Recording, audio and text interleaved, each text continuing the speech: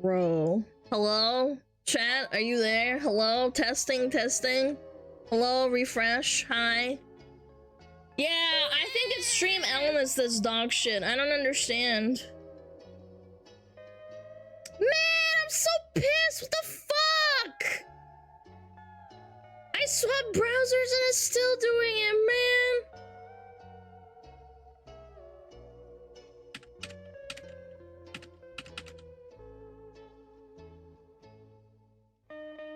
There we go. We're back, right? Yeah. Oh, hi, Alan!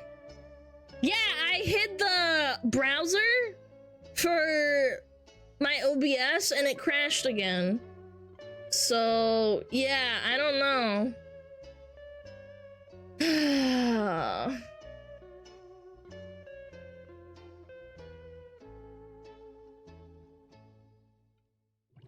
Oh my god, man. I'm so pissed off. Yeah, Roxy, thank you for the 500 biddies! AOL dial-up internet. No, that's not what happened. My entire fucking OBS stream fucking crashed because of one little thing.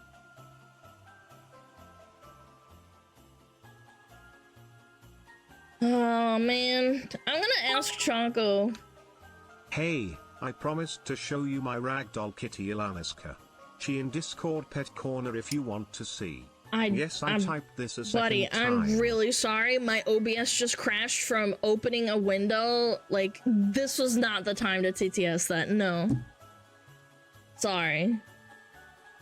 Sorry. I'm really pissed off. My OBS just crashed because I turned off the screen that I was sharing and just went explodey. Is there an update to OBS? No, I updated all my drivers and I updated OBS a week ago and I checked for updates again, so I don't know. And I changed the browsers that I use already, so I don't know what the issue is.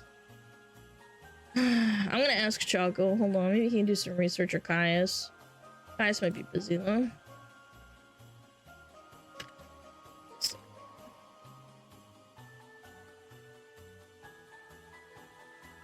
Crashing because of a window being hidden or turned on for screen capture. I swapped to a different browser from Chrome to Firefox and it still crashes sometimes.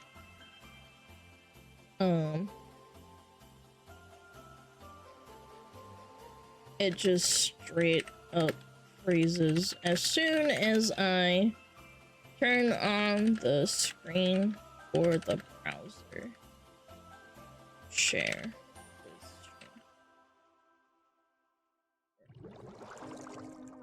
Like some sort of memory leak spike or some shit. She Google? No, I'm not Googling. I don't fucking have time for that. Besides, even if I Google a solution, I wouldn't be able to fix it on stream. I'm so fucking pissed. I could pester Caius about it too, but I think Caius is at work. Do you get an error message? No, it just straight up freezes my entire OBS and everything else still keeps working. And I think it's some sort of like spike in like the memory usage or something. А если изменить тип захвата экрана, а попробовать отключить аппаратное ускорение в браузере, оно может руинить. I already did that. I swapped from Chrome to Firefox, and Firefox still does the same crashing, and it also has reduced like, I know what you're talking about, but like I'm translating in my head right now, so it's a bit hard to say. It's an OBS crash. I'd have to like Google it some more. OBS crash from sharing screen. OBS crashes when trying to share screen. PC crashing with screen capture. Like, it's like there's so many problems that could arise from this, and I don't know what it would be. I'd have to like make a fucking I don't know. It's not my PC that reboots. I just force close OBS and everything's fine. I don't know what it could possibly be, to be honest. Is there a button? Well, I don't... Again, it's frustrating. I don't know what the solution could be because I already swapped browsers. Yo, what up, Isam? GPU decode in the browser. How to turn off GPU decode in Firefox. I mean, I already did that for Chrome and it still didn't help. Turn off hardware acceleration. Boom, boom, boom. Open Mozilla Firefox. Okay.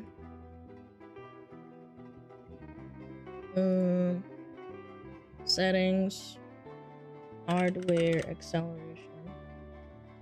So I turn it off. It's already off. It's not enabled. Playing DVD would fix this. Yes. Bubble. Have you tried smashing it with a hammer? No, unfortunately not.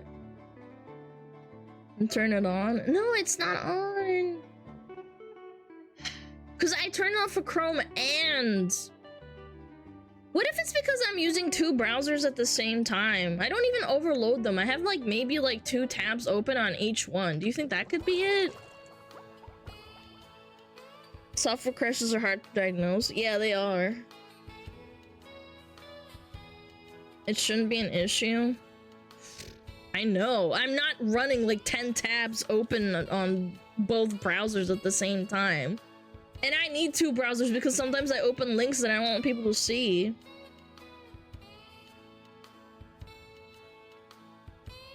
Is the browser freezing as well? No, it's not. The browser's perfectly fine and it's playing music through it as well. It literally still keeps going and still keeps playing. So I think I'm more inclined to believe it's an OBS issue because I can still hear the music playing and I can still use the browser. I can like tab into it.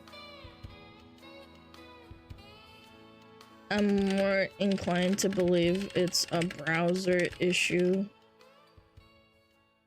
because the music from the browser keeps playing and my computer doesn't freeze anything else, just OBS itself.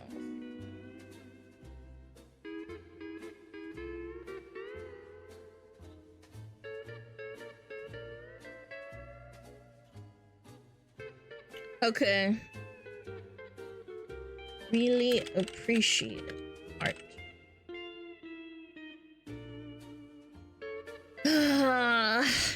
It's Apple's AI fault. I don't even use an Apple computer. Has this only been happening recently? Yes and no. This has happened before, but very infrequently. And ever since the new update, it's been happening a lot. Reading on the OBS forums is saying that it could be one of the issues. For what?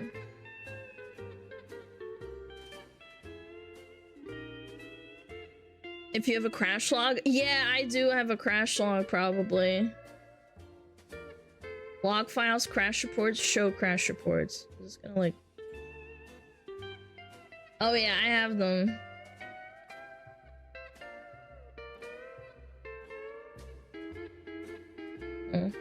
Oh, it didn't log the crash from 8 days ago, chat.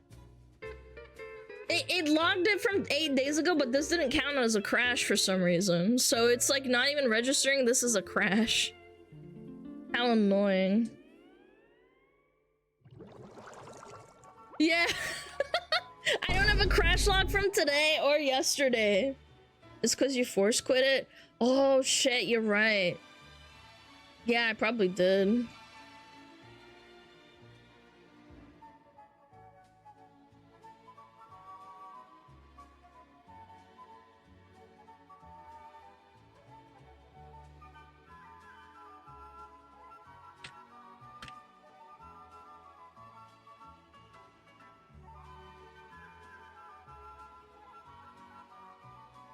Yeah, I had to force close it. It might be some audio Windows capture issue. It's common. Ew! Windows! Crash it intentionally. I guess I'll just stop fucking showing my fucking screen, man. I want to show chat cool stuff in my fucking if I'm looking at, but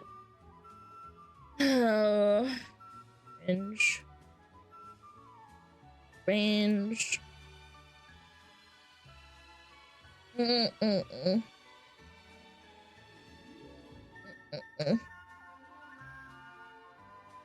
Open window capture at the start and keep it hidden. Keep it open hidden if possible. What does that mean? Like, it's open but it's hidden? But that's what I do have it on. Like, I have it when I flick it on to show or hide, that's when it crashes. I don't swap screens. That's what's the problem. Like, I'll flick it on from being hidden. Yeah. That's so dumb. Like, I didn't swap screens. Then stop flicking that bean. Oh, shut up. Grayson.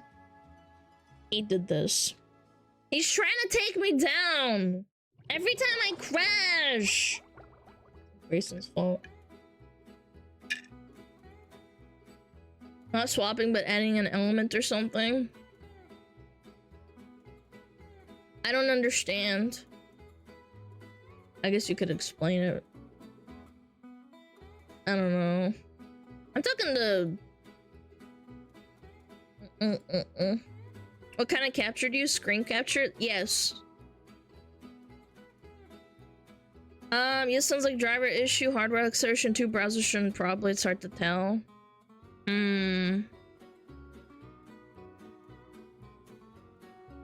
This guy thinks that it's a hardware acceleration issue, but that wouldn't explain why... That wouldn't explain why my browser still works fine after. Or maybe it does, I don't know. So when you add browser, do you have screen capture or is it the screen capture already on? No, I have this like little preset where I can change, like it says window, capture method automatic, and then I can choose to have anything being captured and I'll flick it on and off when I need to like hide it or show it on stream. And I've noticed every time it crashes, it's because I flick it on or off or I change the screen. I'm pretty sure this time it happened when I flicked it off. Because I was showing Ari, I was showing the image, and I flicked it off because I wanted to show something else, and it crashed the entire OBS. So I don't know. Nice.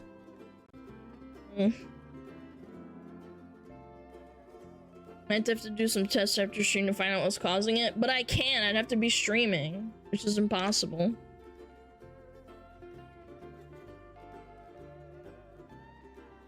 I don't know, step that triggers the bug. Yeah. I'll try to replicate on my setup. It might be also difficult to replicate because I have a lot of shit running at the same time. Like, let's see how much RAM I'm using right now. My GPU is at 40% with OBS running. 46. Okay, it's at 46. And my CPU is at 39 and my memory is at 28. So maybe it's a spike. I don't fucking know. Dude, it's so cringe. I have to like figure this out. This is my livelihood. It's not a resource exhaustion issue. It could be. Maybe it spikes the GPU. I don't fucking know. Maybe that's what's doing it. You don't know. Can you stream on some alt account? I'd prefer not to, but I don't know. Might be a freaking OBS issue. Thanks for helping, you guys. I'm just so annoyed because like every time I crash, it just fucking makes me upsetty spaghetti. Generate a log. What other logs do I have? Check for updates. Restart. No. No. Show log files. Okay. Do.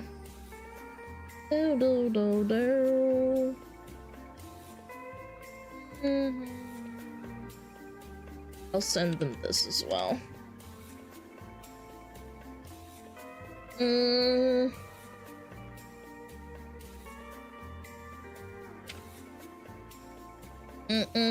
Yeah, I have some normal logs from yesterday and today, but that's about it. Could it be that OBS shits itself? I don't think so, because I've always ran this setup for a while and it's just been increasing since the new update.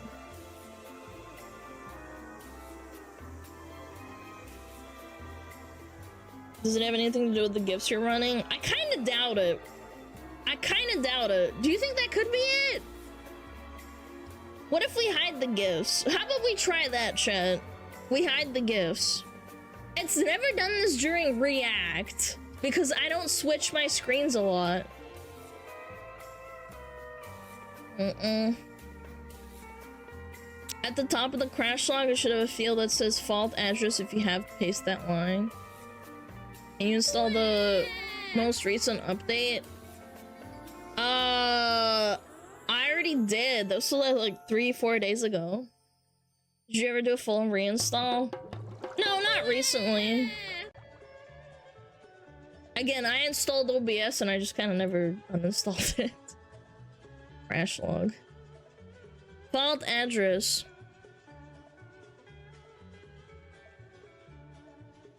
What? Can I paste this?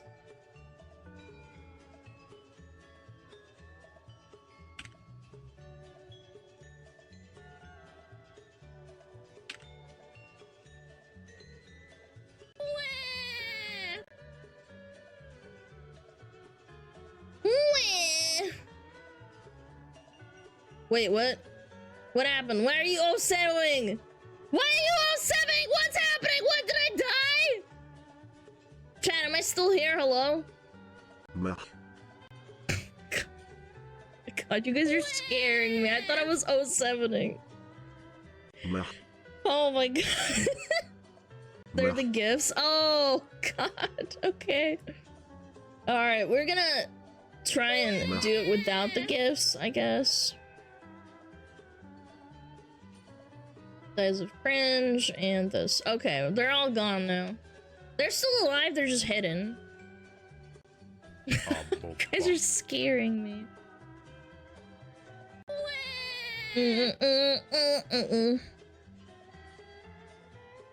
Fault address is program files OBS Studio bin 64-bit SWRE sample 4 DLL.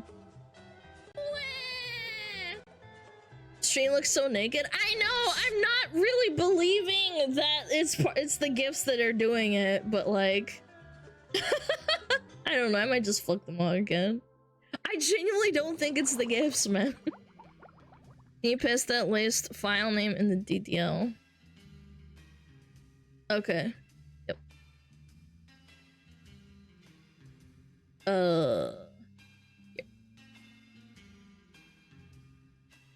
Nice. Stream looks way better. Shit was hurting my eyes. Man, what the fuck? You're a weenie. I want to punch chat in the face and you won't even let me.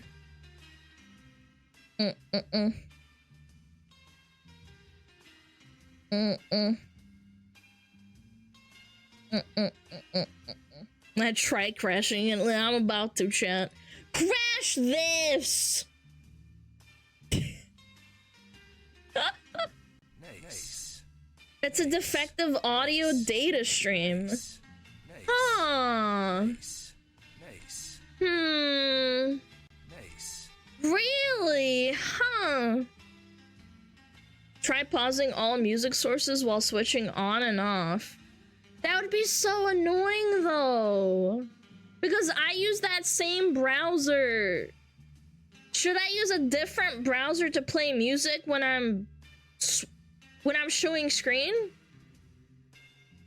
So I should make like Chrome play the music, and then Firefox should be for showing stuff. Oh, but that would be so annoying because for React, I'd have to use the same browser sauce.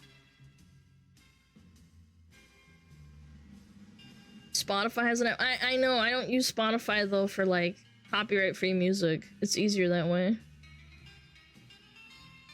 I don't know. Nice.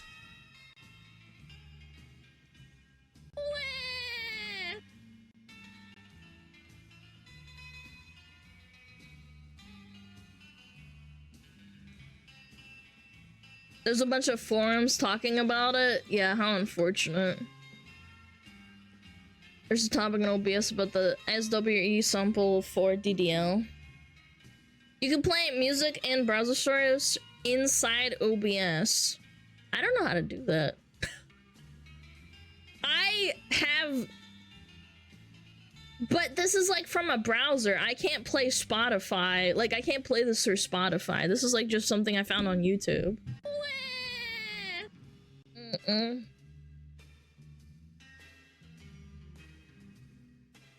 Boom, bum, bum, bum. These people are so smart. I'm just thinking logically with them. Tree sources are usually on reason as reported before. With this error, our media files you can include in the media source in OBS. A damaged MP3 file can be the reason, or the audio track of some MP4 file you directly include in OBS. Can someone dumb that down for me? Do I have anything like that? Is it mix it up? No, that can't be. That's literally impossible. That'd be so dumb.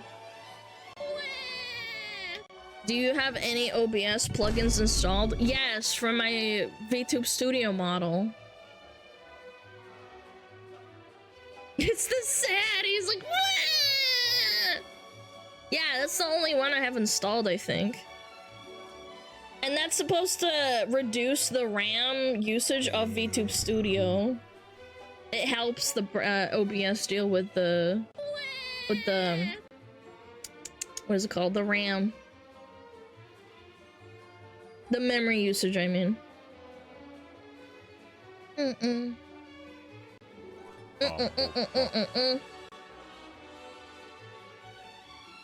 Holy shit, that's big. Big nuts!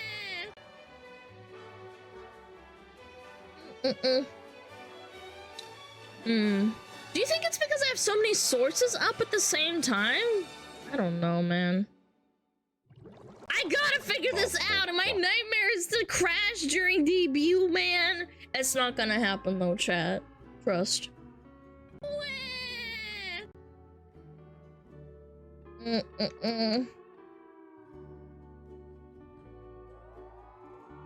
need to try to start something, turn off all sources, and try turning them off one by one. But I don't want to crash on stream again. That's really bad, chat. I don't want to diagnose on stream. But then we can't test it if it's not on stream because I'm not using like it's to its full potential. Why? Because I'm streaming?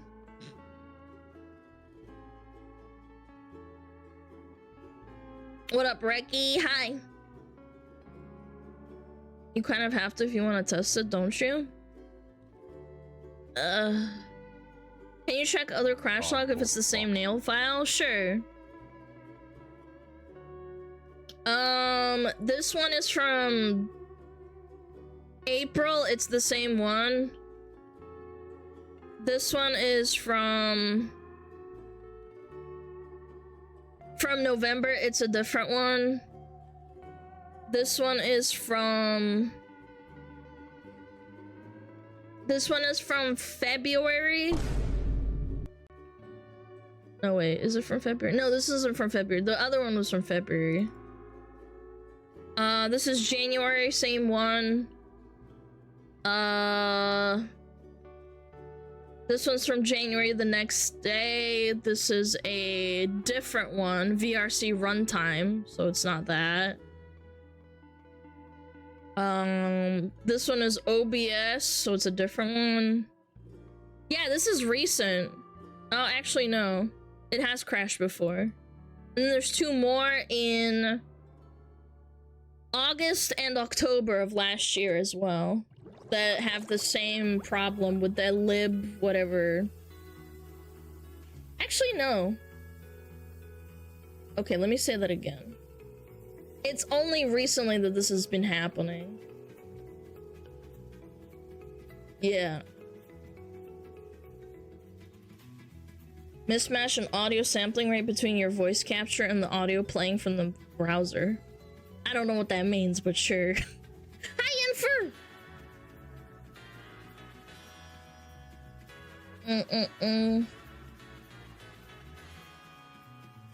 You basically now can only talk. When we're gonna diagnose that? I mean, I guess we should just... I don't know how to handle this. Do they all have the same crash fault? Okay, let me read it out loud again. The crashing logs, whatever. So you guys can take notes. Show crash reports. Okay. For June, it was WRE sample. For April, it was sample. For February, it was libsef. For February, or was it, no, January, it was resample. For January, the day before that, was also the same crash. And that's it. All the other ones are different ones. Yeah, RWRE sample. Grayson! That little motherfucker's causing most of my crashes, apparently. Are your drivers updated? Yes. Yes, they are.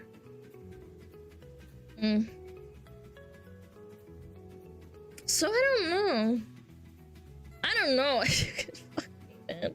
I don't want this to keep happening. I use my browser so much to show you guys stuff. Maybe I have to, like, start swapping to, like, big gaming screen or something. I don't fucking know. Ugh. Just don't stream? Yeah, you're right. Yeah. No streaming.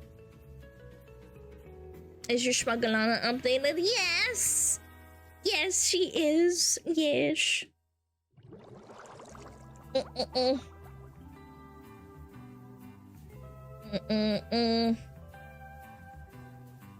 One stream is sampling at a different rate than the other. So if you crash again, the fears you won't get it back up again? No, man. When I crash, I lose a lot of viewers, and it's just, like, really sucky. Crashing is really bad for, like, quote-unquote business. Like, this is my home business, and nobody can compensate me for, like, you know, shit crashing. So I have to fix it myself. I don't... Like, it's like falling down the stairs at work. Like, is it really your fault? Kinda. Not really. You don't get compensated for it. If you break your leg, nobody's gonna tell you, like, oh, hey, here's some money. You broke your leg at work. It's crash time. Yeah. Yeah. It sucks. Yeah, workman's comp, exactly. Crash Fox Tax Corper. Aw, thanks, Slap. So how do we fix that, though? Should I maybe, like, wipe all my sources out? Except for, like, I don't know, audio and some other ones. That still wouldn't make sense to me, but I mean... Wipe them all right now. Can you check if your voice capture software, if it says the sampling rate, it is different than 44/100? How do I do that? I don't know how to check.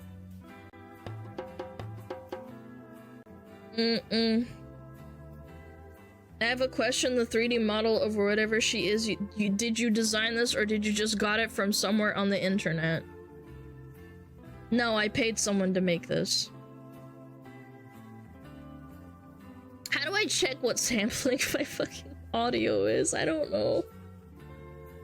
Windows settings and the microphone settings, it should say sampling rate. Microphone settings. Okay. Again, this is not optimal stream time, but holy shit. Okay. Microphone. Where the fuck are you?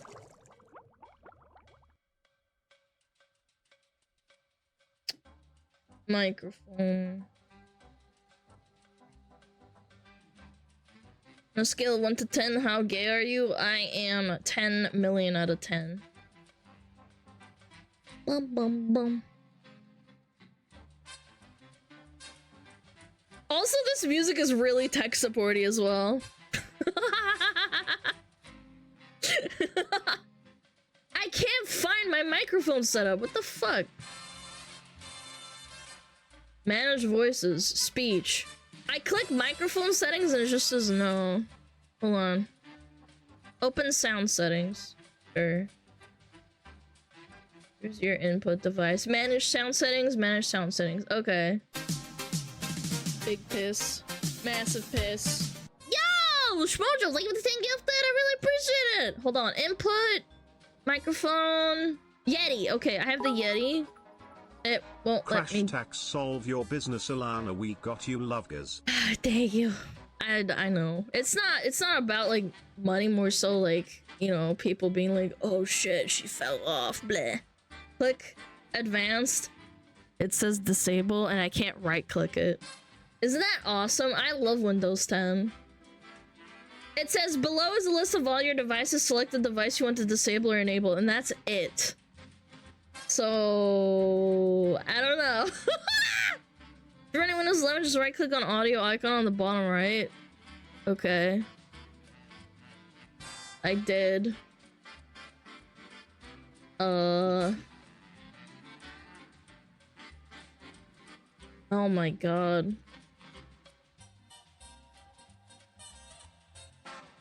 So, could it be voice mod that's doing this?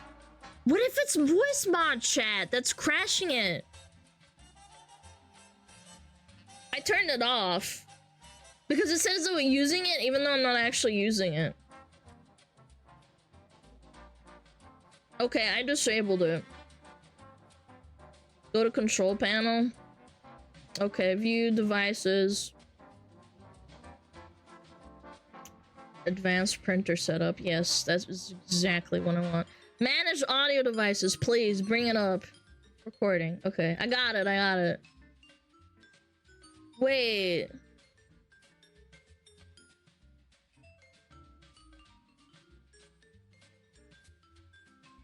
Hello? There we go. Okay. Huh. Okay, so there's two microphones that it's using right now according to the sound system. NVIDIA Broadcast and the Yeti, which is the correct one. Why is it using NVIDIA Broadcast? I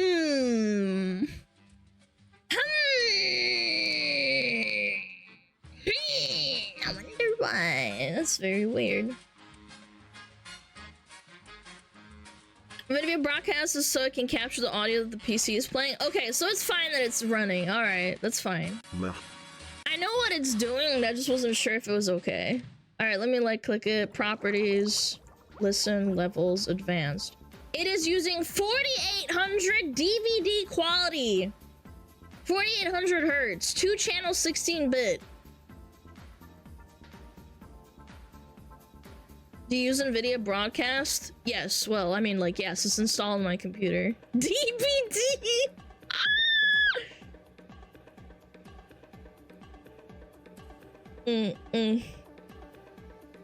How much is NVIDIA Broadcast using? What do you mean by that? Like in my control panel? Okay, let me check. Sorry, this is also really delayed because we're streaming, obviously, so I'm not, like, not listening. I'm just... Alright, let me bring up the task manager. NVIDIA Broadcast, where are you? NVIDIA Broadcast is using 0.1% of my CPU and 0.1% of my GPU, so it's basically using nothing. Check in OBS now settings audio. It have to be the same 48,000 kilohertz. Okay. Microhertz? No, it says hertz. So I'm dumb. Is it 48K or different? It says 48,000 hertz. I can go down to 100 hertz CD quality.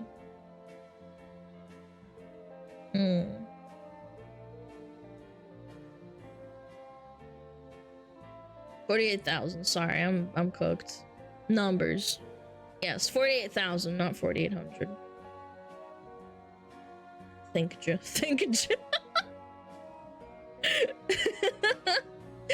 Thanks for being so patient, chat. It just needs to be the same in Windows and OBS. Okay. Let me read what you said. Check in OBS now settings audio. It has to be the same. Okay, let's go check then. Settings. Oh shit. Big piss. Chat, where do I go? I don't want to press anything and then break it. Settings. Where do I go? They should also match with the OBS sound sampling rate. Yeah, that's what that guy is saying. I don't want to press something and then crash my entire sound. Audio should be its own menu. Oh yeah, I got it. It's fine. No, the sample rate is also the same. It says 48 KHZ, so that's the same, no?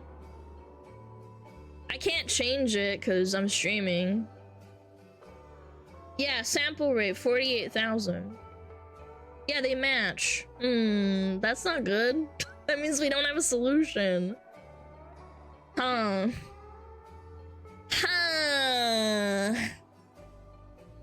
Unfortunate. Big piss. Massive piss. 5 gifted! Yeah, back to square one, chat. We got it. I really appreciate it, Shadow Knight. It doesn't mean to be the direct cause. Yeah, it also could be just like OBS being dog shit. We don't know. I was hoping you guys were right and it was just missampled or like you know, not correctly sampled audio. OBS. Alright. OBS is crashing with Windows 10 and 11 causes the games to crash. Well, I'm not playing a game. Adjust compatibility settings, allow OBS, install repair system files. Oh.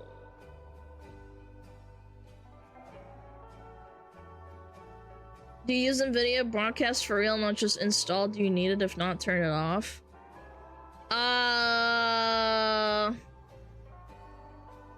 No, I do not use it. What the fuck do you even use it for? NVIDIA installs this shit, like, actually. Do you know what I'm saying? Like, Caius is here. Let's go! What's the audio issue? It's not an audio issue. Can you guys explain that we're, like, going through the crash log and we thought that maybe it was something to do with the sampling not being correct? It's not an audio issue, it's because you know how, like, when I turn on my screen share and it flicks on and it crashes my OBS? That's happened again today. And I didn't want to bother you, so I sent out a little help signal. Yeah, the window crashes, the OBS, when I swap. Like, I turn it off and on and off. I'm, like, hiding. So, I don't know. Cringe. Remove background from webcam. I also do voiceover from mic. You can mess with audio devices. Okay. When you hide or bring forward an element, you know how you can click hide element, the little eyeball? I turned it off. I was showing like Ari's design on screen and I flicked it off and it crashed. So we were trying to figure out what could be the issue. So Someone is telling me to uninstall NVIDIA Broadcast because I don't fucking use it, and NVIDIA like forces you to install it basically at the start and you don't know any better. So yeah, I would not touch it, use it. You have a crash log? I actually don't have one from today or yesterday because I have to force close the entire OBS every time it crashes. But it seems to be a consistent issue, and I looked at my previous dates of my stream crashing, and it seems to be that issue, apparently. We could be completely fucking wrong though, I don't fucking know. Hold on.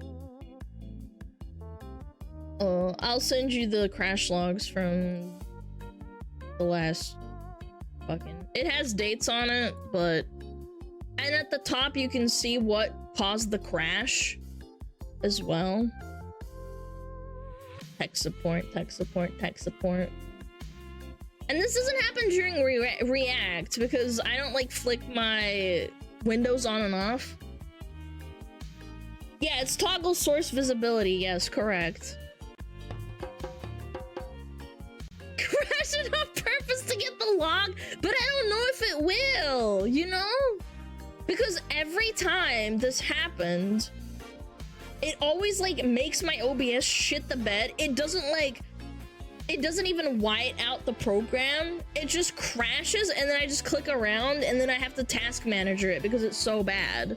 So it's just like hanging on. So I don't know if even that would help. I know what you're lying. So I don't know. It's pretty cringe if you ask me, chat though. I don't think it's ever crashed during a React. It's only when I try to show things on this screen. So I don't know. Boom, boom, boom. Run second OBS and crash second one, but it can crash both. Are you saying I should? Are you saying I should do that? I don't know how. I don't think I want to. Issues that OBS is quite a complex piece of software, so it could be anything from plugin issues to even configuration or admin access issues. That's all I have for now. You guys tried. I know. It's hard to like know. I guess I'll just refrain from like showing shit on screen. I don't know.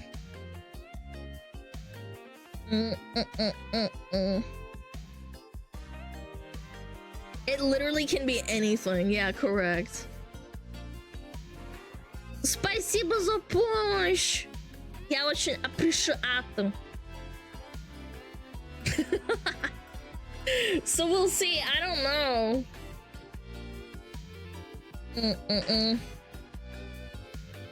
There's a hardware window browser acceleration on by default on OBS too. Where? I'd like to see it. Maybe it's on and I can turn it off.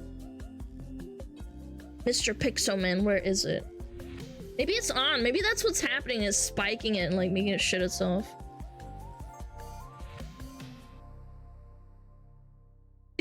Appreciate what you're trying. Oh, on advanced in the bottom. Okay, let me see. Advanced.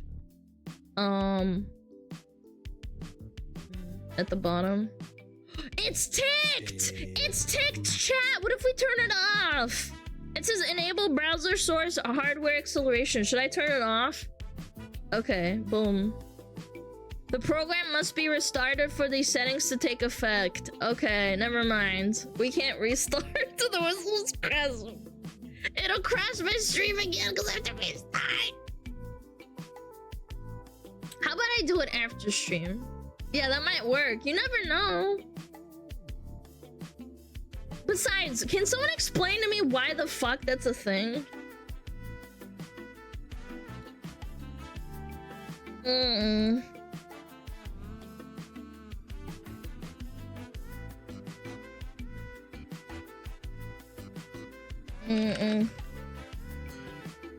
I'll do it after stream, chat. I don't wanna fucking I don't want to do it. It's supposed to make things load faster, it's also a bit wonky. Okay, I'll try it after stream today, and then we can start diagnosing tomorrow. How about that? I just won't do anything, like, you know, crazy. Try it next crash? Yeah, actually good idea. If I happen to crash again, I'll turn it on. Yeah, because I have to restart it anyway. Because they're kind of bad at processing images and videos, so most modern software like uses libraries to offload these tasks to the CPU.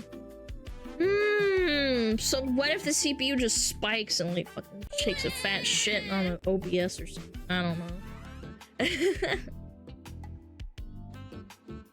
Avoid crazy challenge difficulty impossible. I get that in my stream every day.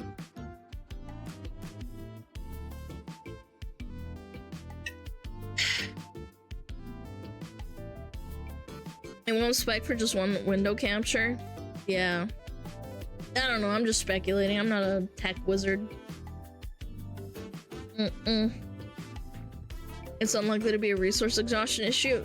Yeah, I mean, maybe like 3 months ago when I still had less RAM, maybe. Maybe we turn off the setting and it just fixes everything, chat. You never know. Download more? Why should you download this? Hi. Oh my goodness, what a baby. Oh my kitty.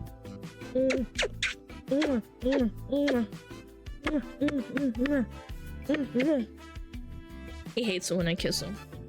It's my kitty cat. Well, thanks guys. At least we got something like sorted out, I guess.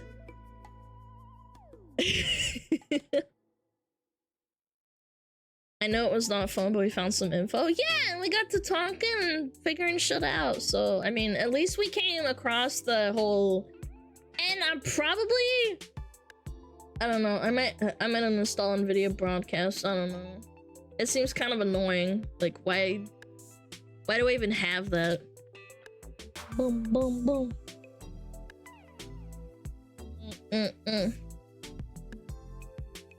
You can disable it. Yeah, that'd be a good idea too, yeah.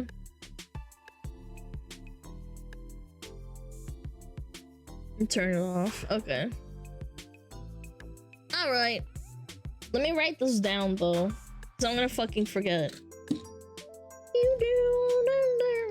I'm gonna write this on my fucking hand. Okay? Turn off NVIDIA. And I'm gonna write down turn off acceleration. And I can't spell. I spelled it axi. I think there's an A instead of an E after the first L. No, wait, I spelled it right. Yay! I did. I actually spelled it right. Acceleration. Fucking hate English. Keep a screen recording what changes you make in case they break. Yeah, it's a good point. Acceleration? I don't even know how to spell acceleration anymore. Accio NVIDIA! Accio balls! Thanks guys, I really appreciate it. Acceleration. Grab his dick and twist it! That doesn't sound very smart. ESL bitch. Why are the emotes so big? Why not? Okay.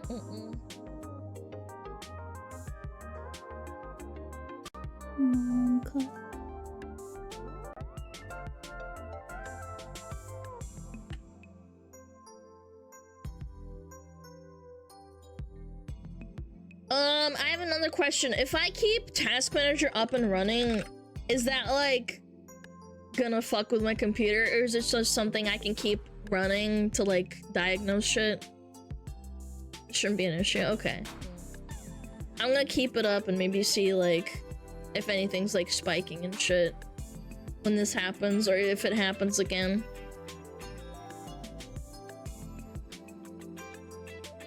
Yes, yes it will. I'm getting mixed answers. Bum, bum, bum. Yeah, I don't think it should. One guide! My PC is very fast. Like chat. Fast, quick thinking, male brains. Baba booey. Baboom. Always reads the one guy. No. I'm just accelerating really fast, chat.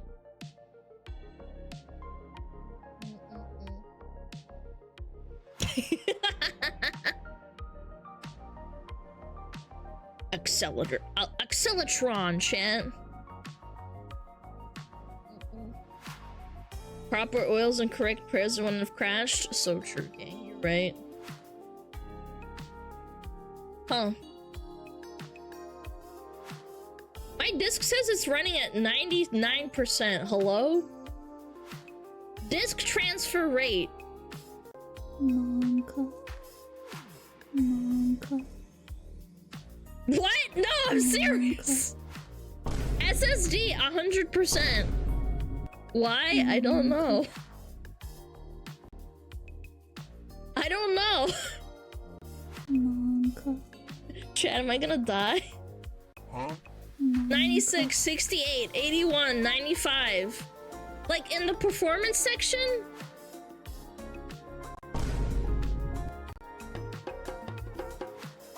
Chat, am I gonna die? Help! Help! I'm gonna die! I only have one drive though. Is that why? You downloading something? No. Oh, it's going back down. It's at 7, 11, 64, 8, 36, 92, 45, 2, 53, 93, 47, 51, 39. It's like spiking and then going up and down. Help! It's normal? Okay. Because it says it's only using 39% of my CPU across my thing, but when I look at my drive, it says it's using up a lot. So I don't know. Windows might be doing an update in the background. I'm gonna explode chat. I'm about to blow. Yeah, it's a Bitcoin miner. I hate Windows. I'm a Linux user. Big piss. Yo, shots! Thank you! Thank you for 11 months. Thank you. Thank you so much. Here's some funding for your next PC. Oh my Pause god, at this shut point. up. It's My gonna PC is blow at any perfectly point, fine. SmugAlana Shut can. your fucking mouth! Thank you so much, Lo-Fi. My thinking is that OBS is using SSD as temp storage for encoding. Should I get more?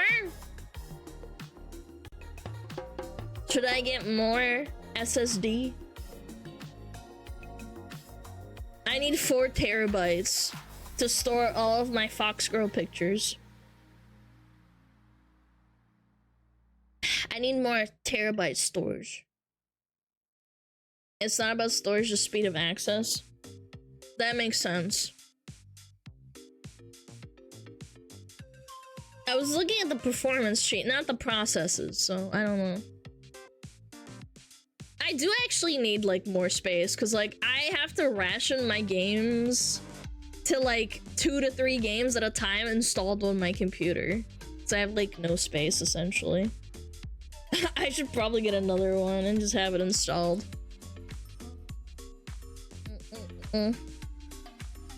Modern gaming? Nah, I just think I have a really small drive. I only have one drive and it's 1 terabyte and that's it. Yeah, I have 1 terabyte. That's all I have right now. And it's cheap too. I'm just lazy. I'm lazy. I should probably just get more. It's not expensive. What is it, like 5 terabytes for like $60 or something? It's really, really ridiculously cheap.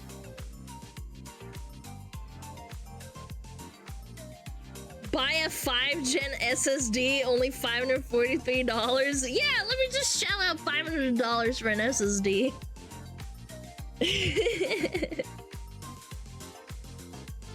Yeah, maybe I should do that. I do have to go to Best Buy. I might have to take a day off because it's like an all-day fucking trip for me to go into Best Buy. Go for a fast FSD if someone knows recommendations like Kai's. Yeah, I'll ask if I have to. I have 4 drives, 2 500 gigs, and 2 1 terabytes. Holy shit, you're a monster. You're a monster. Hold on, I need a piss, chat. Thank you for helping, by the way. I'll be right back, okay? Don't die.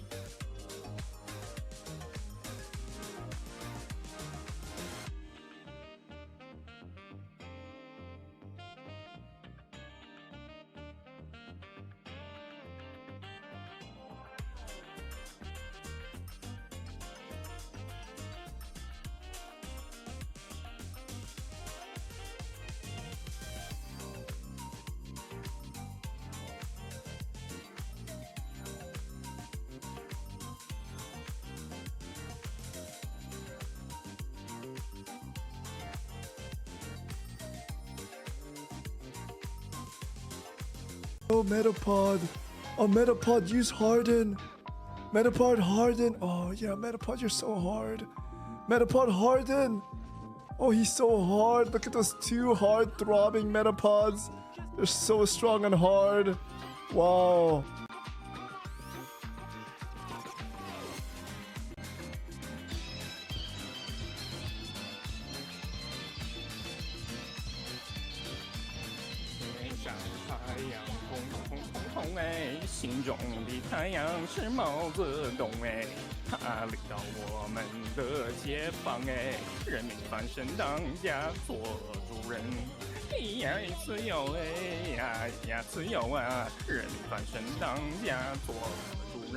Why are you so good at this?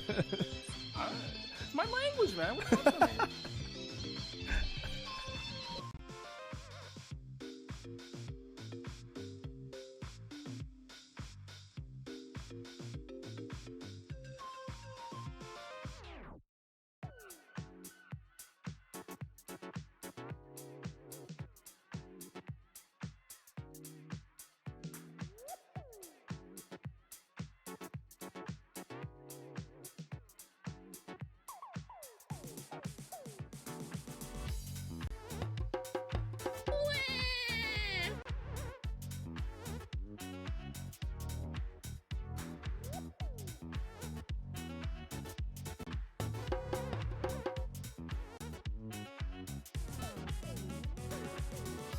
Meh.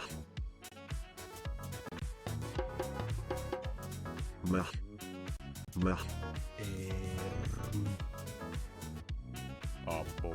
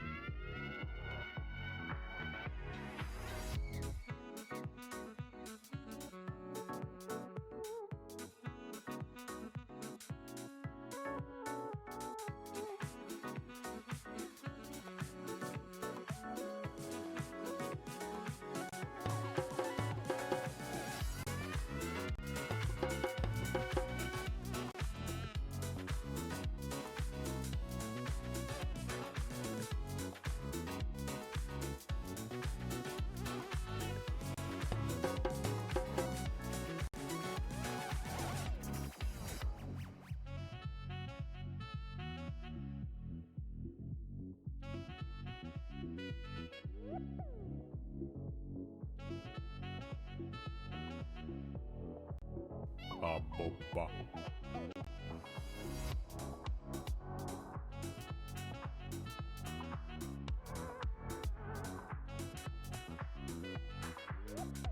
Huh? Abba.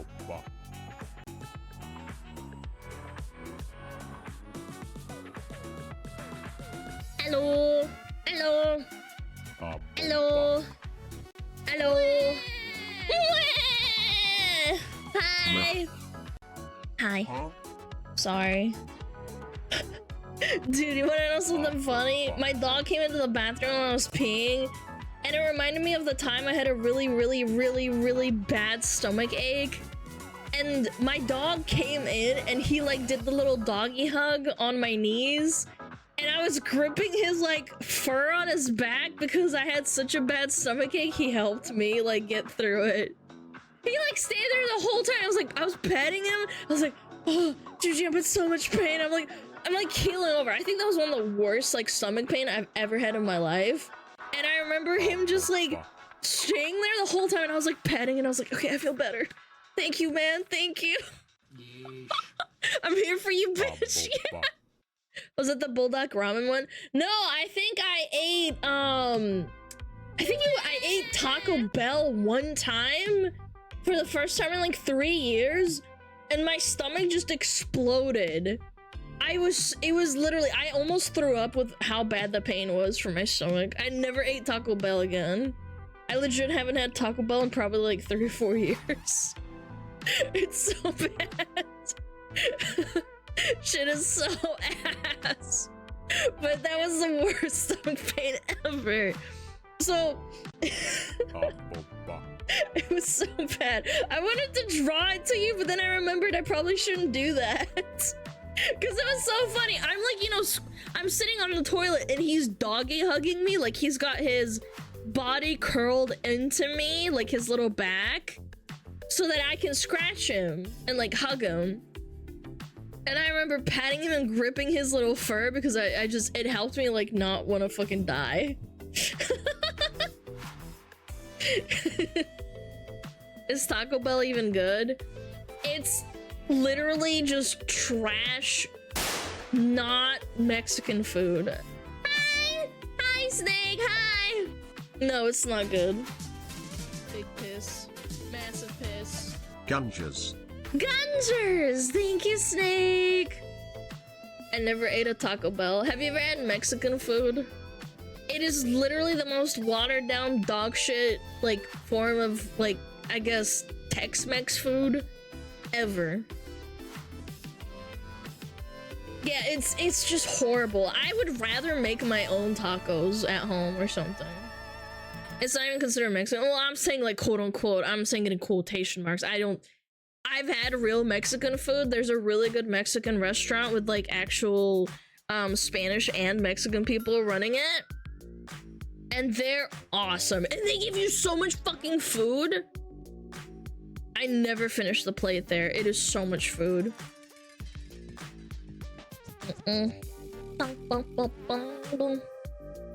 Taco Bell's literal garbage, and you only eat it when you hate yourself and want to apply self-harm. Yeah, it really is like that. It's like Macca's. I would argue it's even worse than McDonald's.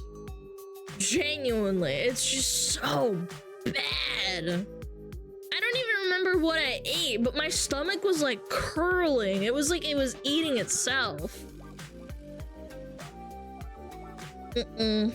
Fast food tier list. I actually haven't gone to too many fast food places. I'm not gonna lie. I've never been to a Five Guys. I've never been to Chick-fil-A. I've been to Cane's. I don't know. Again, I don't really have like a wide like palate. Most American fast food chains are alien to me. That's true. Maybe I'll go on a road trip one day and just fucking eat a bunch of garbage and throw it up.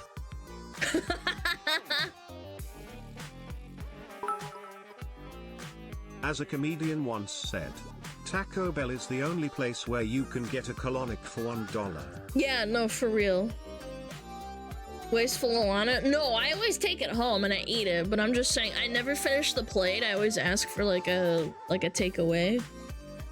I remember they gave me 3 tacos, and I only finished 1.5, and then I was like, oh my god, I'm so full, and then I just put it away.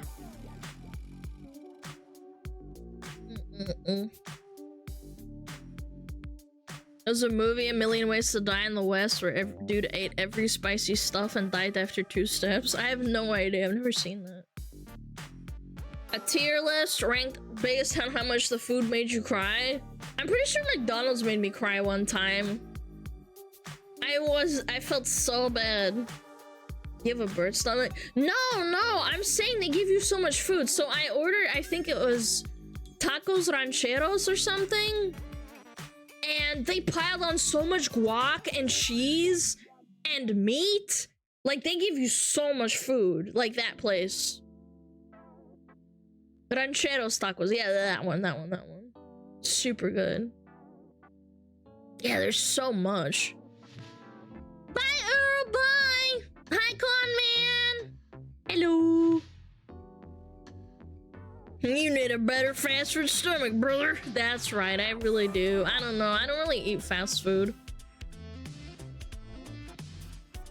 Do you have any European besides Italian US? No, there's Greek restaurants. I know there's a bunch in like bigger metropolitan cities.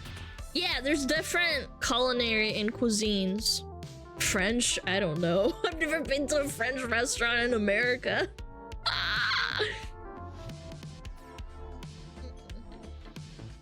Yeah, if you go to like big cities, you can find almost everyone's like culinary type. It's pretty cool.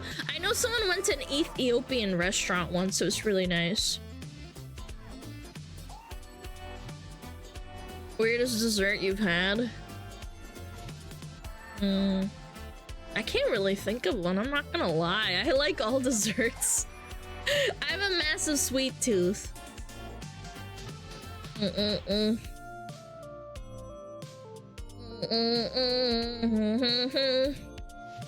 You have French restaurants near you? Stinky French.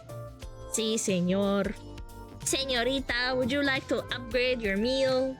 Yes, I would. There's a really nice Mexican waiter at the restaurant that I go to sometimes. Have you eaten balut? No, I can't. I feel sick looking at that stuff. It's really ugh. That's me. Oh, he was like so sweet. He's like, si, señorita, would you like rancheros tacos? And I was like, yes, I would. Oh my god, shut up. Hey, come here. Wait.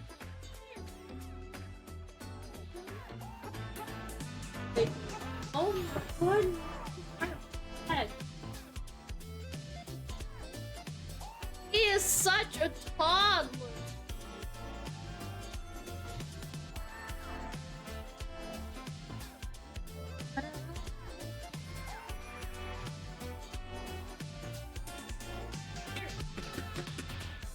I love you.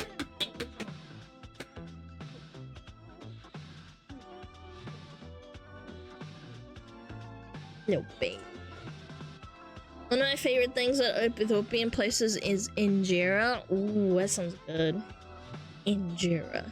Ingest this. Remember that time I helped you shit? Dude, that was awful. I still remember how I felt to this day. Ingestion. Have you had chicharrones? No. I know what they are though.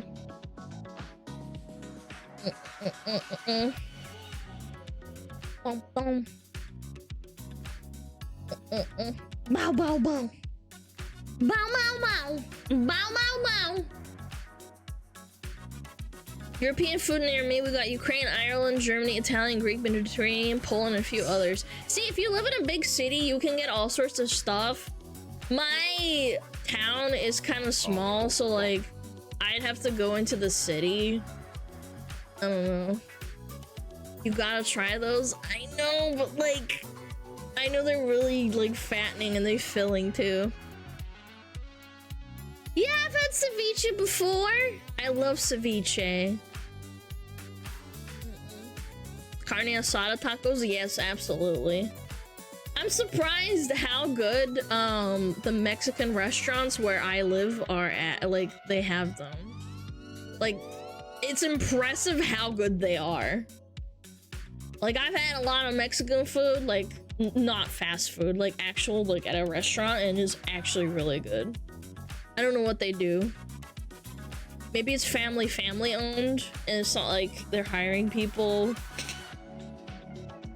that like don't know how to cook. Because I've had moments where I ordered something and I was like, damn, this should not be prepared this way. This fucking sucks. Like the ingredients are okay, but their just preparation is ass. Cow tongue? Yeah, Russians love cow tongue.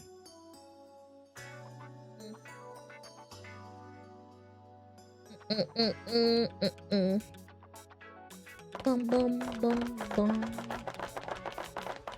Nice. I arrived with walkers. Hello, Darkblade. Nice. Nice. I didn't eat lunch. I'm gonna have tacos tonight. I'm gonna make tacos. Tacos. I have this really nice sauce I got too. It's really spicy. I don't have any sour cream though, which is a shame. Yo, what up, Matthias? Spicy this sauce? Hold on. I know what it is though. Hold on.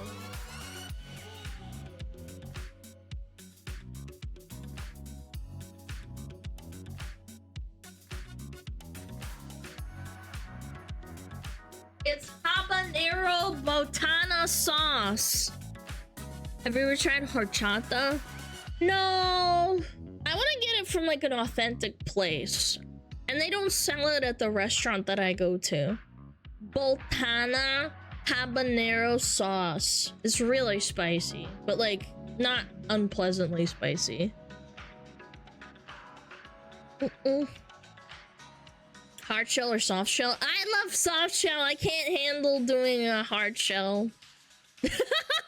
I don't like it when the worst thing I've ever had happen is I take a bite of a hard shell taco and it just explodes in my hands. That shit drives me insane. So I never get them. And I just go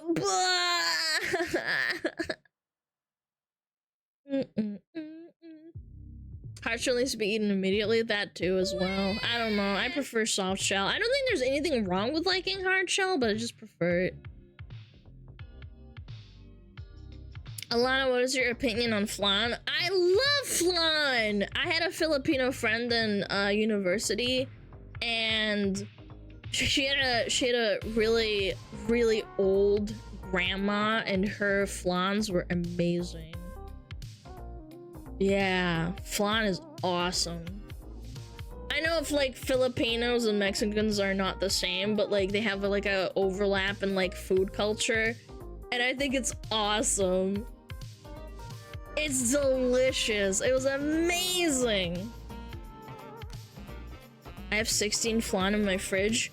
Don't tell Chet, they'll steal it! Yeah, flan is great no matter where it's from. It's so nice. There's an overlap? Yeah. Kind of. Have you ever had falafel? Yes. Yeah, it's the Spaniards. Motherfrickers. I can't get any flan anymore because it makes me go fat. I can't stop eating them. Bro, I have the same issue. So I have a really bad sweet tooth, so I don't buy desserts.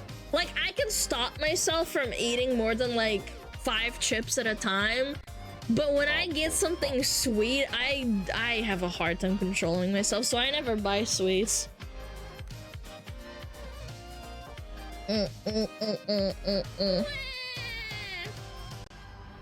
Yeah, my sweet tooth is atrocious as well. It's just so bad. I just legit, whenever I think about it, I walk past like the ice cream section and I'm like, no, I want it, but no.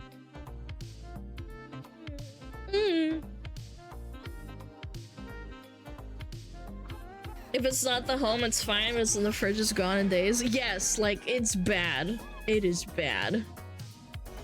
I would prefer not to. What's your favorite Italian dish? I don't know. I think there's a lot of great Italian dishes, I'm not gonna lie. I like pizza, I like all the pastas, I like the dumplings they make. I like gnocchi. I like their desserts. I like gelato.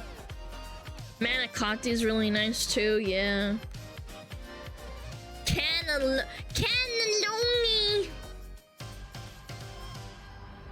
Do you not keep any sweets at home? No, I literally keep none. I just don't.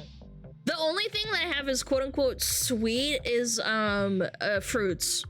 I eat so many fruits because I have such a bad sweet tooth.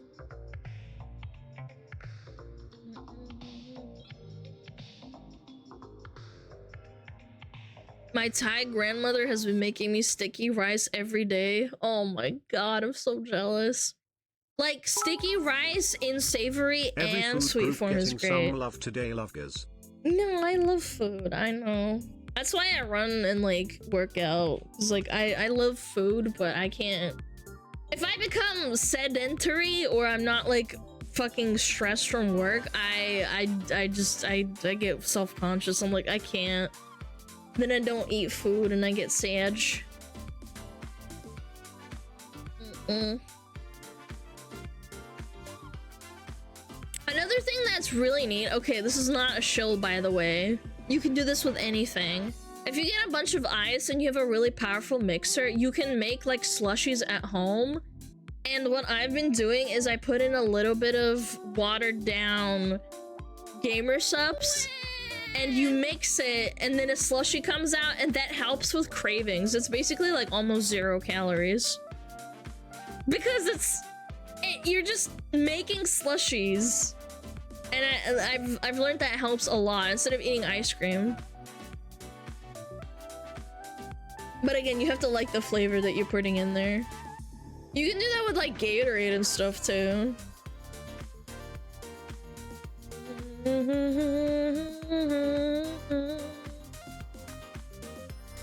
Ooh, I have smoothie stuff too. Lean slushy? Yeah, you can make anything you want, but like I've been doing it recently with gamer subs.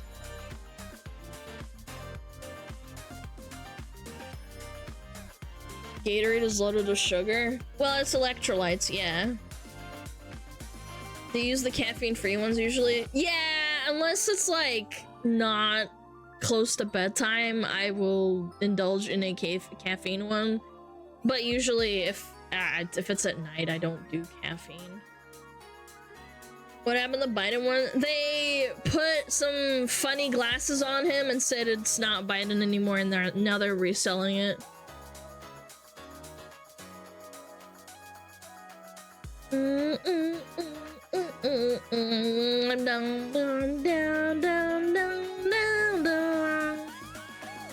Guacamole gamer fart. Yeah, it's Bo Jiden. It's Bo Jiden. He is not gamer subs anymore, for sure.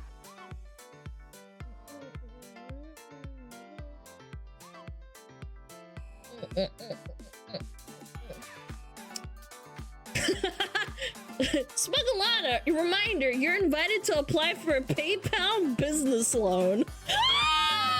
What world am I living in? Hell no! Are you shitting me? What the fuck? A business loan from PayPal? Hell no, no thank you. I'm good, I don't want to take out loans. It's free money, yeah! A business loan for what? I don't fucking know. That's a good question. You could borrow up to $5,000 and $100,000 for first-time borrowers. Why the fuck would I do that? What the fuck would I even get, man? That's so dumb. I don't even know what I would do with $5,000, let alone 100 grand. 20% interest? I should check. I should check. what's the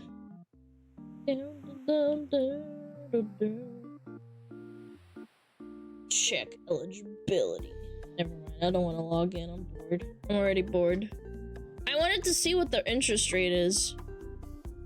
They don't tell you what the interest rate is. Fuck you. This is so dumb. Bum, bum, bum, bum. Hell yeah. I'm gonna use it to fund my trip to Canada so I can talk to behavior in person.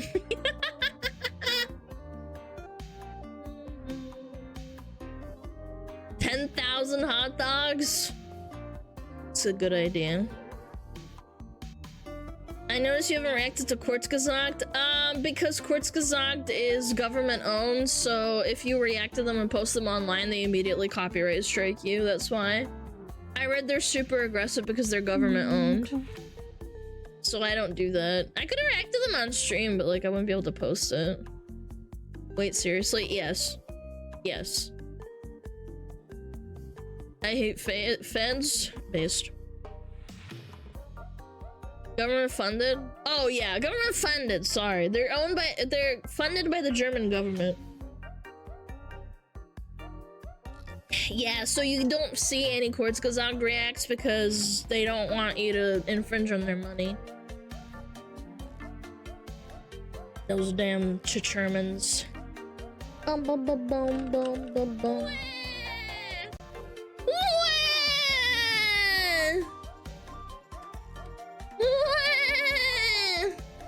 You can't react.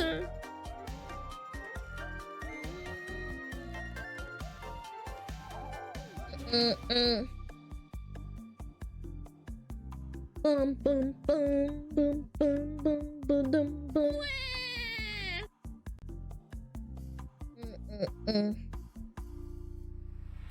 I do remember seeing a video from them a while back complaining about their videos getting reposted outside of YouTube. Yeah, they're super aggressive regarding that. Which I mean is within their right, but still, it just kind of sucks. German copyright law is garbage too. In what way? I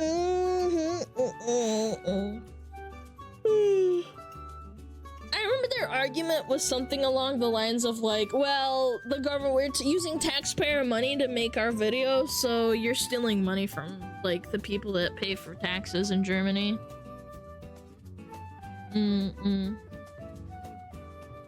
No elephants.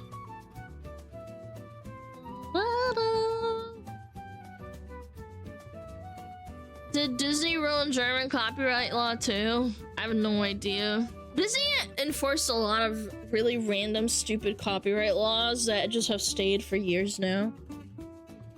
Because they're so influential. Pretty cringe!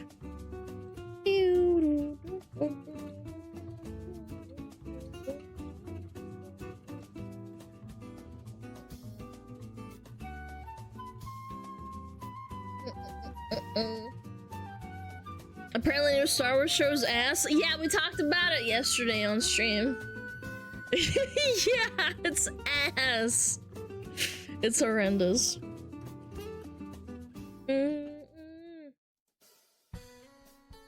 All for women. Women are bitches. Totally friggin' off kilter. Episode 3 took a fat shit on pre-existing lore and how the Force works and such. Yeah, they're just like throwing hands and shit. Yo, what up, Piggy? 1, 2, 3, 4, 5, 7, 8, 8. It was Piggy 1, 2, 3, 4, 5, 6, 7, 8 taken. German copyright is very much in favor of original creator. YouTube had an issue where almost 1/3 of music videos were blocked in Germany because their music union didn't want to make an agreement and German courts upheld it. That's so fucking cringe. I don't want to listen to women talk. Mari_en. Based. Women talking? I am muting. Immediately. Yes.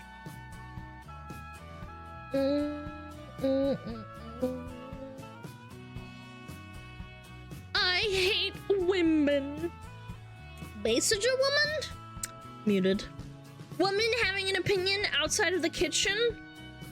Beat her ass. Can you imagine listening to a woman talk? I know. Some people had Mari look at some Digimon. Dude, Mari's stream is such utter chaos. I love it.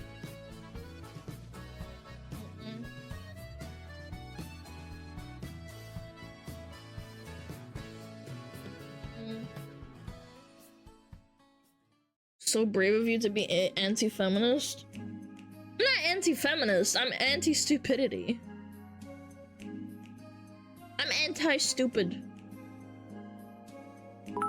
The only thing women are good for is cooking, cleaning, sucking, and foo. And fucking! Isn't that the same thing?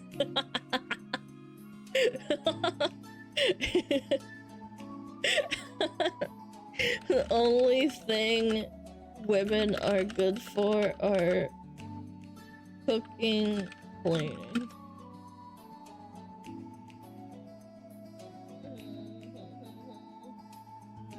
Where's the clip? I need it.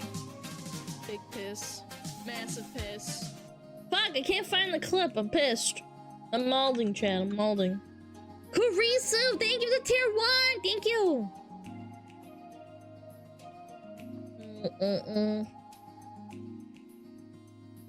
I can't find it. Fuck. Someday a Mari Alana collab. I don't know if I can handle Mari's power. I don't know. Is you showing the clip gonna crash OBS again? Probably. Maybe I shouldn't risk it. Fine, I'm just gonna dance around because I'm not entertaining enough. Nice. Nice. You know what? I'm gonna bring back the sex PNG. Is it this one? Yeah, I'm gonna bring back this one. This one's a classic. Wow, you're so entertaining. Thanks, Chad. Tell me how entertaining I am now. Wow. Wow. Wow, so entertaining. Nice. Wow, I know. That's all women are good for, titties. Nice. Nice. She didn't seem to like Mari very much to me. Who, me? I love Mari. She's hilarious. What the fuck? Nice. Pippa? No. Nice. Why would she not? Wait, you actually think Pippa doesn't like Mari? They literally played Fortnite after. Yeah, like... Nah, Pippa loves Mari. She wouldn't have collabed with her afterwards if she didn't like her. Yeah, you're cooked. That one stream? Yeah, what if it's an act or if it's a joke or it's a skit? I don't know.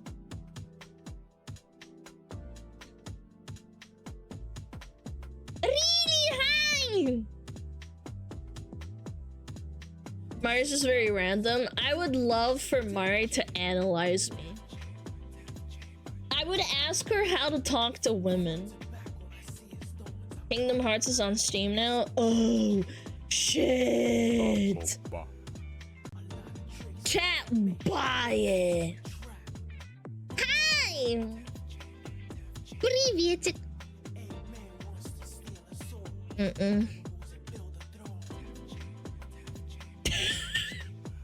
Tell me something more classic than Elasma pointing out people being silly. Now that's a classic. Like,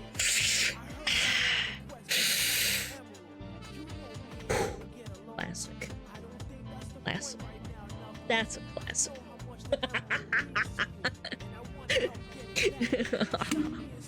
I will not buy Kingdom Hearts. Yo, what? You don't want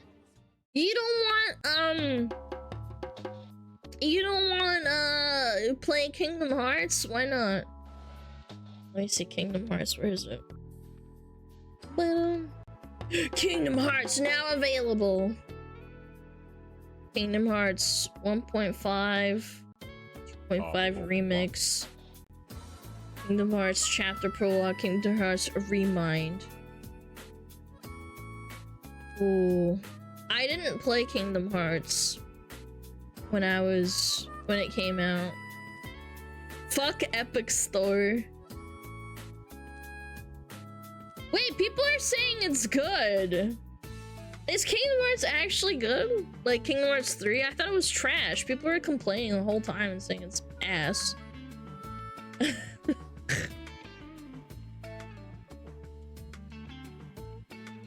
It wasn't great, yeah, but people are like, meh. I love Kingdom Farts.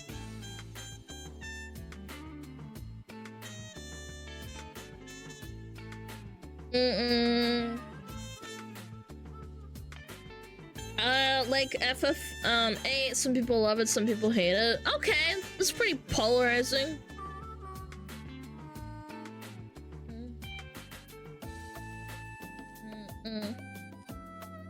It's not trash, the story went in an unsatisfying direction. Okay.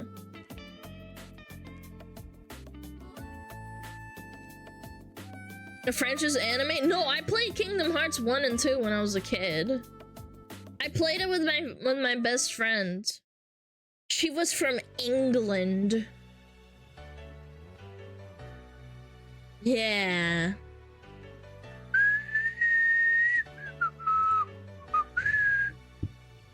That looks kind of cringe. Well, that's Kingdom Hearts for you, let's be real.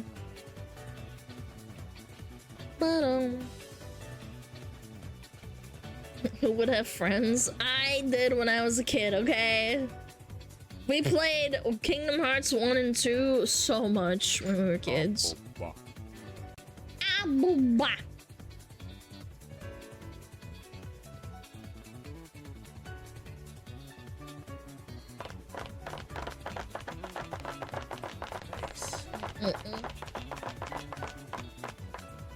No, Kingdom Hearts lore is terrible.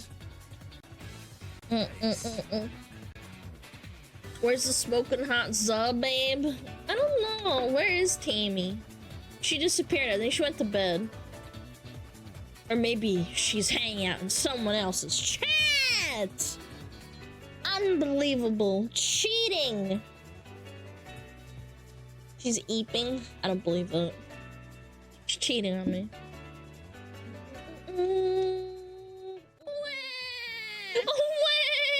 She's cheating on us, traitor.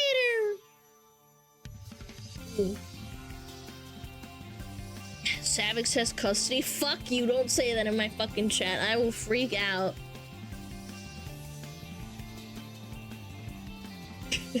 I'm gonna go check if she's in Savix's chat.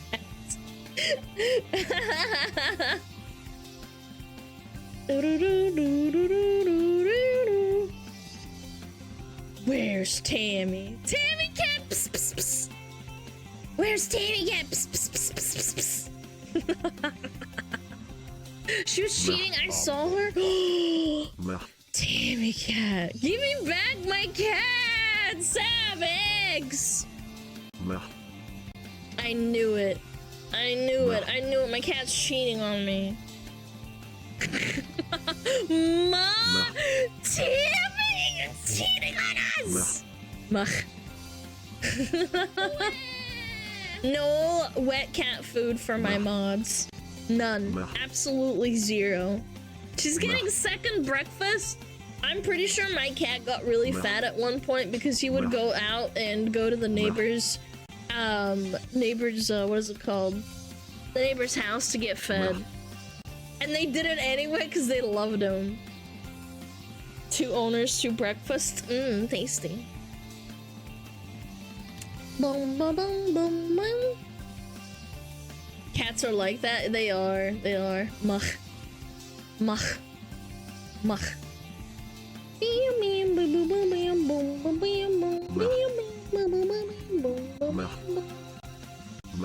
Mach.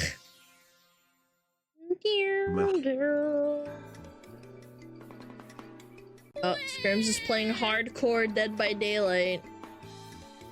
They're not playing the anniversary. Interesting.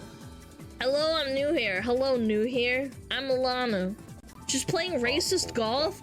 What the fuck is racist golf?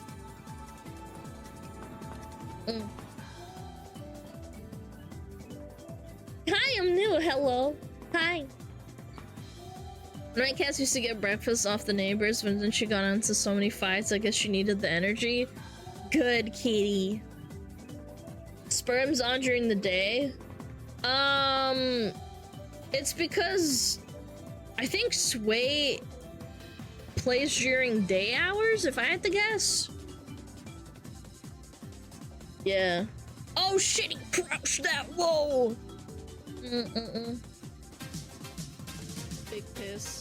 Massive piss. That's not what I meant, but okay, you do you. It was a dad joke, man. Relax. It's not a dick. You shouldn't take it so hard. Shagoki, thank you for the sub. I really appreciate it. Thank you. It's a little dad joke, okay? It's golf, but it turns people racist somehow. Oh, it's like League of Legends? Okay, I got it. Understood. So can you check the kitty Alaniska in Discord? Peepo Shy need to go to bed now. I can't. I don't want to risk crashing my OBS. I have to do the hardware acceleration turning off after stream. Because I have to open a browser and then, like, you know, turn it on and it could freaking crash it. And I don't want that to happen. I will actually cry on stream. I will not come back after that. Dad joke? You are a dad? Yes, bro. Yes, little bro. That's exactly what I said.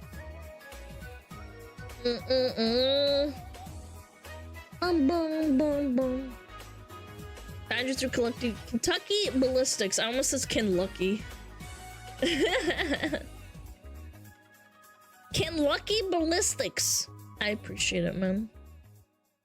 It warms my heart when people join.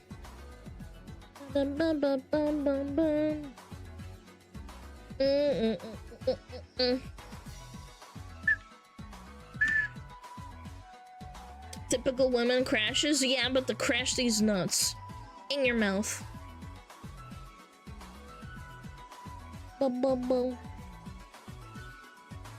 Fake teeth? I have real teeth, thank you very much. I do. Just because I had a crown put in doesn't mean I have all fake teeth, okay? I'm not Asmongold. Well, bye everyone, Lovegers. Don't let the bedbugs bite, Lovegers.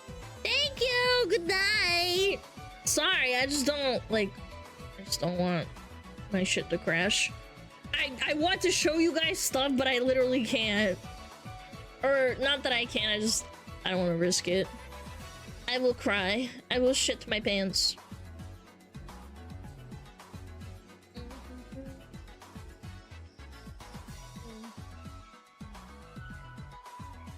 Fake tooth? No, I do not have a fake tooth installed. Show childhood? Would you show these nuts? Da-dum bum bum bum ba-dum bum. Holy shit. Bum ba-dum bum bum. Show us one more crash? No! I don't want to. We have a react soon anyway. Gold tooth? No, I don't want a gold tooth. I think they look tacky. What other characters do you have? What? I swear to God, I think people just associate VTubers with anime. Vadim debil! Yeah, debil polny. Yeah, you're right.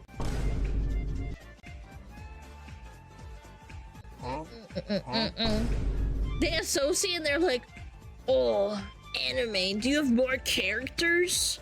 Like, little bro, holy shit. VTubers all have 60 different characters, did you not know? Yeah. True. I am Iron Mouse. I have 10 different ones. Oh shit, speaking of, I have to reply to that post. Maybe she'll see it. I don't know. Iron Mouse. Iron Mouse.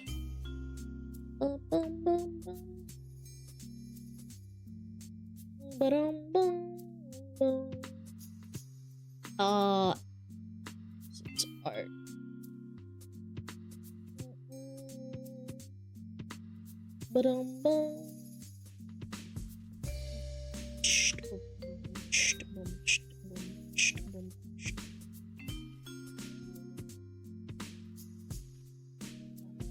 Boom.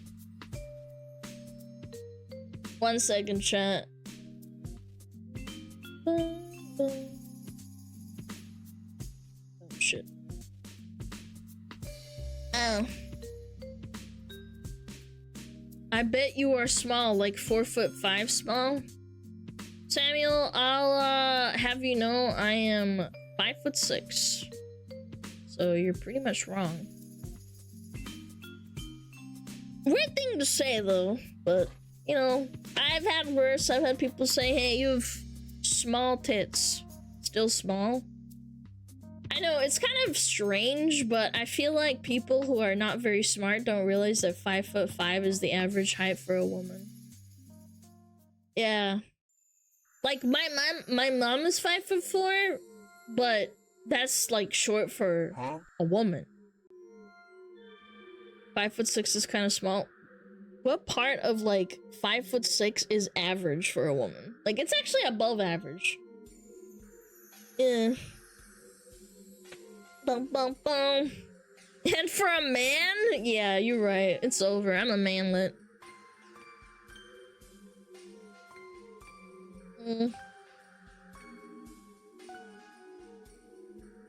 At least for my area. I don't give a fuck about your area. I'm talking about the national average. National average is 5'5" for a woman. I'm a short king. My brother's a short king. How much is that in civilized measurements? I think that's around 168 centimeters.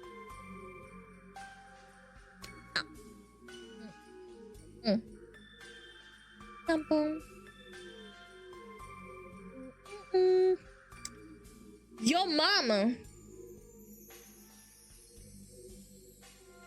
Boom.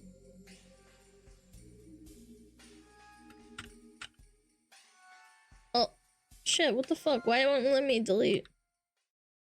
I thought women on average were 5'4". I don't remember. It was either 5'5" or 5'4". I don't really remember.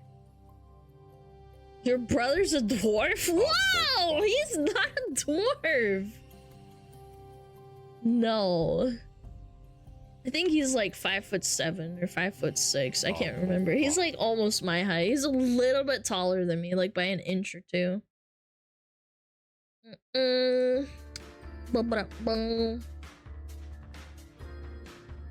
Does he play dwarfs in MMOs? I don't think so. Big piss. He usually plays like a human warrior or something. Buy a SmugAlana bark. Yo, Ando! Thank you for the 13 bonds! Thank you. Really appreciate it. Ba-bum. Kinda short fixes stuff? Alright, now you're gonna call him a gnome or a goblin next.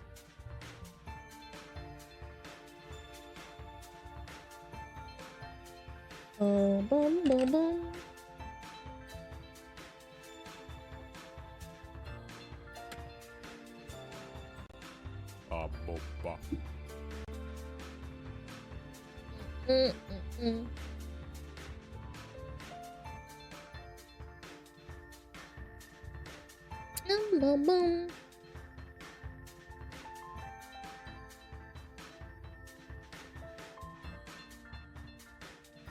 Does he by chance drink a lot of mine ore? Actually, he developed a allergic reaction to alcohol. They're speculating it's because of the COVID shot, because his doctor, he basically went into anaphylactic shock when he was in his work environment where he was working really hard, and he went to the store to get like a drink, and he collapsed on the sideway, and some people found him. Yeah, he almost died, but like he's fine now. He's not sick or dying or anything, but they found him collapsed. Yeah, and the doctor said it could be because of the shot they gave him, so I don't know. That is okay. Yeah, he's fine. He's absolutely perfectly fine. You have nothing to worry about. Like, they just sent him to the hospital and gave him fluids and he was fine. But he had a really bad shock. Holy hit, I need to sleep. Fuck you. Holy hit. Holy hit, chat.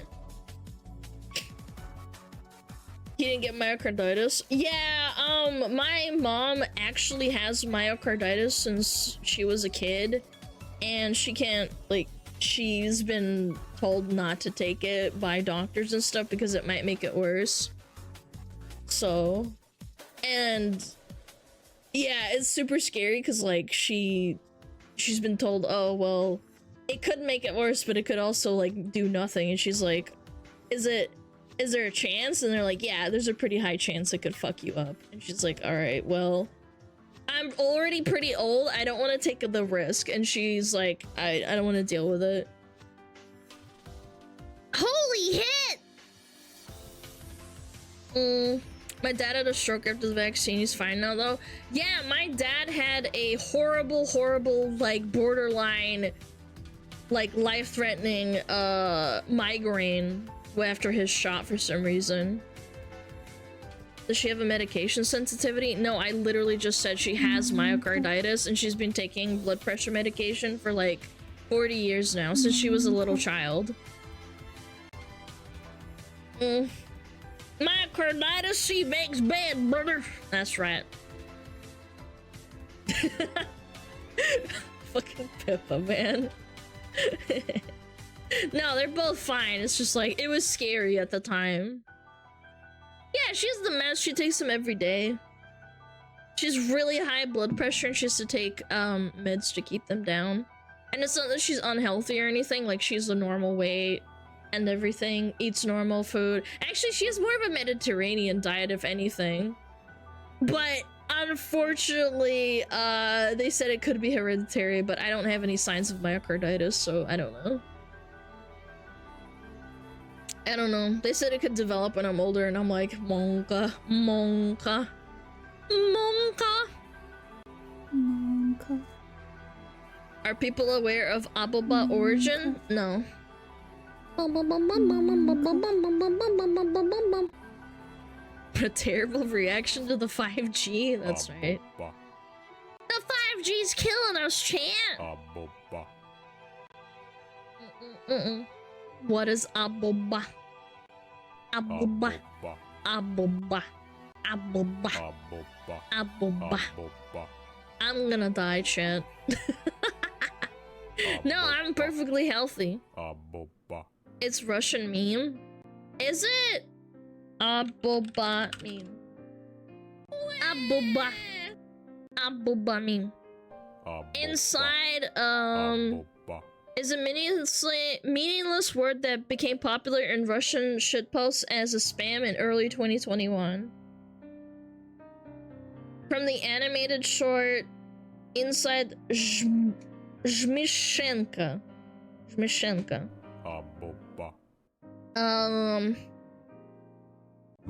Голосуй за Aboba. It's a Russian shitpost. I did not know that. What a funny coincidence. Yeah, it came from Russia. Wow. The more you know. No idea. Aboba.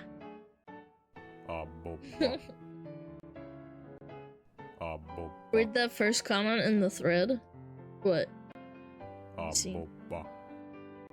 First, what does Aboba mean, guys? I've been spamming it after seeing y'all do the same, but never knew the meaning. Aboba. First time chatter.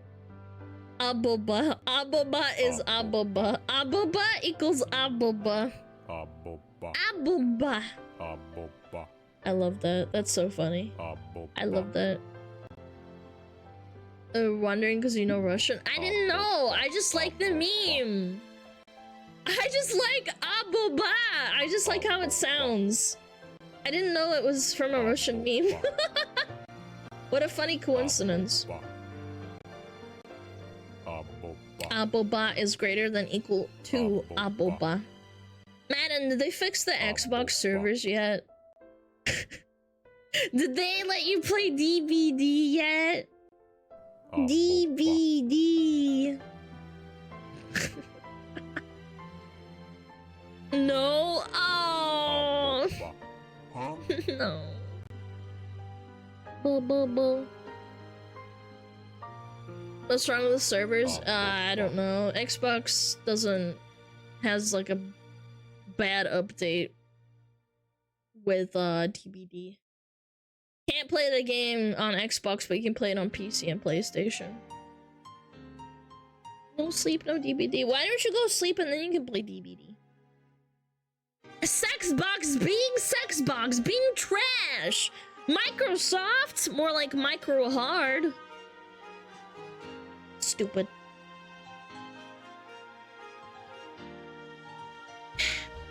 Sexbox. Add a massive gallon of lube to my Amazon wish list. Thank you.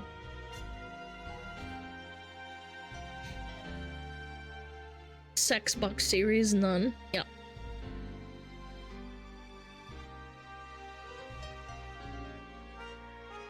Only 1 gallon? Yeah.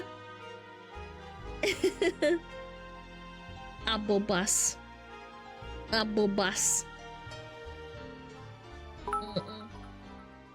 On the topic of COVID, me and my parents learned from a reliable source that the vaccines were not supposed to work at all anyway, at least not after the first year of quarantine. Even the FDA admitted that internally. Forgive the yapping saying. Okay, but they didn't admit that externally.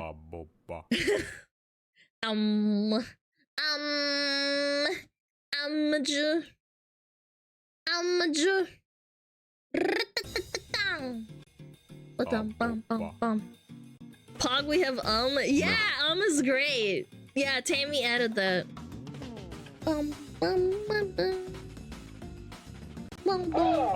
Chat, you should get your daily SmugAlana boost.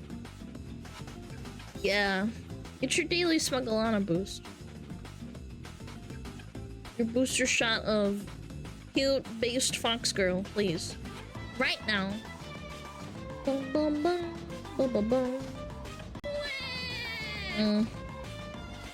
Man, why did you ban him for that? Jesus Christ. Man, you went hard on that. Maybe time him out. Wow. I don't think that was a ban-worthy thing. Maybe unban him and give him a timeout for 10 minutes. You guys go ham. Like, I looked at their previous history and it's not that bad, okay? They seem kind of just, they're just happy, okay? Maybe they love Rule 34. Yeah. Jesus, you went so hard. Little Gooner, it's fine. At least they didn't say, hey, can we look at your tits on stream or something, okay? Be a little nicer to the Gooners, okay? When Alana gets the flavor, be sure to inject it directly into your veins. Big so piss. True. Massive piss. Yo, Doug! Thank you for the 5 gifted! Oh shit, Raiders! Hi! Raid! Yo, I hope you had a great stream. Привет! Здрасте! Меня зовут Алана. Я витюберша из Америки. Спасибо за рейд. Рада познакомиться. Большинство мы по-английски говорим. Внимание! Это английский стрим. This is English stream. Там-там. Очень приятно. Здрасте. No hablo Russian. Mm-mm-mm.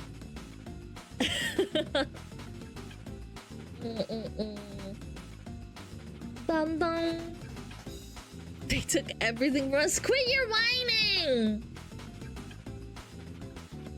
I'm not getting the Alana booster. She'll take all the Pepe in my bloodstream. No.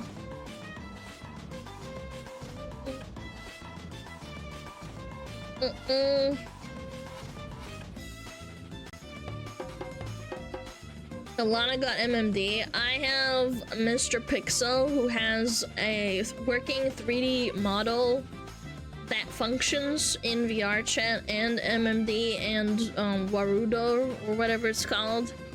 And he has made a bunch of GIFs and it's really cool. One day I'll get a full 3D setup and I'll be able to go crazy with it. Yeah, he makes them for fun. Many GIFs. Come on, boy. The 3 is just sitting. I know, man. He also unfollowed. I know, what a cruel guy. Nice to meet you, beautiful model. Thank you. Thank you. Really appreciate it. Thank you. He followed again. Schmoog check. Hello, British beef, as opposed to what? British pork?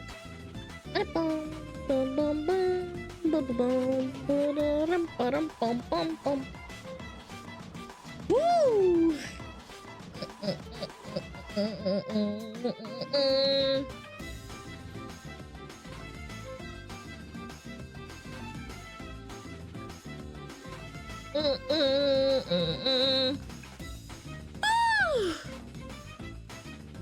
Is the Alana booster gonna improve my 5G reception? Yes. Got the other booster hoping for better mobile internet and was disappointed. Yes, it will absolutely boost it. 500% boost and your balls fall off.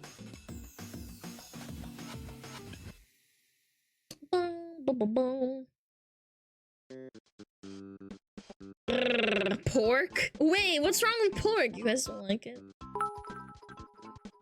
Kitsune! Abuba! Thank you so much, Kitsune. Hi.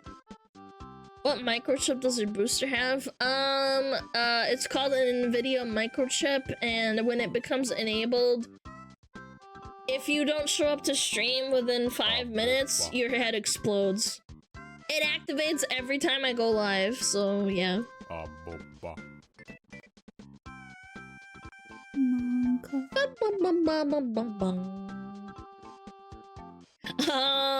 Kaboom.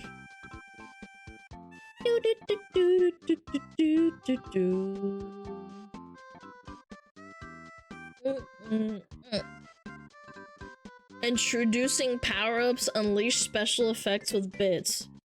Oh my god, this sounds so cringe. What the fuck? What is this? On-screen celebration. Message effects. Oh my god, this is so cringe! It's like... So it puts a bunch of emotes on the streamer's screen. Yeah, it's a channel redeem, but for bits. That is so bad. No thanks. I'm good. Pay wallet emotes? Yeah. Why? Because money. That's why. Duh. Yeah, so you can put, like, emotes on the screen.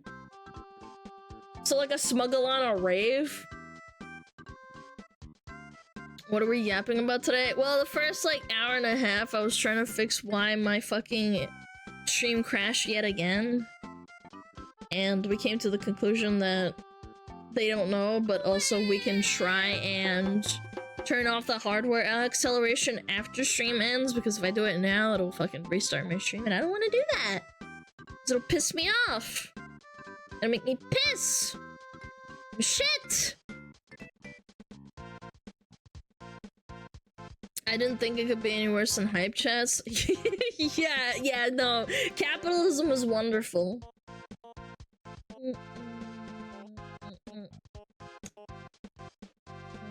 I Hasn't that been a thing for free for longest? I remember a streamer I watched used to do that on the screen. Yes, but now they're having like it pay, right? Like you pay for it to happen, and if you're dumb and you don't know you can set it up for free, now you can pay. It's wonderful. I love it. I love my corporate overlords.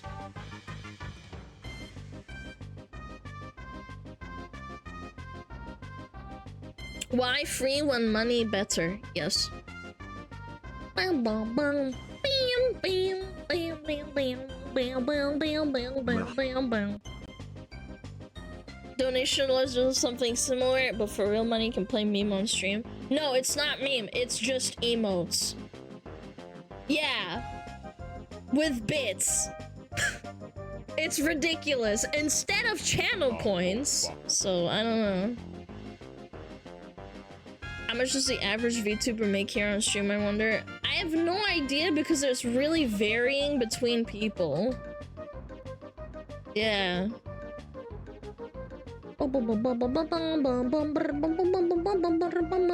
Yeah, this but big. Yeah, exactly. You can put the bow bows on the screen.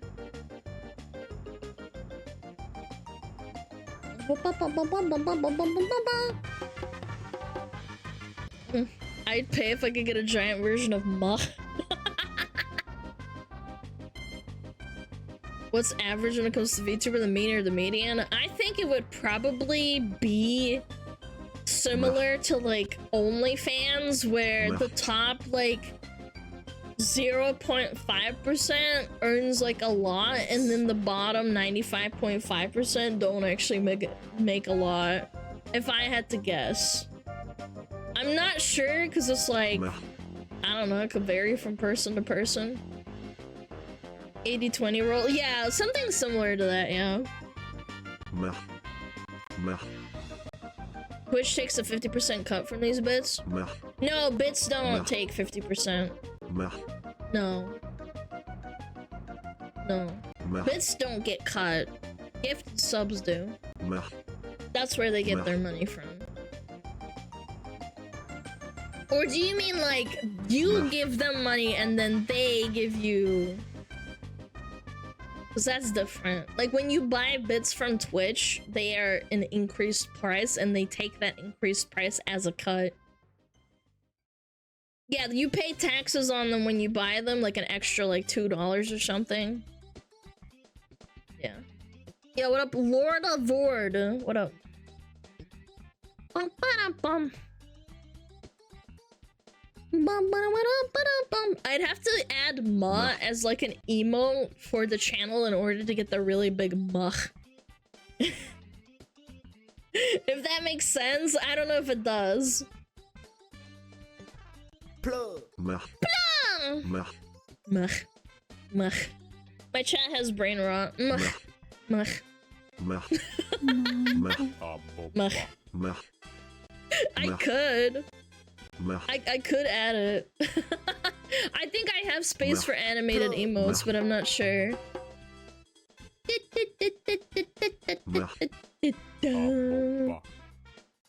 You have brain rot? I mean, that's a given. I definitely have brain rot. Ba-da-bum, ba-da-bum, ba-da-bum, ba-da-bum. I can muh everywhere. I could. Can someone get me the muh? I'd have to save it, but I don't know how because it always comes out with a web P. Muh. Muh. Alana's of chat popped out. No, I do. Chatterino's not increasing the muh size. The streamer bot can do anything. I have Mix It Up, which is kind of like a streamer bot, but I only use about 5% of it because I can't really be fucked like setting up a bunch of stuff. It's got a lot of features, but I use it to play sounds when people use certain emotes and commands. It'll play audio and, you know, do that stuff. I definitely do have like some unironic brain rot from streaming 6 hours. 6 hours a day. I'm pretty sure after stream I kind of have to just not do anything. I'm like, ugh. Oof. Oof. I want to tell you in the morning, good morning. At night, good night. Thank you. I appreciate it. Thank you. The dent is real. I think it is like socially like a dent that gets bigger. I don't know. What if I did the other way around? I do we yacked first and then we yap. That would be brain rot. Holy shit. Where's the wah sound coming from? From the saddies.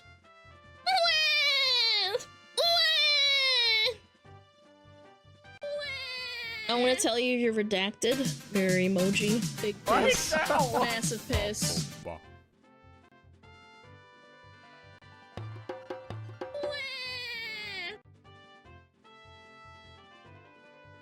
Sana, what is wrong with you? Sana! Thank you so much! Thank you! What the fuck is wrong with you, man? Thank you so much, Sana. I really appreciate it. If you got a gifted sub, please say thank you. Please, please, please. Big piss. Thank Massive you. piss. Also, hi, Maple. What up?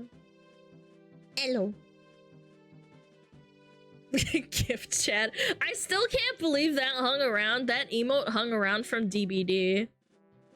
Someone from my DBD days made that, and its nemesis like trotting over menacingly. When I had like 3 viewers watching me. Yeah, it was Justin. Yeah, Justin made that. I thought it was funny, so we added it as a 7TV emote.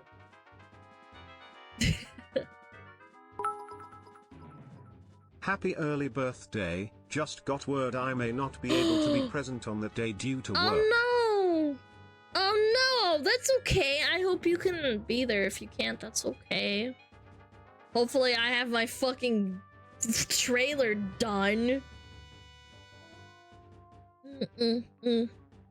I really, really, really appreciated Sana. When's your birthday? On the 22nd. Are you streaming Saturday? I will let you know. I will let you know. I think so? Oh, man. He's still ghosting it? No. He said he would be done, like, soon. And I'm like, okay. I'll let you know, though. I don't know if I'll do Saturday. Maybe I'll do Friday. Because people are not used to me being there on Saturday, so... Yeah, I'm still on the fence, but I'm pretty sure that wouldn't be a great idea because people would be like, why are you streaming on a Saturday? And then, like, this Saturday. No, not this Saturday. The Saturday next to my birthday. The next one. I don't know if I will. I think I might just do a Friday reveal because that'll be a week away, chat! That would be so exciting. Oh my god. And then maybe we do the... What is it called? We do the... with the outfit reveal we'll do on the 7th of July, maybe? Because that would be a Sunday. Why are you streaming on a Saturday? Go offline? Can you imagine? Yeah, maybe Friday. Because then people have, like, the day off, and it's Saturday for the EU frog, so it wouldn't be that bad. Yeah, I don't think it would be that bad. I'll let you know, though, like, for realsies, I will, don't worry. I'm not gonna leave you guys in the dark. I'm not gonna, like, blast it on you, like, the day of or something. That'd be stupid. Holding off till July? Well, I want to show the trailer, but, like, in order to build hype on social media, guys, you have to think about it this way. I am advertising this. I have to probably wait, like, a week or a week and a half until I do the full outfit. Like, you can't just, like, do the boom, the trailer, and then bam, instantly go into outfit. People like want to get excited and shit. Yeah, you need some time for trailer and debut. It's just how VTubing works in general. It's just like better. Please announce on YouTube. Yes! Yes, I will. I will. I should do that. Definitely.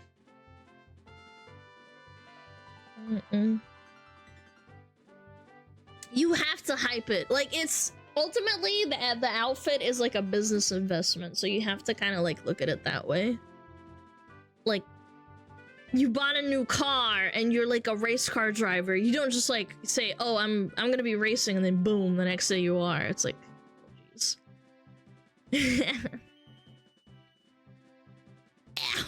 Sorry. I think YouTube announcement will bring on a lot of people. I think so too. I think people are gonna get really excited. I'll make like a little post. Dun, dun, dun, bum. I don't have the trailer yet though, so I have to wait a little bit. Hi, Maple! Hi!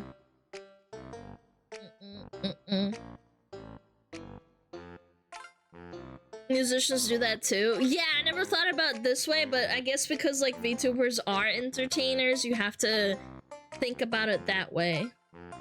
Yeah. God, I hope I can make it. I think a lot of people are gonna make it. You gotta clear out your Friday or something, chat. No hi from Alana. Time for Home Depot. No hi from Alana. No. I'm gonna die. What is the latest on Roughly? He messaged me yesterday at 12 o'clock at night, at midnight, and he said it should be done. He said I can send you the full preview by tomorrow, but he's been really like slow, so I don't know. Maybe like in 3 days?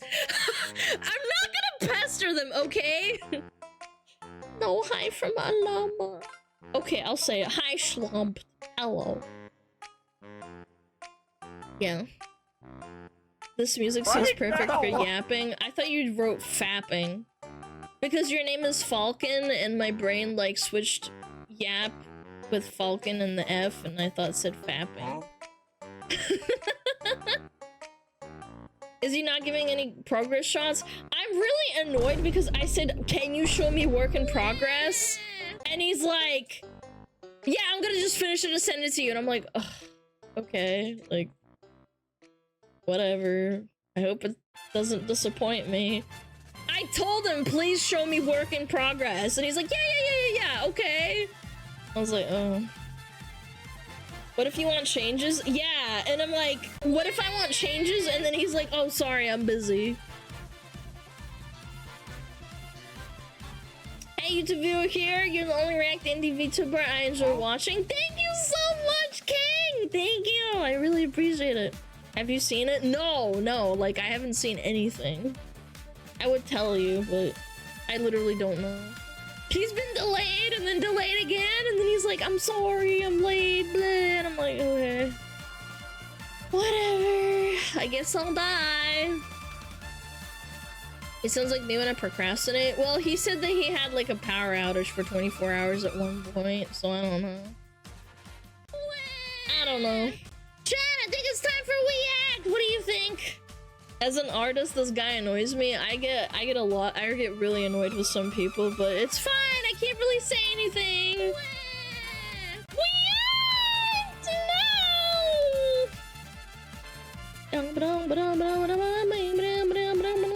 Right now.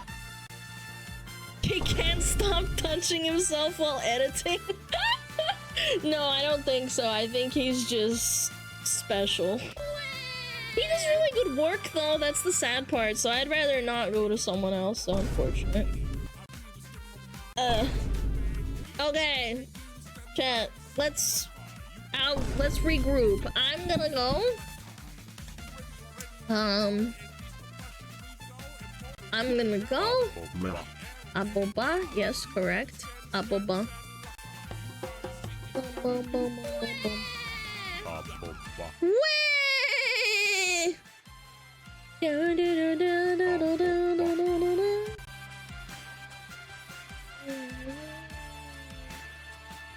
Okay, I'll be right back. I'll be right back, okay? I'm gonna freaking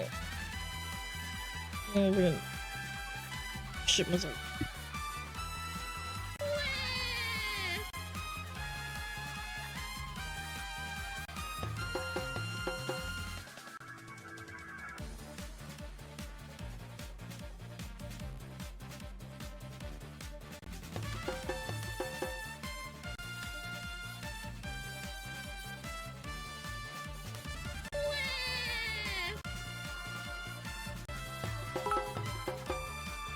Chat, just in case nobody's already told you today.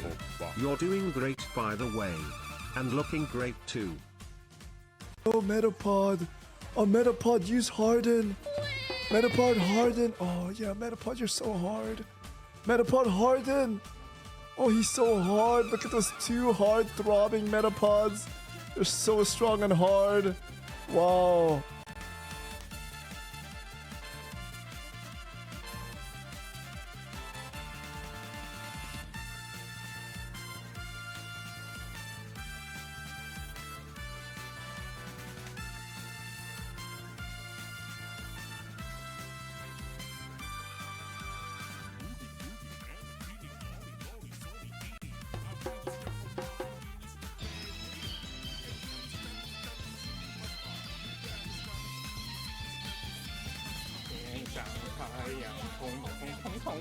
心中的太阳是毛泽东哎，他领导我们的解放哎，人民翻身当家做主人，哎呀自由哎呀呀自由啊，人民翻身当家做主人。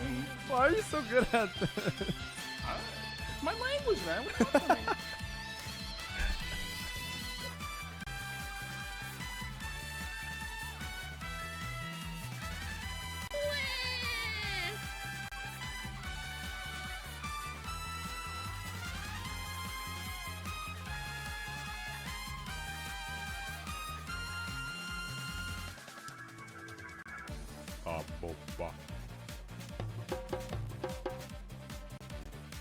Meh.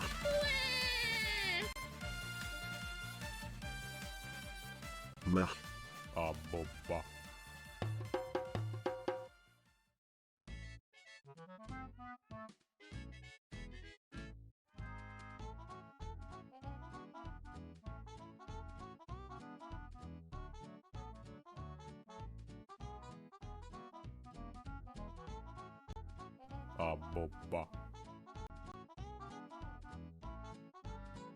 Grab his dick and twist it!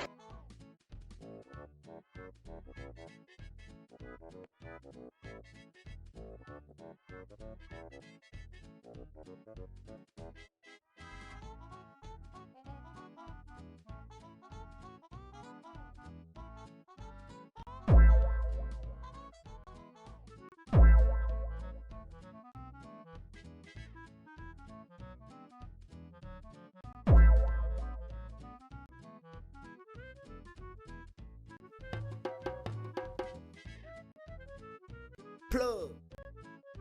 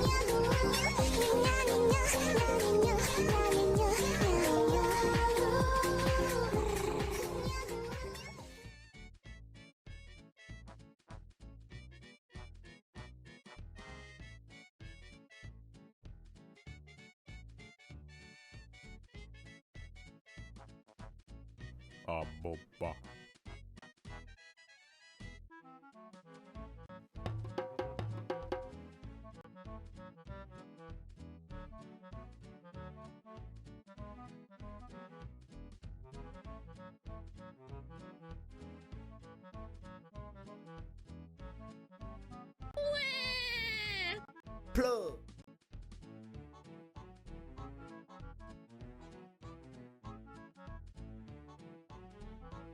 Hi, Chatty Watty. Hi, Chatty Watty. Meh. Hi. I got kefir. Kefir. Kefir. Hi. Hi. I would do it to you too, but I can't because I'm a 2D model and I can't wave my hands. Abuba. Kefir. Kefir. Alright, cranking! Cranking! You like that, chat? You like cranking? You like cranking your hog? Do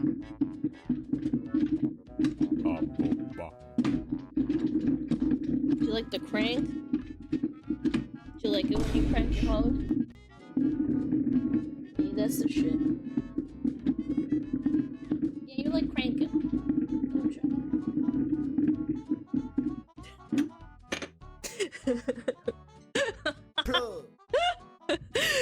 You know what the most fucked up shit is about? If you're a non-lewd tuber or like a non-lewd streamer, sometimes I'll watch a Skirm stream and he's playing Dead by Daylight, which is innocuous, right? But sometimes he'll be like, oh yeah, you naughty pallet, you've been a bad girl, I'm about to put you down. It's like, bro! Ew! Stop! Man! You're a bad little pallet. It's like, bro! And everyone in this chat goes, huh? Huh? Huh? Huh? Huh? Gotta keep the viewers around? Yes. Absolutely. Yeah,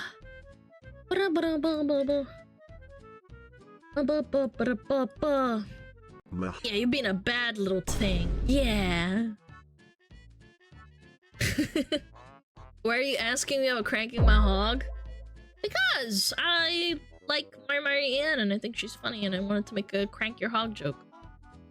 Я недавно кефир не пил, я больше по снежку, это как кефир с сахаром. This is kefir but strawberry flavored.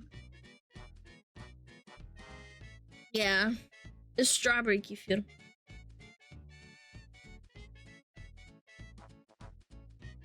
Meh. Do you like surfing? Have you ever gotten a chance to try surfing? When I was a little kid, I really wanted to surf, but my mom and dad didn't let me because they thought it was too dangerous, but I was really into like swimming and stuff, but I never got to. Plus, it's expensive to surf. Like, the boards are really expensive. Well, if isn't the bane of OBS's existence. Hi, Choco! So, Choco, we found out that it also might be because my OBS has the hardware acceleration feature enabled. So, after stream, I'm gonna turn it off, and if that ever happens again, I'm just gonna be like, alright, I'm gonna fucking smash my computer. So, yeah. Monka. Monka. I know. Monka. I think we found the problem. Well, we don't know for sure, but yeah. I want to see if Daily Dose is a new video. Oh, they don't. No. Oh, wait, they do. Wait, I haven't seen this one. Okay, we haven't seen this one. Let me drink. Sounds, by the way, thanks. I turned them off.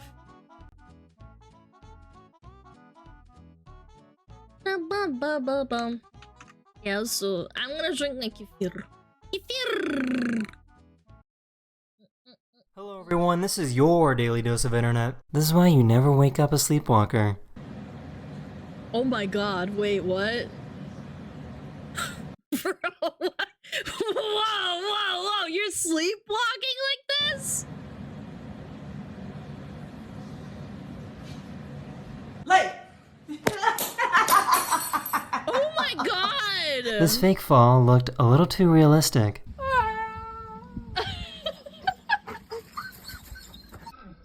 Oh my god! The pupper thought he fell! Oh my god, that's pitiful! Oh, this guy should be. No! That's what you get for being cocky. Oh my Please don't feed the God! demon river monsters. Stingrays, man. I just found out that if you bottle feed a kitten, you need to burp them just like a human baby. Oh!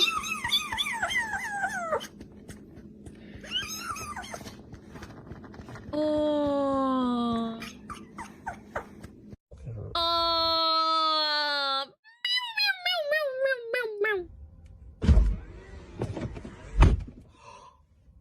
They reserved the That's first two dangerous, seats on this man. plane because they thought they would be the best seats. And then look at this. So they're facing the cabin, basically.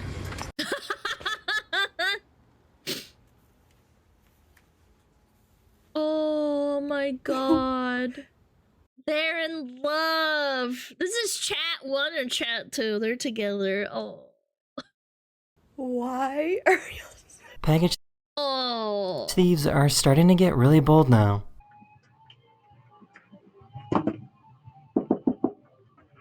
Oh.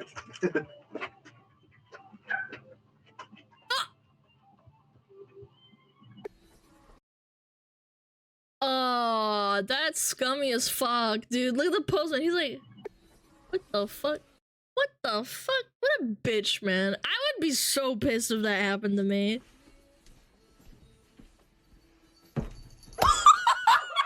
Look at how she fills up these hungry birds as if they were jelly donuts. Oh, yeah.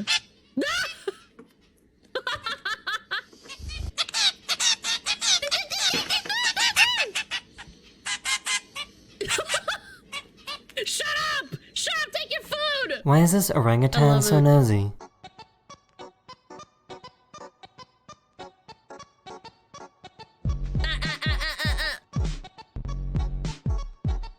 Yo, he's a G. What's that? This path was flooded, so these firefighters help people get across. Aww.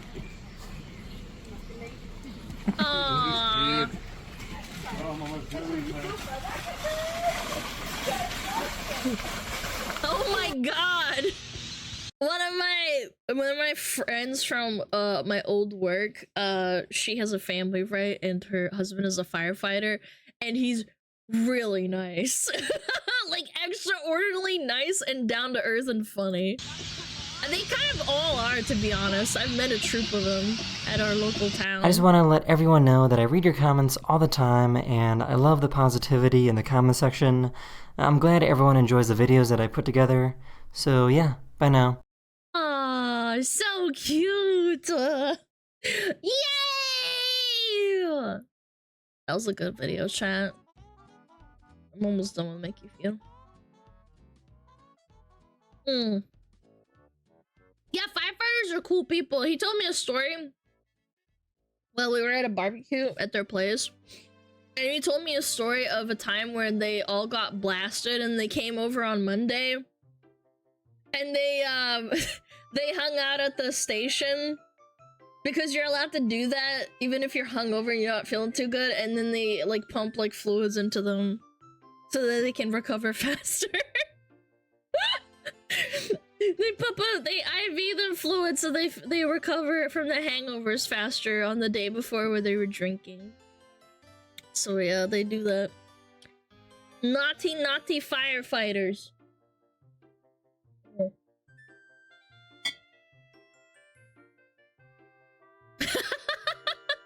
Cladgeburs. Cladgeburs. What if he has a dent in his head and he starts clapping? Clappers, but with like a dent.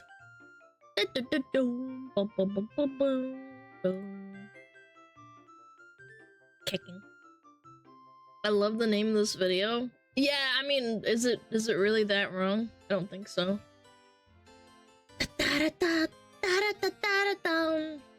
One second. Let me pull up my spreadsheet, chat. My spreadsheet. The spreadsheet of destiny.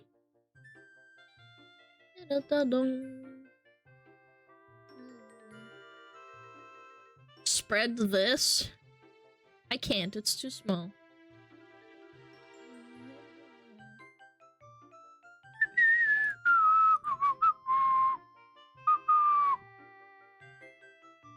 Oh, this is a good one. I haven't seen a Tearzu video in a while. Tearzu. Tearzu. Tearzu. Alana's so mean. I'm not! The spreadsheet of X. Honestly, kinda, yeah. Yeah, the spreadsheet of X is kind of strong.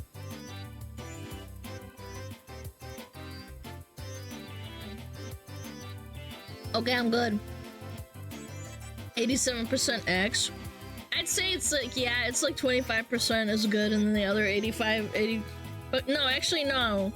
That would mean 75%. What am I talking about? That would be like more like 15%. That's horrible. You guys don't get a passing grade. Okay. Let us begin, Joe. A bird tier list. What's your favorite bird, chat? Mine's the kiwi bird. It can't fly. Chicken bottom tier list, but tasty. Yeah, they're like a C because they're like an S tier food, but they're a D tier, like just animal in general. Cobra chickens. You're a cobra chicken. All right, let's do it. 3, 2, 1, boom. Oh, owls are cool.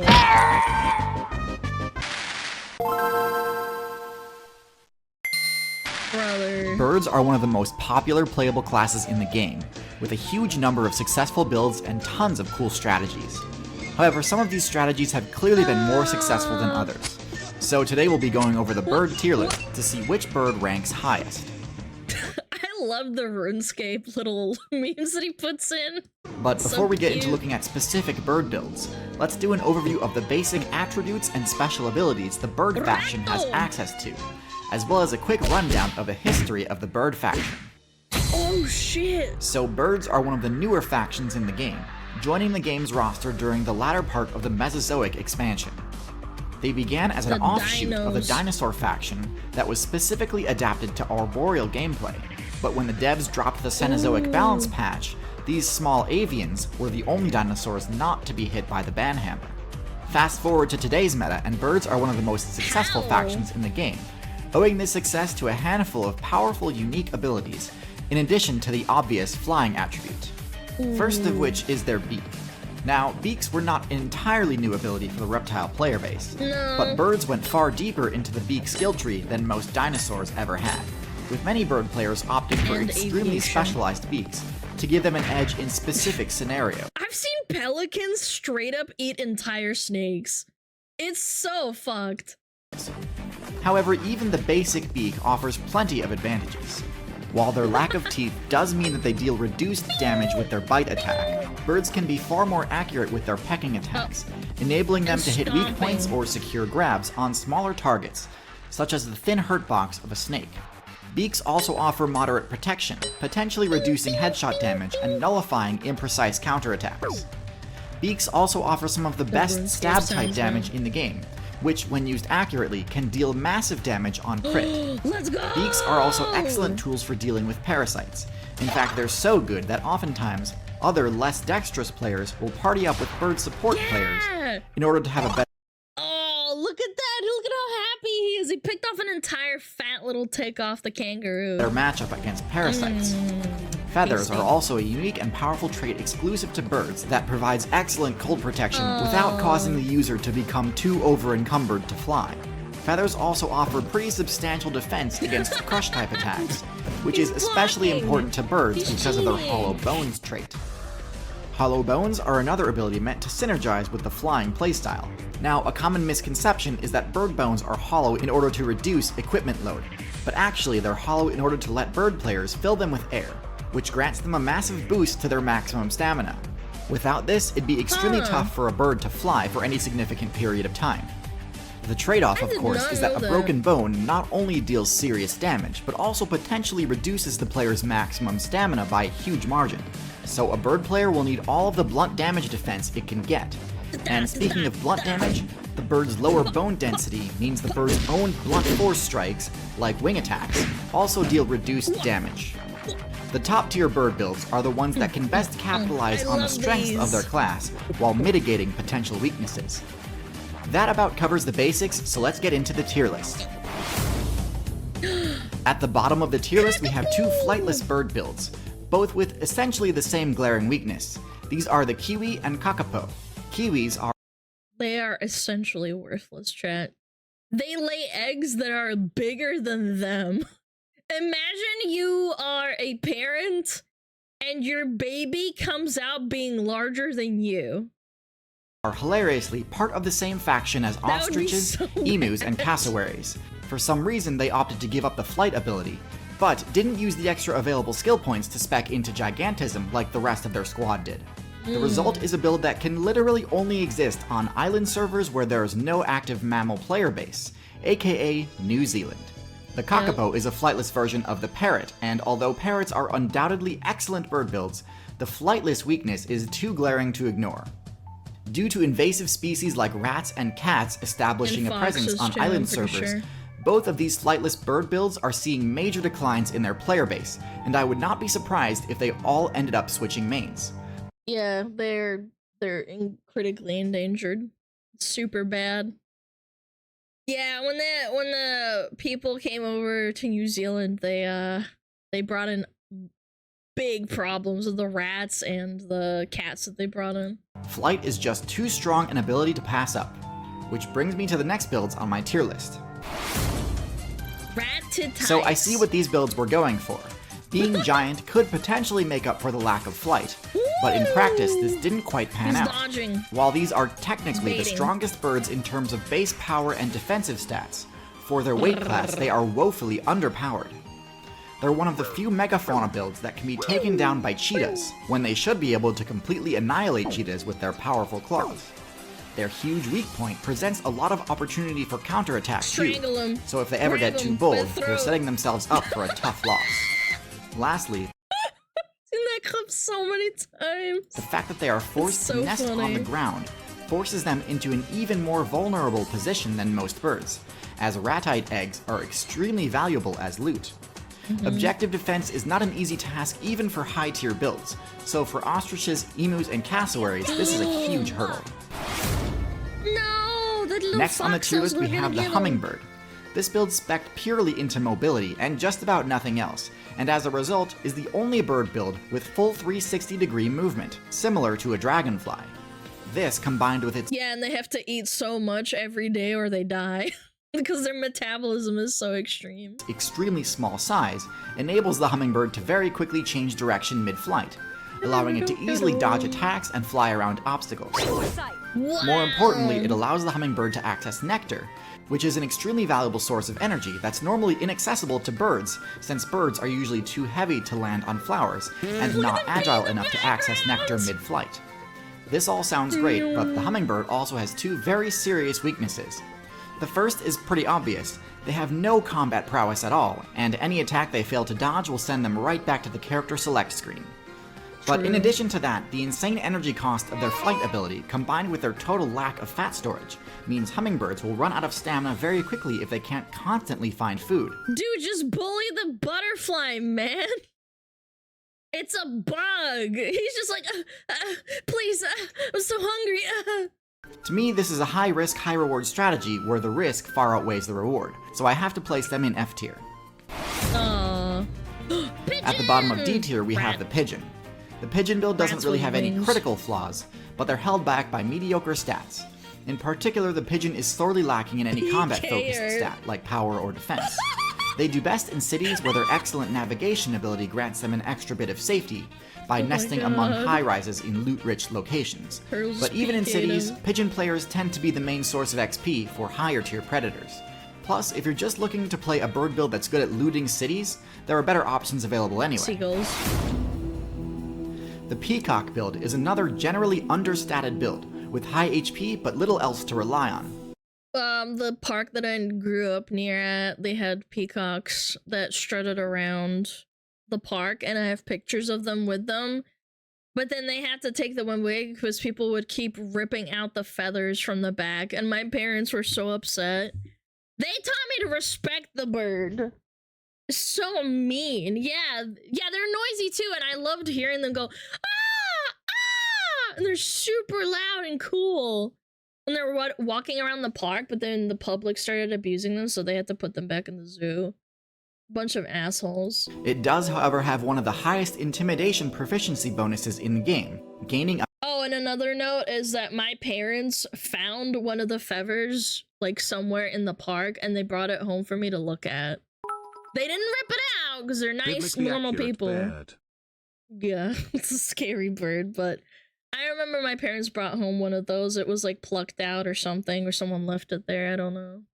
A massive buff to all intimidation checks when its Eye Spot feather ability is activated. Because they do shed As them impressive normally. as this ability is, the peacock's actual attacks do very little damage, so any player able to resist being frightened will have a pretty easy win. The peacock's diamatic display also blocks vision behind itself, making a stealth approach by a third-party attacker extremely easy. Sweet. And while they can escape by flying, the feathers of a peacock are so heavy that getting airborne takes a bit longer than most birds, which can be the difference between dodging or dying when under attack. Yeah, and they don't fly very far either, I'm pretty sure. The flamingo is a bit of an AFK class. Very minimal skill is actually required to pilot this build. They opted to spec into the filter feeding ability, meaning all they really need to do to gain experience and progress their character is pick a random spot in the lake bed and start digging around with their beak, scoring free wins against things like snails and shrimp. However, when faced with a challenge from any player anywhere near its size, this build totally falls apart. They rely on water to impede the approach of predators in order to give them time to escape when attacked. However, this doesn't always work. Their pathetic defensive stats mean they go down in 1 or 2 hits, and their slow flight startup means that oftentimes players will have time to rush them down even when they're in the water. This is an easy build to rack up a bunch of experience with, but also a very easy build to defeat if you know their weaknesses. That monkey was about to rip the leg off. Did you see that? He literally cut it right as he was about to grab it. That is so fucked. She's still alive too! Ah, the humble chicken. Often compared to the T-Rex to exemplify how far the dinosaur faction has fallen. While I disagree with the implication, I don't disagree that chickens are indeed a low-tier build. While they aren't anywhere near as totally helpless as the kiwi or kakapo, they're still a barely average statted bird that lacks the ability to fly for any extended distance. They can certainly hold their own against most similarly sized opponents, but with poor escape options and no unique abilities, this build faces an uphill battle against most opponents. Well, okay, I shouldn't say no unique abilities, but to be honest, their fast respawn rate kinda backfired on them due to humans using the factory farming strategy. Next in C tier we have the Vulture build, the tankiest variant of the Raptor subclass. A good tank build needs to be able to accomplish 2 things. The first is area denial, which vultures do quite well. A few of them can easily lock down a carcass, one of the most contested points of interest you'll ever see on the map. They can do this because of their large size and acidic projectile attack. The other thing a tank must be good at is shrugging off hits, and this is where vultures fall short. Their thick feathers easily shield them completely from smaller attacks, but because of their hollow bones, Swamp Fours can easily crush their defenses and take them down in only a hit or 2. Easy snack. So while they can defend a carcass from hordes of smaller scavengers, they don't have much counterplay towards bigger, more aggressive brawlers. The command post is now under hostile control. The Woodpecker build spent the bulk of their evolution points optimizing. When I lived in the middle of nowhere, I heard woodpeckers in the distance waking me up in the morning going trrr, trrr, trrr. So annoying, but kind of cute. I don't know. Optimizing and perfecting the peck attack, both in power and efficiency, with one goal in mind: to be able to hit insect players through cover. Burrowing is one of the safest, most effective ways insect players can avoid combat. But the Woodpecker absolutely demolishes this strategy. Ew. One of the main advantages of this strategy is that having a powerful beak that's highly effective at drilling through wood also just means you've got a super sharp beak that's highly effective as a general purpose weapon. One of the main disadvantages of this strategy is that pecking at wood gives the Woodpecker's location away, alerting more powerful predators to its presence while it's in the middle of pecking and is distracted. one particular woodpecker build, the toucan, opted to spec into more bulk and an even more powerful beak, which, while less useful for attacking insects through the wood, is still extremely powerful for PvP. All in all, interesting strategy. By no means flawless, but definitely has some solid strengths. So, I know I've been pretty hard on flightless birds up until now, so you might be surprised to see me rate penguins as upper mid-tier rather than low tier. The difference is, penguins actually swapped out their wings for an arguably equally viable alternative, flippers, which essentially allow them to fly through the water with incredible agility. This gives them a downright broken matchup against fish. However, this strategy is pretty much only viable on servers where there are no land-based predators that penguins would still need to worry about. So if for whatever reason a few polar bears ever spawn in the Antarctic server, it's kind of game over for that entire build. True. The predators they have to contend with in the water are even more dangerous, and while their agility does help them dodge attacks, ultimately it's still a totally one-sided matchup. Their strategy is pretty cool and actually fairly dominant due to limited competition. I had to study penguins in university for one of my, like, first year classes.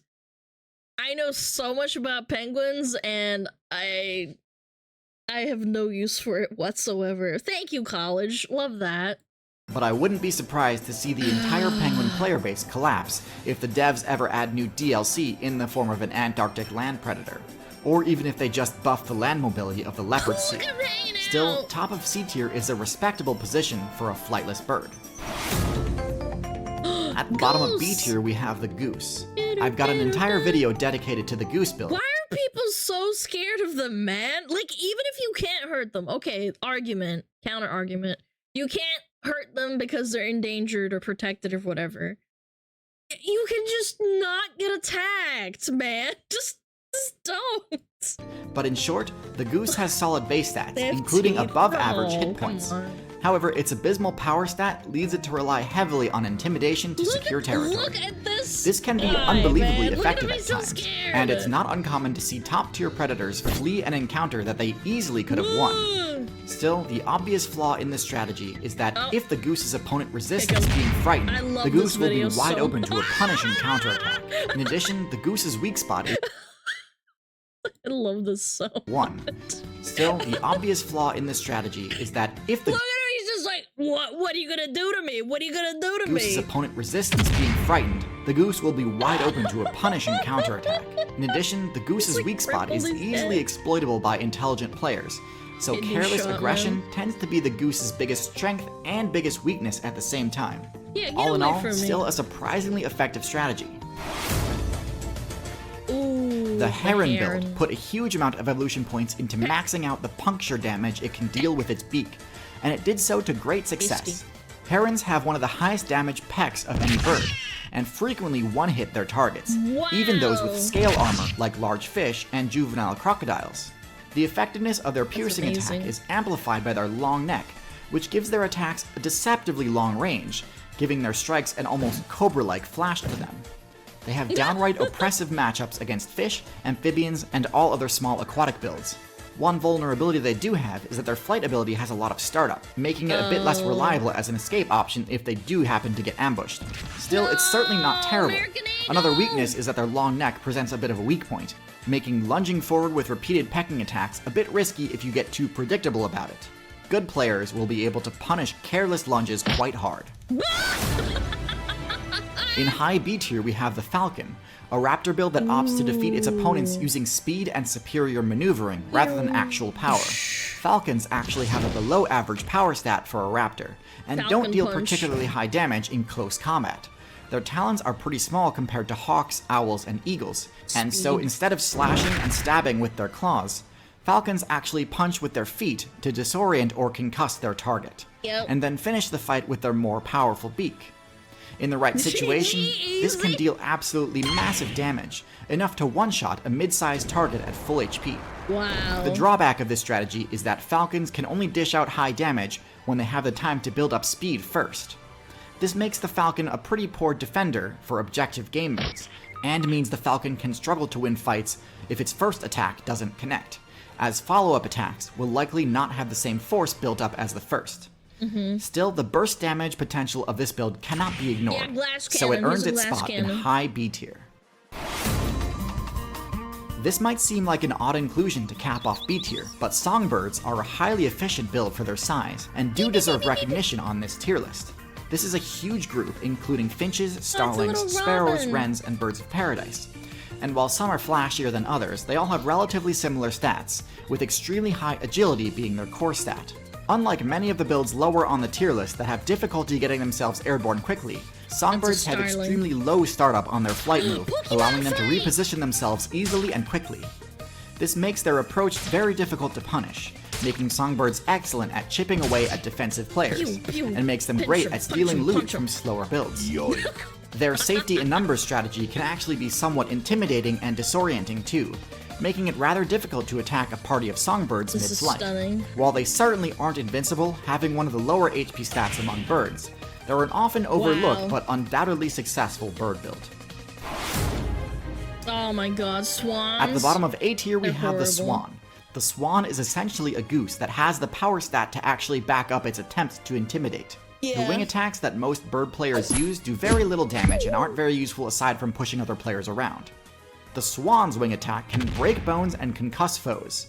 Because of this, swans are one of the best builds at controlling important points of interest, as their hyper-aggressive playstyle can result in huge territory gains. Like, of course, see, the swans are way scarier. Like, you could kick a swan and he'll be like, what, that was it? A goose will be like, they do have the same weaknesses as geese, so targeting the swan's neck with an attack can defuse the threat. But this is a bit riskier of a play against a swan than against a goose. All around, sturdy defender, definitely A tier. I love that. Next in A tier we have the Owl, the Avian faction's premier stealth assassin build. It owes this reputation to its special ability, which allows it to fly completely silently. This makes the Owl's strikes very difficult to defend against, as players just about never see them coming. While not as stacked in the power department as their daytime counterparts, Owls do have quite solid base stats. While they aren't likely to one-shot high HP targets, they do have enough force behind their attacks to be able to defend themselves and their territory, even from powerful enemies. Wait, is that wolf? In addition to granting the Owl the silent flight perk, the Owl's thick, bushy feathers offer additional defense against attacks, enabling it to stand its ground in important objective defense scenarios. Interestingly, the silent flight perk did come at the cost of the waterproof ability that most bird feathers have, meaning that falling into the water or getting caught in a rainstorm can actually disable the Owl's flight ability. A pretty unique weakness, and certainly something that can be played around, but interesting nonetheless. Oh, poor little owl. In the middle of A tier we have the Eagles and Hawks. Hawks and Eagles follow the same basic strategy, both having tailored their builds to focus on dealing maximum damage with their talons.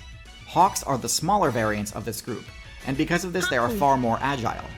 While not as powerful as eagles, their agility enables them to weave through cover better than most birds of prey. This makes them well suited for rushing down players both in open terrain and in dense, difficult to navigate terrain like forests.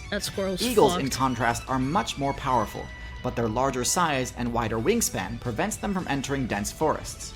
Still, in open prairies and mountains, eagles can be incredibly effective, dealing absolutely brutal damage with their enormous dagger-like talons. Enough to take down players in higher weight classes without even requiring team strategies. These are without a doubt some of the strongest bird builds in the game for PvP, and have been for quite some time. Pelicans. At the top of A tier we have the grappler tank hybrid, the Pelican. The Pelican's main strength is its throat pouch. Grappling enemy players can be a highly effective takedown strategy, but birds struggle with this since they can't use their wings to grab, and since their beaks aren't always the most reliable grappling weapons, sometimes leading to targets escaping. The Pelican's grapple is, in contrast, almost totally inescapable, and works on targets much. He just ate that pigeon, man. He just swallowed it whole. Look at it, it's writhing in his mouth. Imagine you're eating your food while it's alive, and it's like as big as your hand, and you're just... Yep, that was good. That was good. Much larger than you might think. Look at While this attack style is most effective against fish, it's quite powerful against other bird, rodent, and amphibian players, although it does have its limitations. Oh, I just ate This Cappy. combined with the pelican's overall bulk makes it one of the most difficult birds to take down in single combat, and enables it to stand its ground against even top tiers like canines. So those of you who follow the channel for a while can probably guess what the top tier birds are going to be. If you can't, that's probably a good indication that you should be subscribed.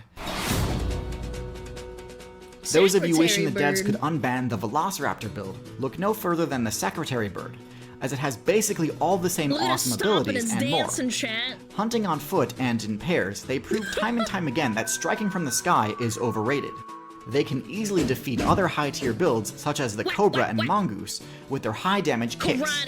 Their stomp move has extremely high accuracy, allowing Secretary Bird players to score game-ending headshots with ease, and they do all this without completely sacrificing their flight ability. If they ever find themselves outmatched, which only ever happens against builds in higher weight classes, they can still retreat to the sky or treetops. Yeah, they don't the take fact forever that this to strategy fly. works in Africa, one of the most unforgiving servers of all time, is proof enough to me that this is the optimal raptor. These last two builds are about equally matched, both opting for the same specialization, intelligence. Parrots are an extremely unique build with several powerful abilities, not the least of which is their sonic shriek, which can drive away just about any player who invaded their territory, especially when employed by a coordinated team. In addition, due to their prehensile beak, parrots have the highest dexterity of any bird, putting them among the best users of the tool use ability. And with an extremely high lifespan, if there was any build that could replace humans if humans ever get their intelligence nerfed, I'd bet on the parrot. I made an entire video on parrots if you're interested, but when it comes to intelligence, there's one avian build that arguably outclasses them. Corvids, such as magpies, crows, and ravens, also opt for a high intelligence playstyle, but with a far more expansive social aspect to it. While plenty of bird builds use cooperative team strats, the best corvids operate using a network effect, where knowledge is shared with a huge amount of players over vast distances. Just stole it from This knowledge can include useful points of interest, or even blacklists of dangerous areas or players to avoid. But even individually, corvids have a lot going for them. With significantly higher stealth than parrots, corvids are much better at staying out of conflict. Their pointy beaks, while not as useful for tool use, are a much better combat tool for dealing quick damage. It's also more useful for pressuring and poking opponents, or for provoking larger players into battle, so that they can reap the benefits of the aftermath. Corvids are one of the best builds at making use of human-made items, and quickly figure out ways of abusing the system to score quick loot. All in all, corvids are basically what you'd get if you gave monkeys wings. Easily a top-tier build. So there you have it, the complete bird tier list. Or rather, as complete as I thought possible for YouTube. If I didn't do a segment on your favorite bird, please let me know in the comments. Despite being the longest video I've ever made, there were still a few birds that I cut from the video for time's sake, or because I felt I couldn't discuss the bird properly without getting into territory that was potentially too violent for YouTube. If you're interested in watching the full director's cut version of this video, it's available to watch on Nebula, a subscription streaming service built by and for creators. Nebula comes bundled for free with CuriosityStream, another awesome streaming service and longtime sponsor of the channel. CuriosityStream is home to the highest quality nonfiction content around, with several thousand documentaries available for streaming on all devices. Normally I'm always plugging their incredible dinosaur content, which they have in spades, but this time I'd like to draw attention to this great little documentary called These Birds Were Made for Walking, which does a great job explaining the process by which birds evolve flightlessness. It's super interesting, so please, head to the link in the description, pick up that sweet 26% off deal, a year's worth of CuriosityStream for less than $15, and enjoy both the extended edition of the bird tier list as well as the Walking Birds documentary. Thank you so much for watching, thanks especially to my patrons on Patreon, and I'll see y'all in the next video.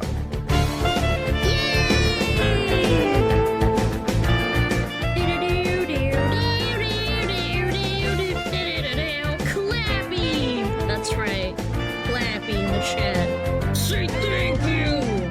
Thank you for the video! Yeah. Thank you, Tierzu. Very nice, very cool video. I like that. Boom, boom, boom, boom, boom, boom, boom, boom. I'm not sub to this person. I should be. Hi! I sleep the duh. Now time for brain rot. I always have brain rot.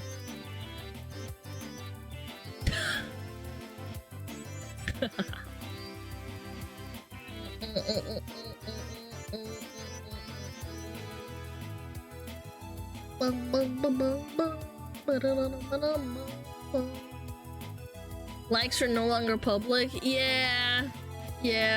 It's really dumb, but like it's ultimately because people are complaining about being shamed essentially. No, I liked some hentai. I don't know, I think it's dumb. What's going on? Wait, this is from an hour ago.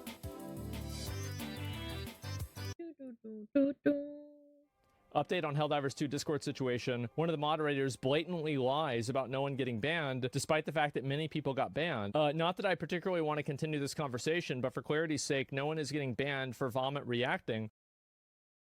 Oh, okay, so the screenshot was just totally fake then. Whatever you say, honey. I said don't vomit react to art. Later I specified furry art specifically because furry art was quite literally the only art with vomit reactions to it, but it was clear. Yeah, gee, I wonder why. Really targeted thing. Well, of course it's targeted because being a furry is weird. Like, how is this person still in any position of power at all? And then the people vomit reacted and then were surprised that I timed them out. Again, I want to be cleared, no one got banned. So that's not true. They did ban a lot of people. Like, what do you mean? So let me clarify something, because this is even more insane and more weird than it looks. Yesterday, this Helldivers 2 moderator posted this and started timing out for 24 hours anyone that would vomit, react on furry art that is being posted on the Helldivers 2 Discord, some of which posted by this very same mod called Tamburger, and he promptly... It's just like nepotism. Like you're posting in your own... Like you're a Discord server and you want people to praise you. It's worse as egotism. Oh, I thought nepotism and egotism was the same thing, but I'm a dum-dum, I guess. And he promptly timed out anyone puke emojing his art. When? Then another mod, Purple Pigeon, started banning people complaining about this insanity. The very same mod that did this a month ago. Helldivers moderator Purple Squidgen falsely proclaims that I have sexually assaulted many people. Someone who sexually assaulted many people he worked with. Please not slander strangers in public. Not only is it unprofessional, it's wrong. Slander implies it was a lie. Source. That's crazy. Why is this like? Why is there People furry so art disgusting. in the Helldivers Discord? Like, why is this even a? How are they letting this happen? They just don't care. They don't care at all. It's so dumb. What the fuck is wrong with people? I don't know, Chad. I don't know. That's a good question. New furry update? Yeah. They have not been slapped for this? Yeah, but lying about assaulting someone and claiming something is, like, real? I don't know, man. The Snowy effect? I don't think it's Snowy. I think it's just... I think it's just Discord moderator Reddit type, like, issues. That's what people are crying about. Like, you should be banning them for lying. Yeah, Sony didn't hire these people to moderate. It's just people who got picked, you know?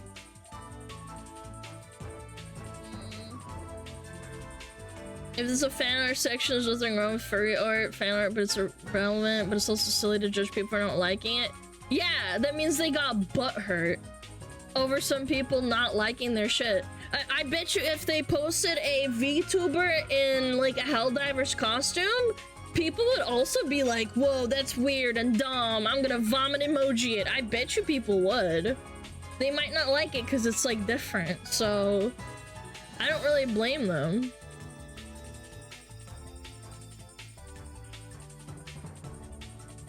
Yeah, it's not like they said, oh, well, this is ugly, you shouldn't put it in there. All they did was a vomit emoji. Yeah, bunch of crybabies.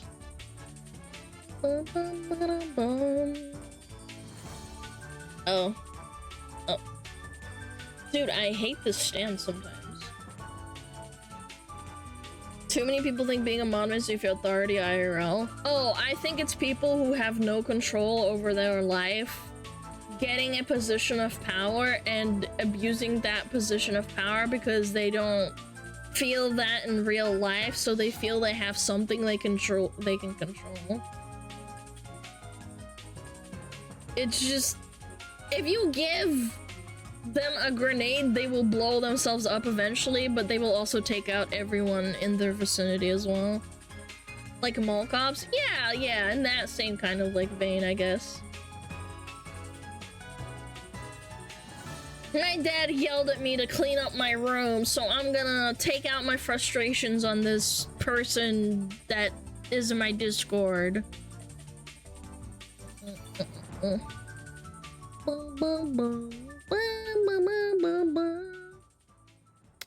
Was it Sunny? Is there a new Sunny V2? The largest donation in streaming history? Oh shit.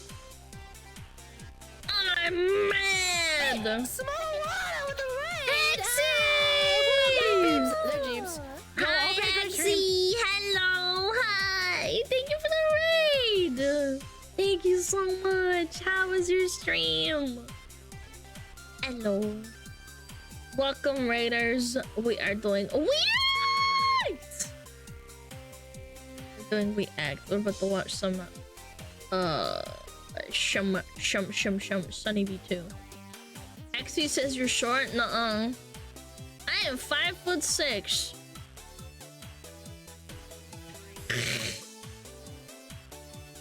Where is this bitch? Where is she? She hasn't said anything!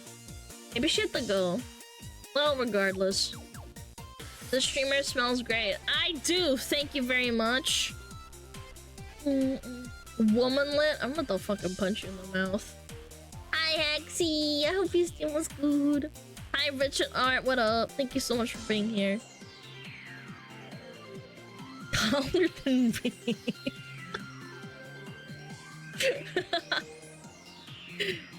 Oh my god. I hope you have a good evening, madame.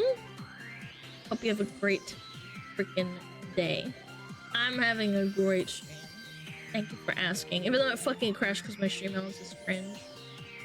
Are you gonna have dinner soon? I'm gonna have tacos. I make tacos.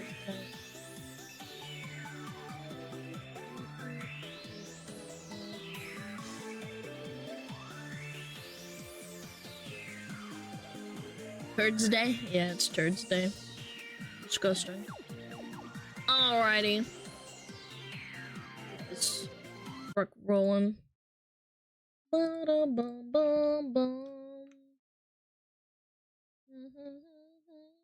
Mr. B's donated a bunch of money. 15 largest donations in streaming history. Oh boy. Number 1, your mom, to me. These are the 15 biggest streaming donations listed from smallest to largest, starting with 31,000 sent to Penguin Zero. Whilst playing a standard game of Fortnite, Charlie was shocked by an extremely generous donation. Oh.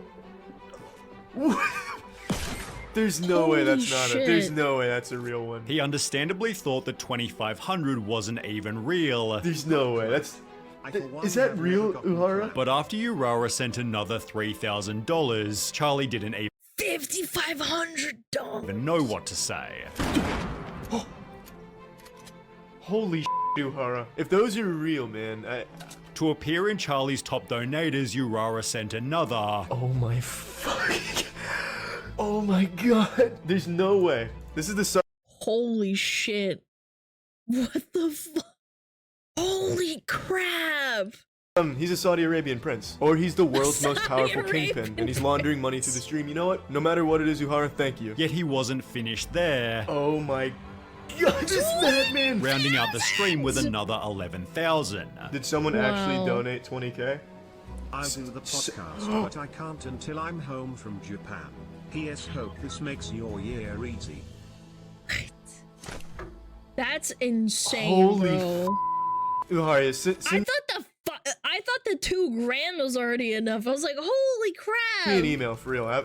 Right now, after the stream, whenever you can, we need to talk here. Sending a total of $31,000. 14 Ninja, 50,000. In mid-2018, Ninja was hosting a charity livestream where donations controlled the actions he took in-game. For example, for $250 he'd drop all his guns, and for $500 he'd drop his materials. Everything was going normally until Mr. Beast joined, donating $10,000 with the following message. I am going to do everything in my power to make you lose this game. Mr. Beast then continued donating to make Ninja drop his items, totaling $20,000 by the end of the first game. Determined to make Ninja lose, Mr. Beast donated another $5,000. That's a good stunt, by the way.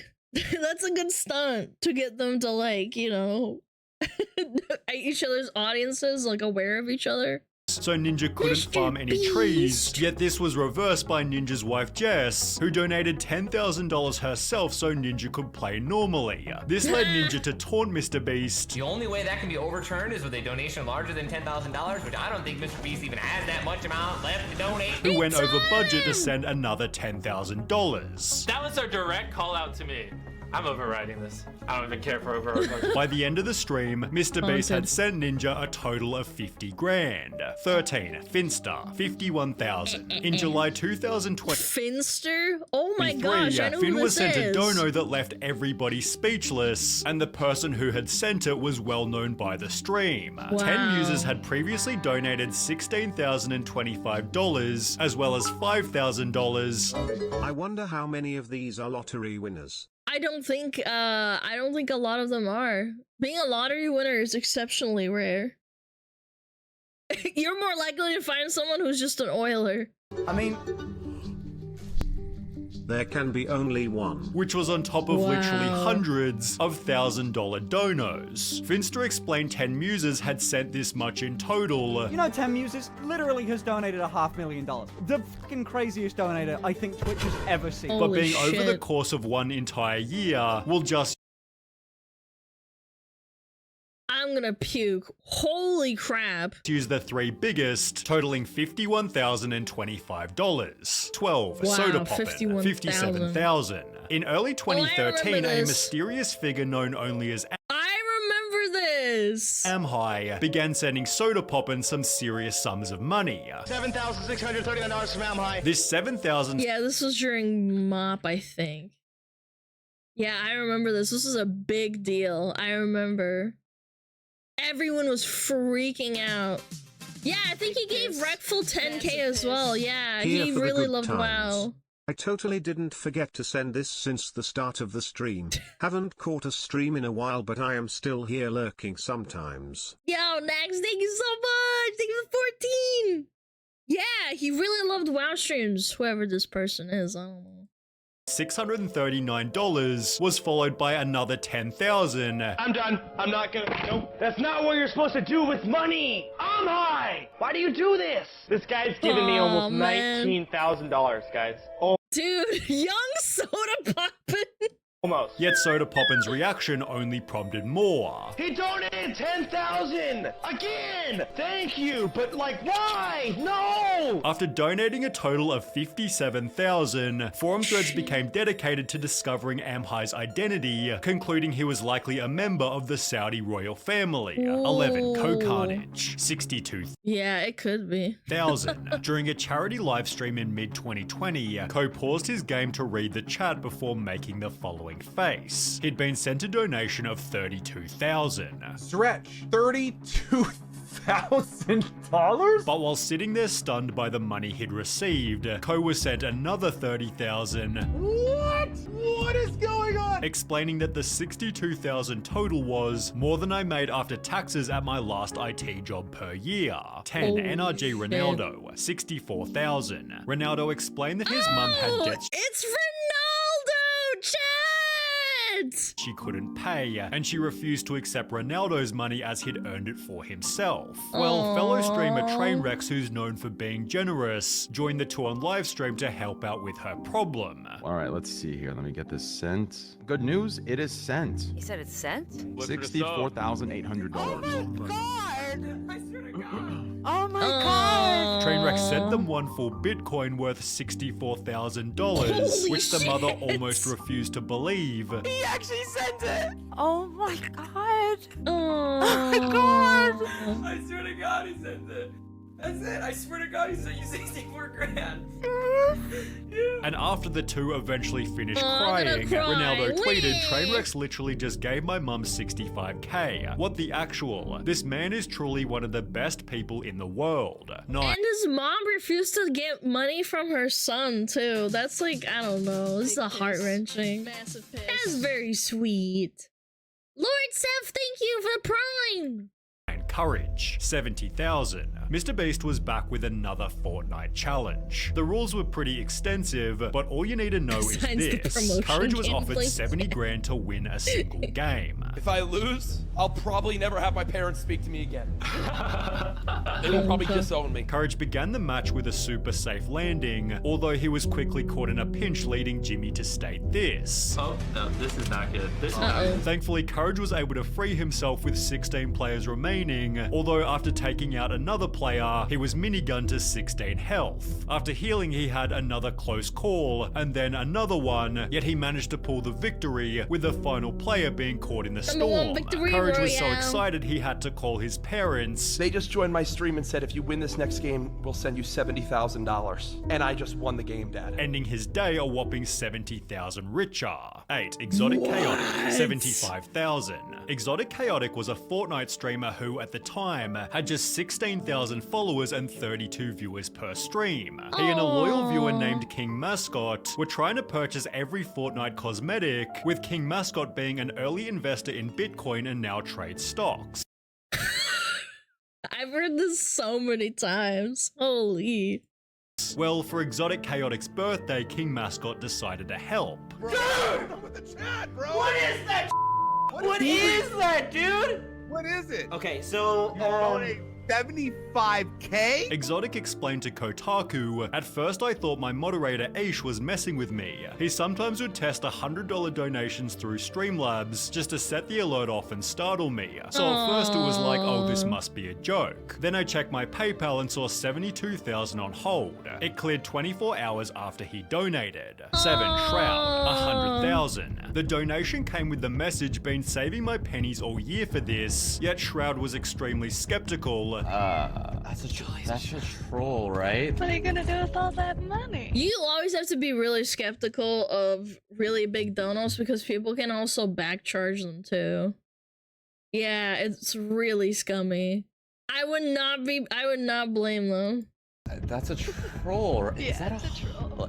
What? And his skepticism was certainly justified. Shrouder said that the 100k donation is pending and the donation can be cancelled at any time, which was followed by another tweet reading, "Alright boys, looks like it's fake. Just a 17-year-old trying to gain attention for his stream." However, 3 years later, Mr. Beast made things right by giving Shroud 100 grand in person. 6. Ninja, 100,000. During the same Fortnite charity stream from earlier, an anonymous viewer went a little crazy. An anonymous $100,000 donation. Taking the total donations from 169,000 to 269,000, meaning Ninja had to get not one but two tattoos.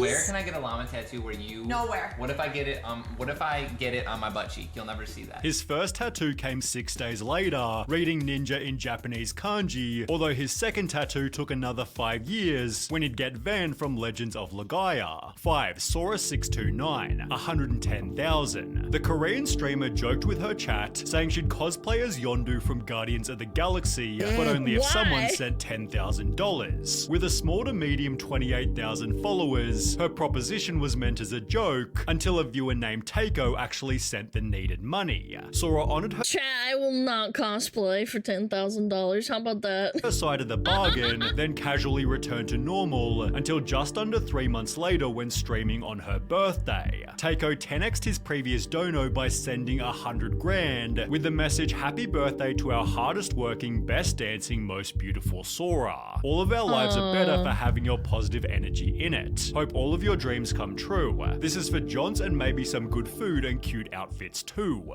For Jacksepticeye, 145,000. Every year, Jacksepticeye hosts the Thankmas charity stream, where in 2020 a familiar person donated. We just got a very generous donation from Mr. Sweden himself. It just went through. Felix, thank you for $145,000. PewDiePie treated his donation like it barely made a dent. Felix, thank you for your donation, by the way. Did it come through? Yeah. Amazing. Nice. We all freaked out about it and you were deafened, so you couldn't hear it. Oh, nice. Which the audience seemed to appreciate, judging by comments such as this one. 3. Valkyrie, 200,000. Between some $20 and $10 donos, Anonymous snuck a casual 200,000, leading to maybe the best reaction we've seen throughout the video. What? What? What? I would shit my pants on the spot if I saw that. I'm not joking. No. What? Where? What happened? Who did it? Valkyrie spent 4.5 minutes convinced it was a troll. Is that real? It's anonymous? Why is this anonymous? Accepting her donation by breaking down in tears. How do you have $200,000 to donate? That's crazy. What the heck? Any That's Oilers? actually crazy. That's so nice. 2. Dr. Lupo, $1 million. He hosted a 24-hour live stream called Build Against Cancer, trying to raise $2 million for the St. Jude Children's Hospital. At 1.3 million with only a couple minutes remaining, we have 5 minutes left to raise $700,000. It seemed Dr. Lupo wouldn't reach his goal until he was given a mystery present. Dr. Lupo unwrapped the gift to find $1 million check, bringing him to tears while completing the stream's goal, with the insane donation leading to a story on local news. As an honorable mention, iShowSpeed was also sent $1 million. Yo, $1 million, bro. Dude, we got $1 million donut, look. Oh my god. That's Why? Holy shit! That's 1.5 million. Oh, well, we just translated it. It's not $1 million. $1 million, and that is $64.17. But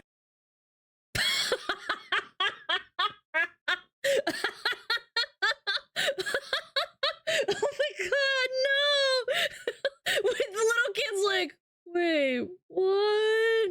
Boo. in the top position of donations in USD was Jacksepticeye with 3.71 million. 2 years after PewDiePie's donation, Jack was hosting another Thankmas, explaining he'd be stoked to raise a total of 2 million. I was like, dude, if we hit 2 million today, I will be shocked and really, really happy. So when one single person sent a massive 3.7 million, Jack was understandably shaken. We have just confirmed a donation of $3.7 million. That's insane.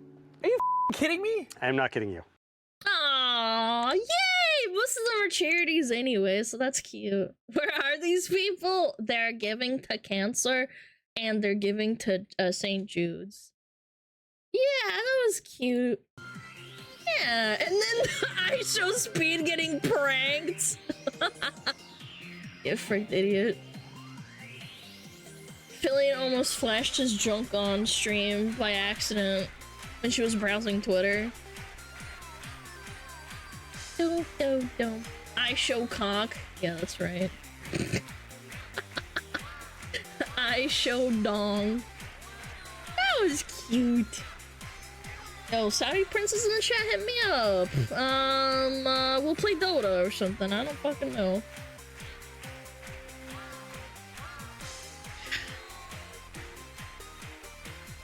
You said his and she? Yeah. Fillion is a girl. And, iShowSpeed is a guy. And she was looking at Twitter and she accidentally almost showed his junk. Is she? Well, some would say she's a Filipino boy, but I'm just saying. My Filipina boy. Have you seen her? You've never seen me. A Filipino gal.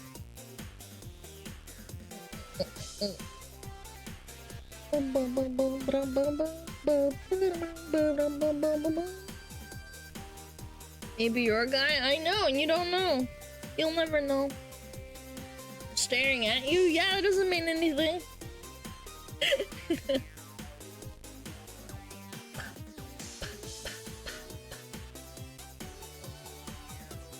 A Russian Filipino? Do you think there's a Russian Filipino out there? Like they live in the Philippines? Did you choose the date to collab with Fillion? No, she hasn't responded, but I don't know. We'll see.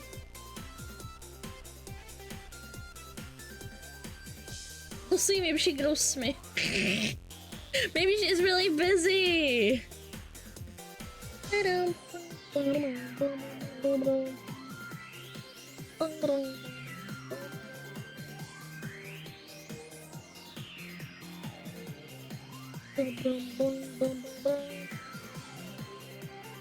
you watch your reaction response and backed away slowly?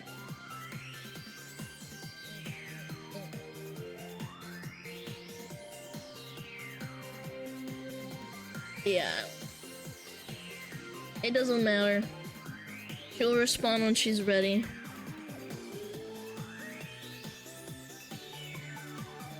I will tell you. I will tell you. Bum bum bum bum. Alright, let me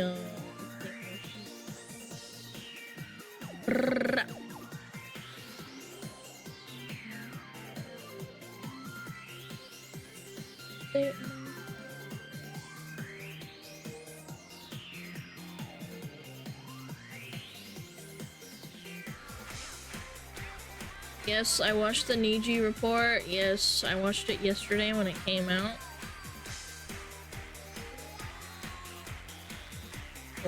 Oh. I swear I had the tears. How did the internet archive situation get worse? I didn't realize there was a situation. Is it cool? Yeah, we should look at Shibu. Shibu! Look at that wiggle. Shiba. My friend is holding me hostage, forcing me to watch this stream.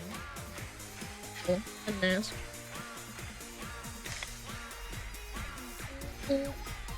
Nice band. Nice band. Easy clap. Oh, look at that face.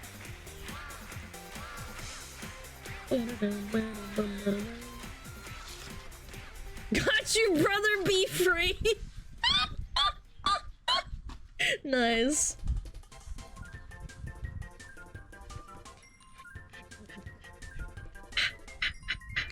Look at that smile.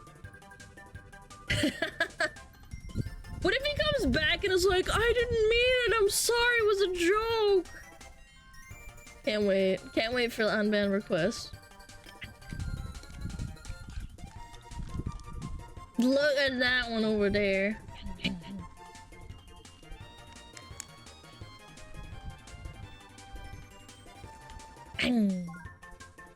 Aww, so cute.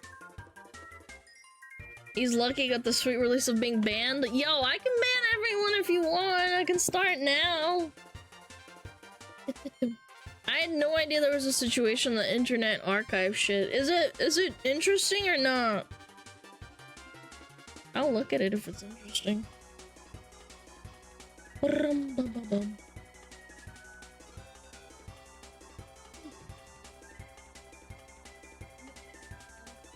I'm also a nerd. It's fair. I don't know. I have used Internet Archive to look at old World of Warcraft websites and stuff. So I don't know. Maybe it is interesting. A little gander. Why not? Couldn't hurt. Hello guys and gals, me Mudahar, and I don't know why I'm smiling today, because to be honest with you, today is not exactly the greatest thing to exactly be discussing. Ladies and gentlemen, as you all know, I like preserving things, and you know one of my favorite sites on the internet, Internet Archive? You know, like absolutely researching on anybody, whatever stuff, degeneracy, anything of the internet past that I look up is entirely through Internet Archive. And you know what the funniest thing is? Tons of other favorite YouTubers of yours do the exact same thing. So it is this one site that basically serves as an entire library of the internet human history that we've generated, okay? All That's the pretty degeneracy, all of the good stuff, all... I thought it was like more like a soft Wayback Machine, I guess. Yeah, I used to look at it all the time, but I guess my interest in it declined. Is it cool? It is. Right it here is. on the Internet Archive. Now, of course, in the last few months, I've basically been discussing the Internet Archive's lawsuits. I've kind of been like basically ongoing, like covering this situation because the implications of it are huge. If big publishers win, this is a terrible day for anybody that wants to preserve actual pieces of the internet. And also not just websites, but we're talking books, we're talking movies, we're talking old movies, we're talking old games, we're talking files that are basically being lost to time on the internet. That's so dumb. So to give an idea real quick, I'm pretty sure you can download ROMs to play old Pokemon games off of there too. Back years ago, the Internet Archive during the pandemic actually launched a tool known as the National Emergency Library, which was a public service to people who could not get access to libraries during the coronavirus pandemic. But the actual publishers of some of the books that they had actually put up on the National Emergency Library were bad. So they decided to launch what is a multi-year lawsuit where unfortunately the side has basically been taken with the publishers. Now, it's not because the publishers are big, scary, and evil in this situation. They are. It's because the Internet Archive actually did make a serious mistake. So to give an idea about like what the topic of controlled digital lending is, controlled digital lending, for anybody that doesn't know, is providing access to information by lending books and other materials to the public, which is basically what libraries do. But what about content that is digitally stored? So what digital lending basically does is it serves as a digital version of an actual physical library, okay? How many of you watching have been to a library, okay? I know I've been to a few times. I stopped going as soon as torrenting became a thing, essentially. I figured out that torrenting was a thing and I was like, all right, no more going to the library anymore. My life. Some younger people, they're like, what is a library? What is it? Is that in the before times? But if they want to get a book through a digital library, it's kind of the same purpose. There's three actual principles to the situation. The library must own a legal copy of the physical book by purchase or by donation or a gift. The library must maintain an owned-to-loaned ratio, simultaneously lending no more copies than it legally owns. And a library must use technical measures to ensure that a digital file cannot be copied or redistributed. So the idea is, if I wanted to host a library, for instance, and hand out D&D rulebooks, like this is one of my favorite rulebooks for a game known as Cyborg, okay? Now this is a beautiful, beautiful rulebook, okay? If you actually add in progress. Okay, I'll wait. Yeah, I used to loan books from the library for Warrior Cats. Russia has a great e-library called LibGenesis. Yeah, and I think that should be allowed because we are slowly moving into a digital age, so why the fuck are we fighting over this? With, like, for the right for knowledge. Like, it's so cringe that they want to just be like, no, corpos, yeah, they have the right to tell you to fuck off. Yeah, corpos are fucking evil. Warrior Cats, yeah. I used to sit on a wait list for the newest Warrior Cat book for weeks. Wait until you hear about academic publications. Oh my lord. Yeah, waitlist. So a new book would come out and my parents wouldn't let me buy books because we weren't like super well off and they were expensive and they would come out like once every 6 months. So they just told me to go to the library and borrow it. And when a new Warrior Cat book would come out, I would just go and borrow it from the library. But because there's so many other people borrowing that book, I had to go on a wait list usually. Especially when it was a new book, specifically. Actually flip through it, It's probably got some of the best art that you've ever actually seen in any like rulebook period. This is such a pristine Kino piece of actual content. If I wanted to, I guess, run a digital library and lend this out, I would have to own a physical version of it and then lend out only one of those physical versions. And I would also have to provide some level of protections, whatever DRM that may be. Unfortunately, you can imagine what happened with the Internet Archive was they actually decided to just laissez-faire give people as many copies as they wanted to. And this is where things unfortunately stepped into what is known as piracy, okay? Just giving people shit for free. So throughout the course of the last few years, what has basically been happening is the Internet Archive has been fighting legal teams from some of the largest publishers in the industry. Some of these publishers include Hatchet Book Group, HarperCollins, Penguin Random House, and Wiley. And there's a whole slew of other actual publishers that are coordinated by the American Chemical Society, Cambridge University Press, Fordham University Press. Everyone's freaking out at them. Association of American Publishers, also known as the AAP. So anyways, looking through their actual lawsuits and their actual summary judgments, they even defend the National Library to an extent. They say it's lawful fair use. When the pandemic began in 2020, the Internet Archive fielded numerous requests from students, scholars, educators concerning the obstacles to accessing the pandemic presented. Children were unable to access copies of their books in their school lockers, and students and scholars at universities were unable to access print books at their libraries. So multiple libraries reached out to the Internet Archive and explained that their entire collections, by the Internet Archive's estimation using IMLS data, 650 million books were not circulating. The pandemic apparently created an emergency need for reliable information, and even healthcare professionals looked to the Internet Archive to get books like Basic Life Support for Healthcare Providers and Advanced Cardiovascular Life Support Provider Manual. Look, even if this is piracy legally, I think ethically what they're doing is okay. Remember, legality and ethicality are totally different situations, right? I definitely cannot defend the Internet Archive from a legal perspective. I ain't a lawyer. But piracy is piracy. But ethically, I'm on their side because they preserve more of this content, they preserve more of this information, and ultimately they are a net positive as compared to some of these scumbag book publishers that just, you know, they get in the way of actually spreading out technology and spreading out information. Now, controlled book lending happens everywhere, okay? You got like Overdrive out here, you've got tons of actual, you know, companies, tons of actual tech groups that work with libraries to actually distribute, you know, digital versions of books. Yeah, but they always cost something or they want a subscription. It's so dumb. I hate it. You take out a book, you return it back, okay? Literally all... Like, libraries don't make you. Yeah, you don't have to give them money.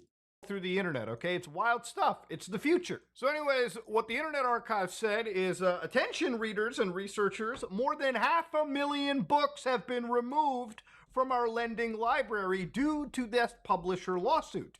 Have you been affected? Share your story with us and help us restore access. So yeah, we're at a point where 500,000 actual books have been fucking removed, and apparently in their library, it is basically because of the Hatchet versus Internet Archive lawsuit. So obviously they're appealing the decision, and one of the problems that I kind of brought up in the previous video is that this is a non-profit group. The Internet Archive is a non-profit organization. For them to be spending this much money on lawsuits ultimately is money taken away from preserving actual media. Now, yeah, and they're suing them too, so they're gonna have to, all that money that they dedicated to like storage and maintenance, they have to put it in a lawsuit. It's so scummy. Get actually trying to win this fight. But unfortunately, the way legal stuff works is if they lose this fight, okay, a great amount of precedent can be set through case law that actually protects a lot of these like publishers and actually ruins preservation going forward, which is a fear that I think a lot of people genuinely have. Look, I want these guys to win.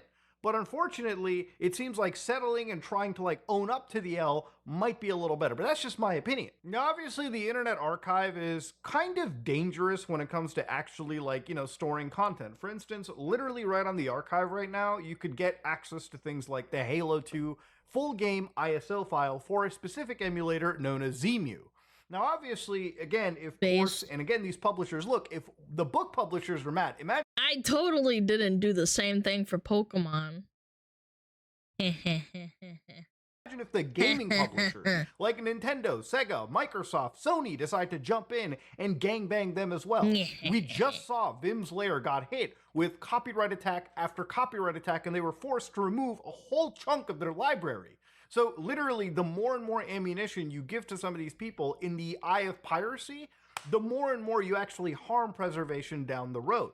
Now, obviously, I'm sure a lot of people watching will be like, well, these are old games. Don't they also deserve to be preserved as well? And we get into a real touchy subject, but I'm only bringing this up because already lawyers have already picked through this information and may already be considering building a case, or at least building a case and showing it to a big game publisher and saying, hey, you've got some chops here. I mean, what gets into a serious, dangerous situation is people are entirely uploading full CD, like ROM dumps of entire copyright-protected video games. Like, for instance, Metal Gear Solid 5 Phantom Pain still being sold on actual, like, computers, actual Steam software, actual, like, you know, a version of it is being sold. Yeah, so it's basically they're turning into piracy and not helping their case, which is really, really bad. By Konami. They're apparently distributing entire ISO files of this out there for people. Now, can this be used and obtained and installed? I probably assume not. I'm not trying it, but I assume because it probably will check for like internet verifications or Steam, maybe it won't. But this is just, again, a full dump of entire game information.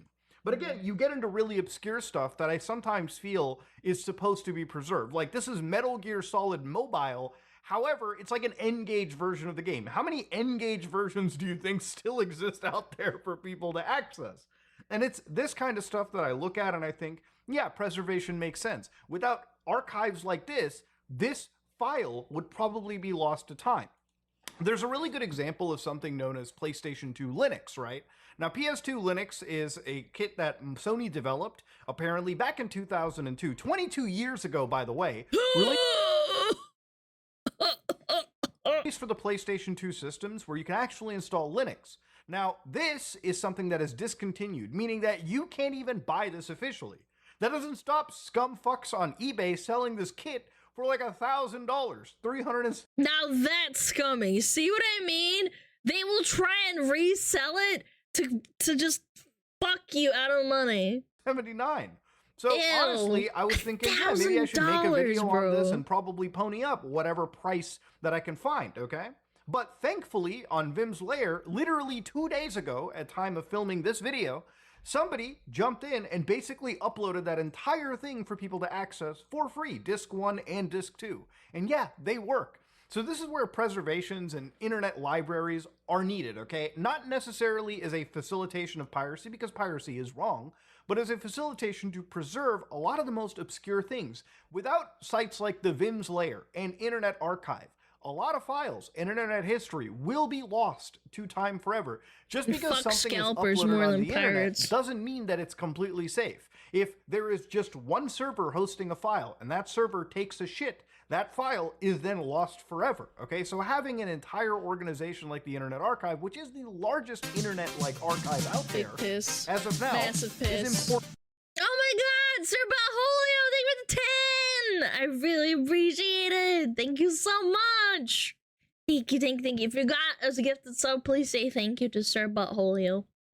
And I hope you understand why. So according to this situation too, one thing that the Internet Archive also brings up is the 1,300 books that are banned or challenged titles that are also removed from digital lending libraries. And this is the most important thing. So last time I covered this, I wasn't necessarily jumping into the intricacies of banned books.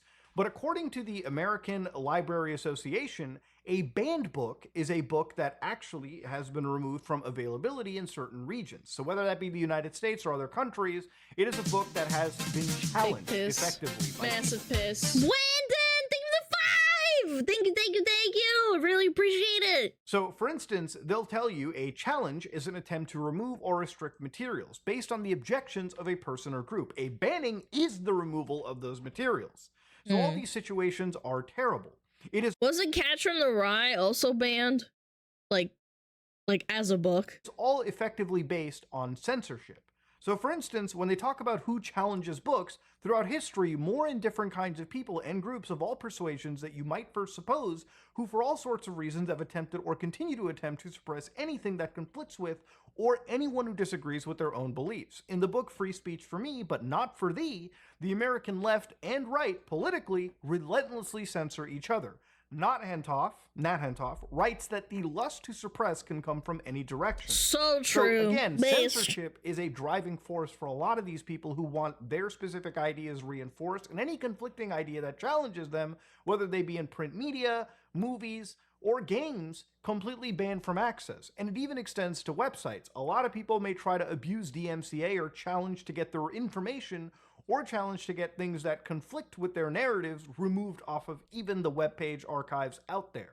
So these are things that we do have to fight against. And there's a whole bunch of books that are being banned, or have been banned, or are challenged. Books like 1984 and Animal Farm that are unfortunately banned even if it's in translation or from publication in countries such as Vietnam. But even the Hunger Games, I found, was banned in certain parts of the United States, which I didn't even think was possible because of things like the First Amendment, right? So here, according to the ALA, they said... What's so bad about... What's so bad about Hunger Games, bro? It's like the movies are a little bit violent, but like, I don't know, man. Warrior Cat's books are more violent, man. that these books were banned or challenged due to insensitivity, offensive language, violence, anti-family, anti-ethic. It talks about segregation. Yeah, so it's a book, motherfucker. It's a book. Supposed to learn from it. And occult satanic views. So again, one of the largest, movie series in the world, okay? Big multi-million-dollar releases in the box office. Yeah, the books that those movies are based off of are contested and challenged in public. And this is where Internet Archive is important. To have access to this information is what human beings need. Nobody should be allowed to censor any ideas or prevent access to any form of information. There's a lot of shit that I don't agree with that exists out there. And I think it's a right for it to exist out there. It should be challenged in a debate. It should be challenged in a setting if you don't understand or believe in any of its actual ideals. Just banning something is never a good thing. It's just actual information that gets removed from the human pool. So anyways, that being said though, everything aside, yeah, it's a pretty bad day for the Internet Archive, okay? Losing 500,000 books to lend out is not a good sign. And honestly, the further this lawsuit goes, if it just keeps pivoting towards the big publishers, I am fearing that this could actually domino effect into other things like movies, like video games, like software. Software and video games that are already difficult to fucking preserve already. So yeah, ladies and gentlemen. Well, the problem is, for those that don't know, when a case wins, you can cite that case in another case as something that seems like, okay to do. It just sucks, man. Like, if they lose, yeah, it's the precedent. It's like the idea, like, oh, well, in this case, these people won, so now we can cite it in our case, and now they want to, like, push it even more. So it's stupid. Let me know what you think. If you like what you saw, please like, comment, and subscribe. Dislike if you dislike it. I am out. Big piss. Massive piss. Julio, thank you the prime! Thank you. The Supreme Court will 100% sign for the corpos. Yep. Thanks, Mudahar. Yay. Yay, I love knowing that society is crumbling. Preserving old software and video games that can't even function, like, with new software most of the time, like, I think that's just sad. Like, you can't have that. Like, in 30 years, Pokemon Blue and Red, you won't be able to play it unless it's, like, on an emulator. And if you can't have access to the ROM for the emulator, what the fuck are you supposed to do? Buy it for, like, $20,000 because it's, like, a fucking ancient fucking cartridge? Like, what? It's so dumb. I'm gonna go pee, chat. I'll be right back.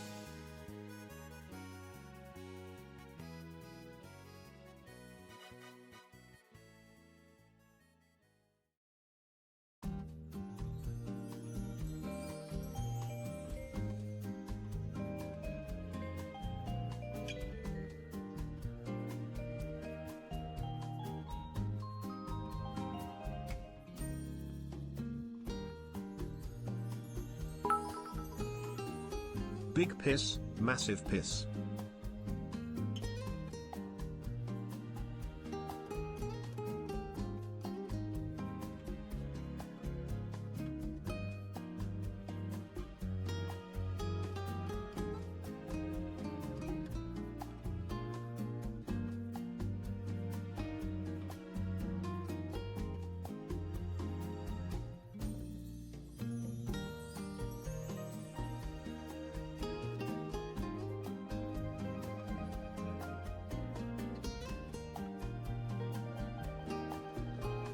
Sorry, I didn't fall in. I didn't fall in. You got debated.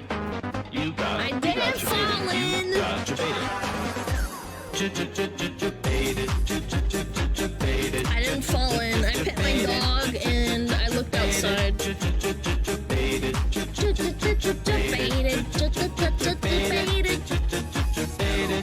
You just got debated.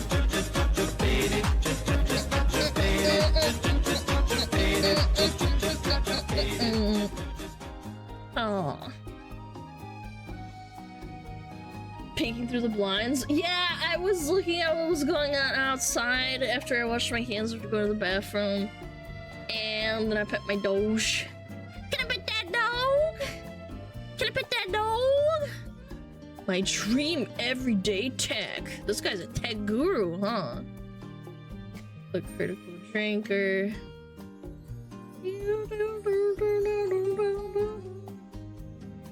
There's gonna become one more. Nah.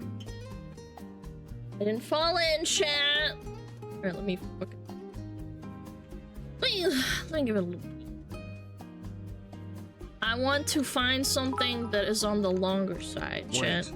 When did they start showing your bits beside your channel points? Cinder6 panic. If I see them, I'll want to spend them and I'll be out until next restock day. See what I'm saying? I'm it's a trick to like get people to spend their bits on useless shit. Chat, we're not gonna do that. That's so dumb.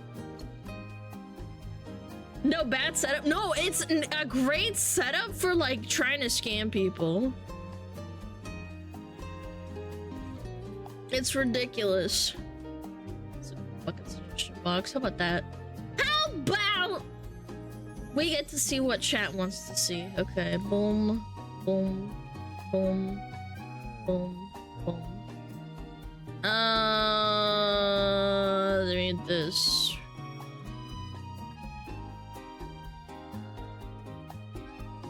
I don't know, this looks kind of funny.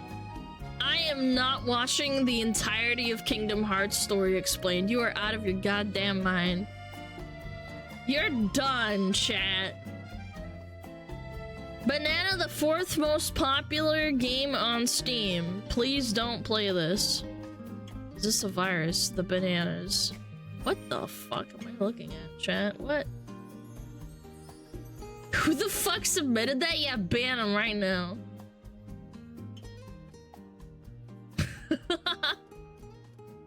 Banana game? I don't know, man. It's pretty concerning that such a blatant cash break has remained on Steam, but it doesn't surprise me to know Valve's track record. Wait, this looks interesting. Hold on. I kind of want to see this. This unironically looks interesting, chat. What the frick? Who submitted this? I don't know. Did a good job, though. I'm gonna check it out. It must be getting recommended to me, too. Yeah, it's recommended to me! Look! It's this video! But someone posted it. Alright, sure, why not? On June 11th, 2020. Sorry. Yeah, I don't know. I'm interested. You've piqued my interest. But you've also maintained my curiosity. Alright, let's do it. Curiosity has been piqued. I wonder what they're talking about. Alright, 3, 2, 1, boom! On June 11th, 2024, the 4th most played game on Steam was something called Banana. This game, if you can even call it that, first appeared on the storefront in late April, but in less than 60 days, it now ranks among the all-time But nobody's ever heard of it? Is it a crypto scam? highest player counts on the platform. Knowing this, you might be wondering, what's the deal? Is this some sort of scam? Is this secretly a Bitcoin miner? And why are so many people playing the game? In order to answer these questions, I did a deep dive into Banana and the team behind it. And unsurprisingly, Oh, Steam Marketplace. Steam Marketplace. I know where this is going. this gimmick of a game isn't as wholesome as it might seem. Let's get started. Banana makes no effort in selling itself to potential players. The trailer and screenshots on the Steam store page leave nothing to the imagination. The game is hardly more than a bare-bones Unity project featuring an image of a banana. Each Even Cookie Clicker's better than this game. time you click on the banana, the number on screen increases by 1. This number is not saved between play sessions, so you have to keep the game running at all times if you wanted to maintain your score for some reason. Unlike other clicker games like So it is a Bitcoin miner. Yeah, it's probably mining Ethereum. Cookie Clicker, there are no upgrades or additional features to add a sense of progression. The real draw here, as expected, is money. Banana is a free-to-play game. However, it features Steam Community Marketplace integration. This is the same system used by Counter-Strike and Dota 2, and it allows players to buy and sell in-game items using currency from their Steam wallets. In Banana, players are rewarded a random item from the game's collection every few hours, just for leaving the game open. These items are all slightly modified images of the And you're telling me this is not a miner. Like, why? Like, Steam NFTs? Dude, this is gonna become an issue, man. Steam could get into trouble with this, I feel like. same banana. Each one can be sold on the Steam Marketplace, and while most of them are only going for 3 cents, some are worth tens of dollars. In total, there are about 100 variations of banana. Banana Doomer, Pepe Nana, Cherry Blossom Nana. What the hell? Ooh, Nana? Woo Nana? 49 cents? Bananas, but the developers are adding more every few days. With just this knowledge, you can already tell exactly why this game has become so popular. Hundreds of thousands of players, most of which are multi-boxers or bots, leave the game running in hopes of receiving a rare banana. Then they aim to list it on the marketplace to get some Steam currency. But what exactly is the point of collecting these bananas? This is Well, so dumb. similar to everyone's other favorite JPEG collectible, the only reason for hoarding bananas is for bragging rights. But unlike NFTs, this game doesn't use the energy equivalent of a small country to process pointless transactions, so they can't be hurting anyone, right? The game itself is exceedingly simple, made using the free version of Unity. It contains 2 asset packs, Layer Labs' The Stone and Bradis's Steam libraries. The stone is a simple user interface, and the Steam Libraries asset just enables item drops. The only actions you can perform in-game are clicking on the banana, changing the resolution, or opening the Steam Marketplace. Despite the absolute simplicity of the program, it's received thousands of positive reviews, most of which are banal jokes or memes related to bananas. However, when sorting through the litany of negative reviews, some more serious accusations are raised. Notably, another scam: the developer creates an artificial shortage of items, spawns items in their accounts, and sells these items to those who offer it for money, usually collectors. Brother, come on! They're not even trying! many call this game a crypto miner or a keylogger, but these are common claims levied against any suspicious game on Steam, so I take these with a grain of salt. Regardless, it's best to do some research of our own, just to be safe. Thus began my attempts to reverse engineer Banana. Banana is a game made in Unity, an engine with which I have some experience. Using open source tools, you can reverse engineer the game's compiled C++ code. After a brief review, I couldn't really find anything outwardly. Coders in my chat, wake up. Does he know what he's talking about? Yo, Amber, thank you for the raid! Thank you so much. I hope you get a great stream. Sorry. I wanted to wake up the raiders, man. Suspicious. The game's 60 megabytes of data contains only 3 classes aside from those for Steam integration or the UI asset pack. Those are item drop check, update money, and full screen toggle. These do exactly as you would expect, and they account for all 3 of the game's features. The next obvious thing to check would be web traffic. If they were actually collecting user data, as some suspect, then we would likely see some evidence of the game connecting to a remote server. Web traffic can be monitored through a variety of methods, but I just used Wireshark and the Windows command netstat. I'm not going to be showing my results on screen since it would just reveal my IP address, but the actual Banana game doesn't appear to contribute to web traffic at all. You don't even need Steam running to... Aw, Amber, congrats on affiliate! I just saw the message. Congrats, I'm very flattered. Thank you so much. I hope you become a partner one day. Launch the game, and it works just fine when the internet connection is terminated. Any online aspect of the game is handled through its integration with Steam. Banana just tells Steam whenever a certain amount of time's passed and a random item is given to the player. That's it. You only need to click once every 3 hours to be marked as an active user. These Banana rewards are distributed on a fixed interval, as explained by a bot in the game's official Discord server. By opening the game and playing for up to 3 minutes, after that the game checks every 3 minutes if you are eligible for a drop. The game drops a banana every 3 and 18 hours, just make sure to click once at least in these time frames. The poor grammar in this message is a bit confusing, but I left the game running for about 10 minutes and received 3 banana items in my inventory. There's a chance you'll receive a banana every 3 minutes, with a guaranteed one every 3 and 18 hours. The 18-hour banana is supposed to be a rare one. What if it's just money laundering? Like, you drop a little, fake little banana for them, and then you give them, like, $10,000 or something? Yeah. Although, without any way to know the actual numbers behind these drops, who knows how rare it actually is. Additionally, because of how the Steam inventory system works, the developer does have the power to manually generate items for users. So, who's to say that they aren't just creating the rarest bananas and giving them to their friends? To conclude this section, there doesn't appear to be anything obviously malicious going on within the game's code. It's an extremely simple Unity project that probably took no longer than a day's worth of work to put together. However, due to the nature of Steam... Can you use Steam Wallet for anything other than buying games? I don't think so, but you can farm this on multiple PCs.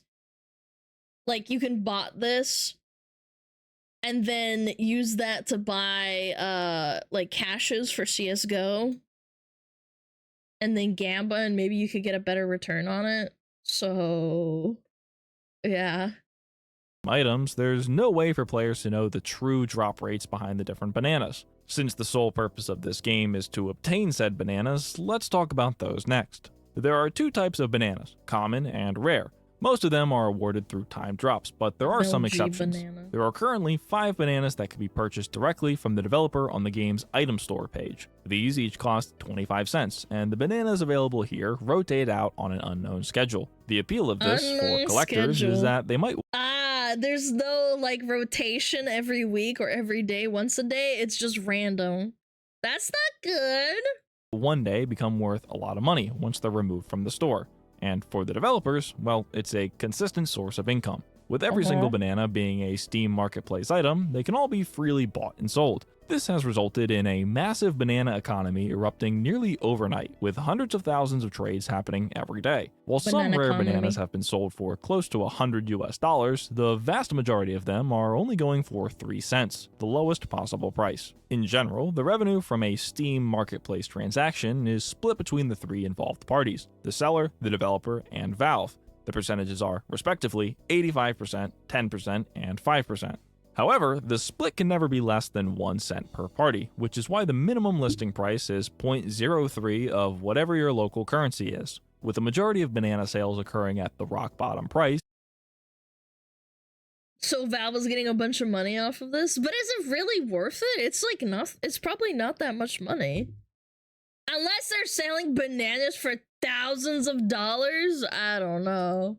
Each of the 3 parties will receive 1 cent per transaction. With this information, let's do some math. According to Steam's data, there are currently 228,000 players with banana open on their machine. Every 3 hours, a common banana is dropped, for a total of 8 a day. Each common banana can be sold for 3 cents, so with that 3-way split, the developer can make up to 8 cents per player per day. Assuming every single player successfully sells each banana they receive, the developers and Valve might be making as much as $18,000 a day in revenue.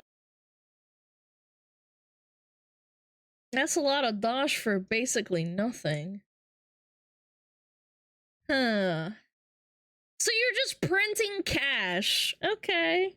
And that's strictly from the marketplace fees. Who knows how much they make from the item shop? While this 5-digit figure is what's been tossed around by media outlets such as Forbes, it's actually quite a generous assumption. In reality, a large portion of Banana's users are Russian, as indicated by posts on the discussion forum. Since 0.03 rubles is a lot less than 0.03. No, it is. SmugAlana Pat. Yo, Dad, thank you. Thank you for 18 months. Yeah, Banana Republic. No, I mean, it is a lot less. Look, it's it's like nothing. It's dirt. Those users are able to access buy and sell orders that US-based users wouldn't be able to see, since the minimum US price is 3 cents. It's kind of confusing, but basically, it's likely that the true revenue is a lot lower, probably closer to $5,000 or $6,000 a day. Still an insane amount of money, of course. Returning that's still nothing to sneeze at, man. to the obvious question, who in their right mind would ever spend money on these useless items? If you're a longtime viewer of my channel, you already know the answer. NFT profile pictures amassed a trading volume in the billions at one point. A percentage of these purchases are collectors for sure, but most of them are just going to speculators. Since every banana is technically limited in supply due to them rotating out of the drop pool, some people think that they might be able to sell the rare bananas in the future for a profit. Obviously, I can't tell the future, but I would be seriously surprised if anybody cared about these a month from now. Aside from collectors and speculators, it's also likely that many of these players are just children looking to get free money. And as someone who was formerly a kid on the internet, I can... They're scamming kids for money. Mommy, can I buy the banana NFT for 25 cents? Come on! assure you that I would have done anything to get some free Steam cash. Before we continue on to the next section, I want to make one more point here. Not only does no one know the true rarity of the bananas, but it's also impossible to tell who's behind the marketplace. 20 plus 10Ks for trade, DM for package deals. I'm trading my bananas for CS2 agent or CS2 skins. See? Banana sales. Unlike some items on the Steam Marketplace, bananas are considered a commodity. This means that you cannot see the individual marketplace listings for each item. It's entirely possible that a large percentage of the rare bananas are held by the developer and their friends. This would mean that they're able to dump them onto the marketplace whenever they want to cash out. To add even more factors in favor of the devs, all items purchased on the marketplace are subject to a 7-day trade hold. This means that anyone who purchases a banana with the intention of flipping it must wait 7 days. I'm sure that a non-zero number of people have already found themselves left bag holding a bushel of bananas. With all these aspects combined, it's pretty easy to suspect that there might be some sort of manipulation going on behind the scenes. especially when you consider that the bananas are added and removed from the drop pool on a seemingly random basis, allowing the supply and demand to be changed at the whim of the developer. In order to assuage your fears of missing out, the developers recommend that you join their official Discord server so you never miss a new banana drop. I love it. Just fake FOMO for like no reason whatsoever. It's a fucking banana, for God's sake. Just like the average crypto scheme, Banana uses Discord as their primary source of communication. With their server hosting over 30,000 members, this community of banana fanatics is ablaze with speculators discussing the hottest new get-rich-quick. And again, it's smart to take them off of Steam where they can have these discussions and people doing trades and stuff on Discord. Yeah, it's smart. You get them off of there and you move them onto Discord so you can't track them doing like weird shit.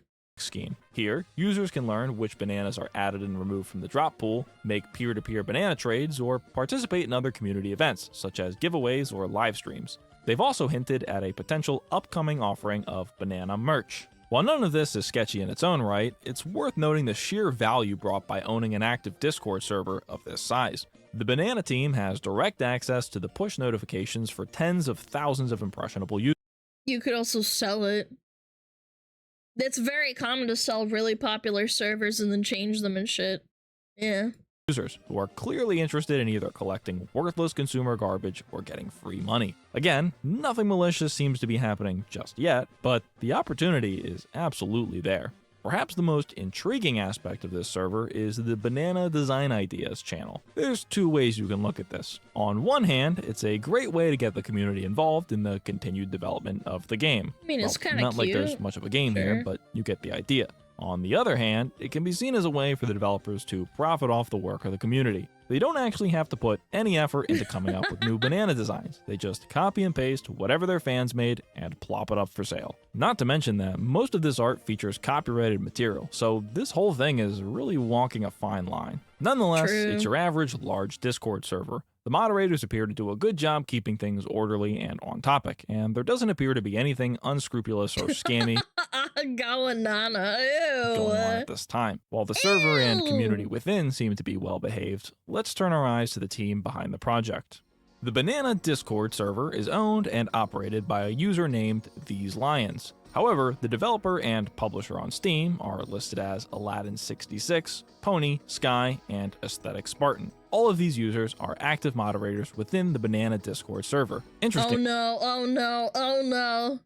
Oh no, Brody detected, oh no. These four individuals have published another game on Steam, Lasse Sliden. This game costs $1, and it features 100 achievements and over 300 Steam Marketplace items.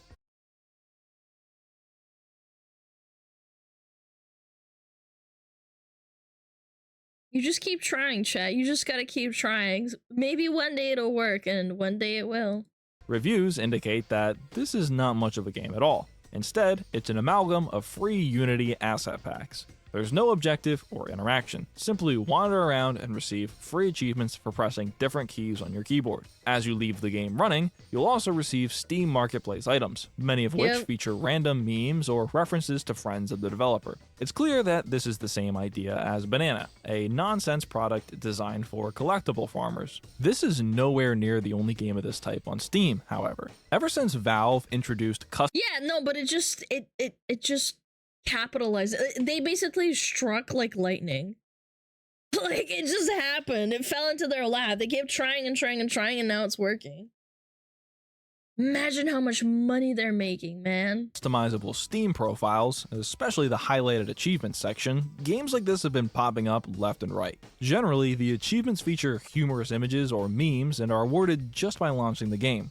Since these titles are usually free or extremely cheap, it's easy for someone to justify purchasing them just for a funny achievement to show on their profile. This same logic applies to the Steam Marketplace items, which can be shown on the profile's Item Showcase section. Personally, I couldn't be bothered to care what my Steam profile looks like, but I can totally see the appeal for these gimmick items and achievements. With this— oh my god, holy shit. Look at this guy in fucking Dota!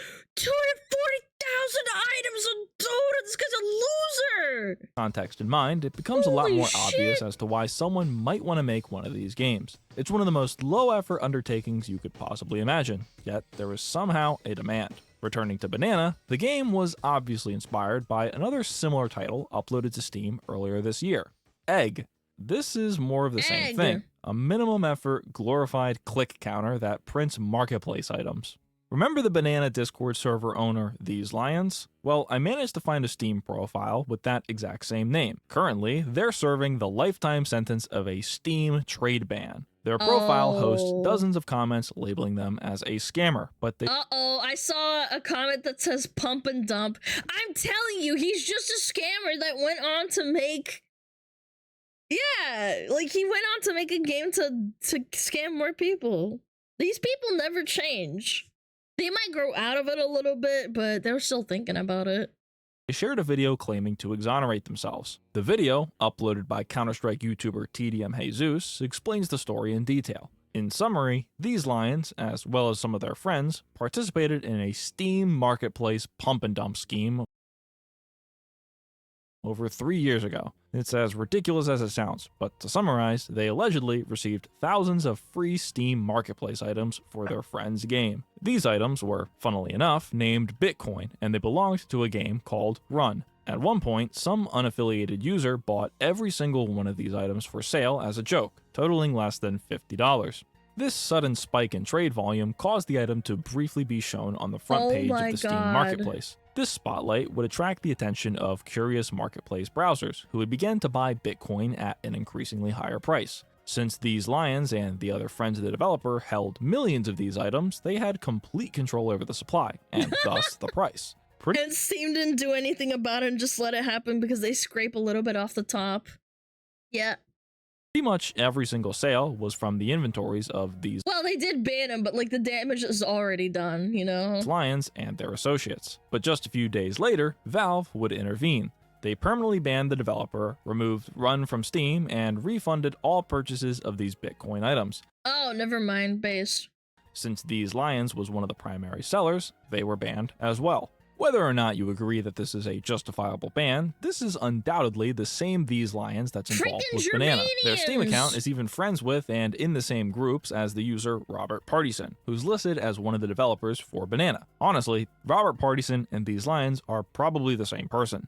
Anyway, with all of these factors in mind, The Steam page has got Putin and Trump on it. It might be worth looking at Banana through a lens of suspicion. These games that endlessly print Steam marketplace items have been around for a few years now, and at the end of the day, it's really only the devs that make out as winners. This specific game was brought to my attention thanks to an email from a viewer. I found it so intriguing that I just had to do some digging of my own. I always knew about the lazy asset flips with vanity achievements, but this whole item printer concept came as a surprise. I'm honestly not sure what will become of Banana. Its closest comparison, Egg, remains on Steam 5 months after release. However, Egg didn't attract anywhere close to the attention that Banana's receiving, as it only peaked at a player count of 17,000. With Banana already having been featured in a few gaming media outlets, the growth has only increased. I don't know why they're doing this. It's just gonna lead to more people. People are so stupid. Why would you advertise the scam? I mean, I guess this guy's doing it too, but like at least he's drawing attention to, like, you know, it's kind of freaking weird that this is happening.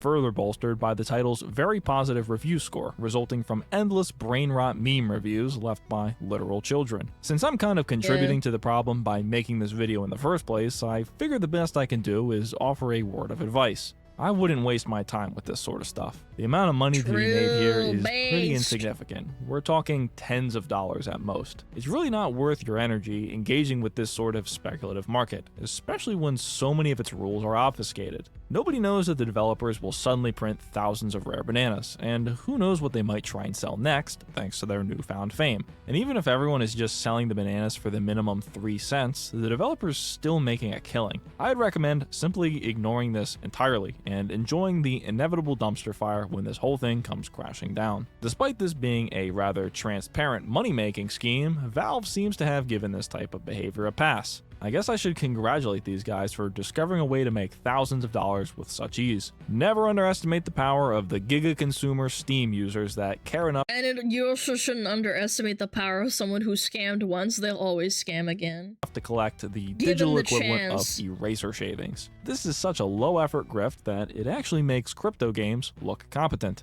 Anyway, I'm John, and thanks for watching. Goodbye. Bye! That was a cool video. Thanks, John. That was very cool. Thank you very much. Really appreciate the video. Guys, don't check out that game. It's dumb and stupid. Unban request? Okay. Give me a minute. Classic.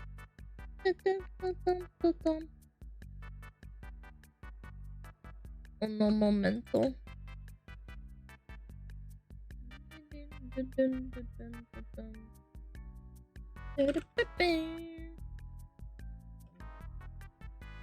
Ban request. I don't know why I was banned. My friend recommended the stream, so I came to check it out. Chad, did we unban that guy? I don't know what I was banned. Nah. Show his logs. It was the guy that said my friend is holding me hostage and forcing me to watch the stream. Yeah, the hostage dude. Why was I banned? Let me check your profile. Let him stew. Big piss. I don't know, they seem like a kid. Bubble Shape, thank you so much! Ban?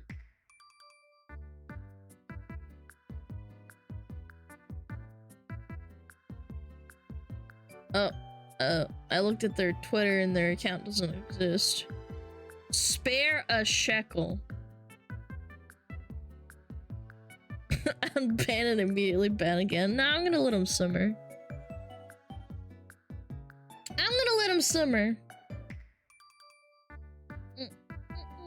Leave him in timeout. Actually unban and force your pee down his throat. Hex! What the fuck? What's wrong with you, milady? Ew. Nasty. What's wrong with you, girl? Hexy! What the fuck? Okay, but based? No, not based! That's unbased! Hex is definitely a dong? Yeah, I'm telling you, it's terrifying. Okay, let's do this. Sure, why not? Someone suggested this. This looks kind of neat. I want to watch it. Hex is too based for you? I guess so.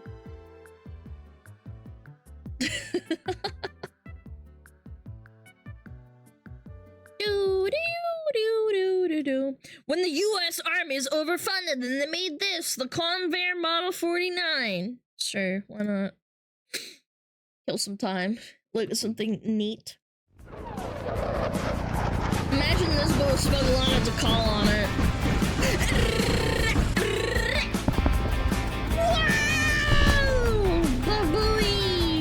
This aircraft is unlike any other you have ever seen. Dropping it's dookies. Not a helicopter, and it's not a fighter jet. It's a flying battleship. It would blast away the enemy with firepower that would make helicopters awesome, blush. With over 500 grenades, 500 rockets, and multiple... It's a Dyson fan! It's an oversized fan! It's a flying bomb. Dude, where does it get the bombs to drop this shit, dude? Look, it looks like an oversized wheelchair, man. Recoilless cannons firing Holy into the shit. jungle. Created by the insane minds looking to reinvent combat during the Vietnam War, it would have revolutionized the way we call in air support. This is and potentially ridiculous. made Holy the fuck. existing helicopter concept obsolete. But this bonkers aircraft was never actually built, and its legendary Yeah, gee, I wonder why. It looks fucking stupid as hell. design would go down in history as a crazy 1960s fever dream. This is the awesome. positively insane, top secret Convair Model 49. Don't believe it. I'm gonna believe this ugly as fuck. Imagine you're the pilot sitting in here and then you have to like strap yourself in and it flips its little nose up while you're flying like at fucking 1,000 kilometers an hour or some shit. At first glance, the Model 49 ridiculous. essentially was half a helicopter, half a fighter jet, and half a battle tank. It was technically considered a shroud-rotated vehicle with two coaxial mounted contra-rotating rotors that were powered by three 3,000 horsepower engines that gave the aircraft flight. Because of this arrangement, And how loud this thing would be. Can you imagine? of the cockpit and the engine system being separated, the entire aircraft could fly vertically like a helicopter. And then what if one of the pilots falls out and then just makes like little spaghetti noodles like out of him if he falls out and then flies into the engines? And it just flies off into the Vietnam jungle and explodes. Taking off from anywhere and then rotate horizontally to become a powerful jet. Because of these interrelated systems of lift and thrust, the power was substantial despite the small diameter of these rotors. Of the 4 nacelles around the shroud, 3 housed engines and the 4th had weapons and avionics. It'd be so loud in the cockpit. Like, what? Convair believed that this could fly very similar to a helicopter, Blow out but your was ears. more reliable, as it would also use the same principles as a plane for horizontal flight. It was also heavily armored, with the engines, fuel and crew capsule and avionics bays equipped with dual property steel armor for protection against 12.7mm projectiles, the exact weapons most of the Viet Cong had. And let's talk about that cockpit. This is unbelievable. I can't believe this is something that they actually thought was unironically like gonna be the next big thing. The cockpit itself could rotate separately from the rest of the unit and would have 2 crew members, a pilot, and a weapons officer. The vantage point, plus the suite of modern sensors, including night vision, infrared, and laser targeting, would give it a battlefield commanding position to command troops and blast away the enemy on the ground. And when I tell you all about its guns, you And then it just hovers and shoots. might find yourself blown away as well. Whoa, I am blown This away by how aircraft is fucking truly a redacted this unique, is. awesome, out-of-the-box idea, just like today's video sponsor, Bespoke Post. Bespoke Post is a monthly membership club delivering a box of awesome, top-shelf goods from what if you under take the a radar shit, brands. like, out of it? It's free to join, and you can skip a month or cancel anytime. And just stick your 90% of butt these out the products window, come take a from small massive brands, shit. many of which are based right in the United States. Or See, pee. how it works is that every month members get cool new products, outdoor gear, barware, home and kitchen Yeah, it goods, would hit the clothing fan and and more. then And spread once they even everywhere, send out ew. live oysters based on their Disgusting. preference quiz that you fill out when you sign up. Live Every box of oysters? Awesome Oh, has hell around no. $70 worth of goods inside, but costs you only a fraction of the value. When you get a box of Awesome assigned to you, and before it's shipped out, you'll get a preview of what's inside to decide if you'd like to keep it, swap it for a different box, or skip the month entirely for no charge. You only pay for what you want. Their box lineup is constantly changing each month, and there have been some super unique boxes. My favorite box so far is the Weekender, a fantastic travel case that is my go-to for all my travel needs. Another one is the Cocktail Aging Kit that can turn any unaged spirit into something really quite fantastic over 10 days, plus with those glasses that you can't spill. To get 20% off your first box of Awesome, click the link down in the description and enter this at checkout. Why are you not skipping I ads? truly It's don't think you're ready rude. to talk about firepower. Really. Only because this thing was insane. It had a Holy wide shit, look array at of this thing weapon fly. options that were proposed for installation on this vehicle. The standard setup comprising of 2 side turrets, each equipped with either machine guns or 40mm They look grenade like launchers titties. that either had 12,000 rounds pointy or titties. 500 grenades each. In the center turret, there was a XM140 30mm cannon, which had 1,000 rounds of ammunition, plus an additional option to include 500 Wasp rockets, or you know, a second 30mm cannon, because why not? Each of these turrets boasted rotational and elevation capabilities, allowing them to be utilized while the vehicle was stationary on the ground, hovering or cruising at high speeds. To ensure safety, because obviously that was a concern with this insane machine, mechanical stops were in place to prevent it firing towards the front of the... No, I'm just saying, man, like, you just fall out there, slip, and then you just fall through and you're spaghetti.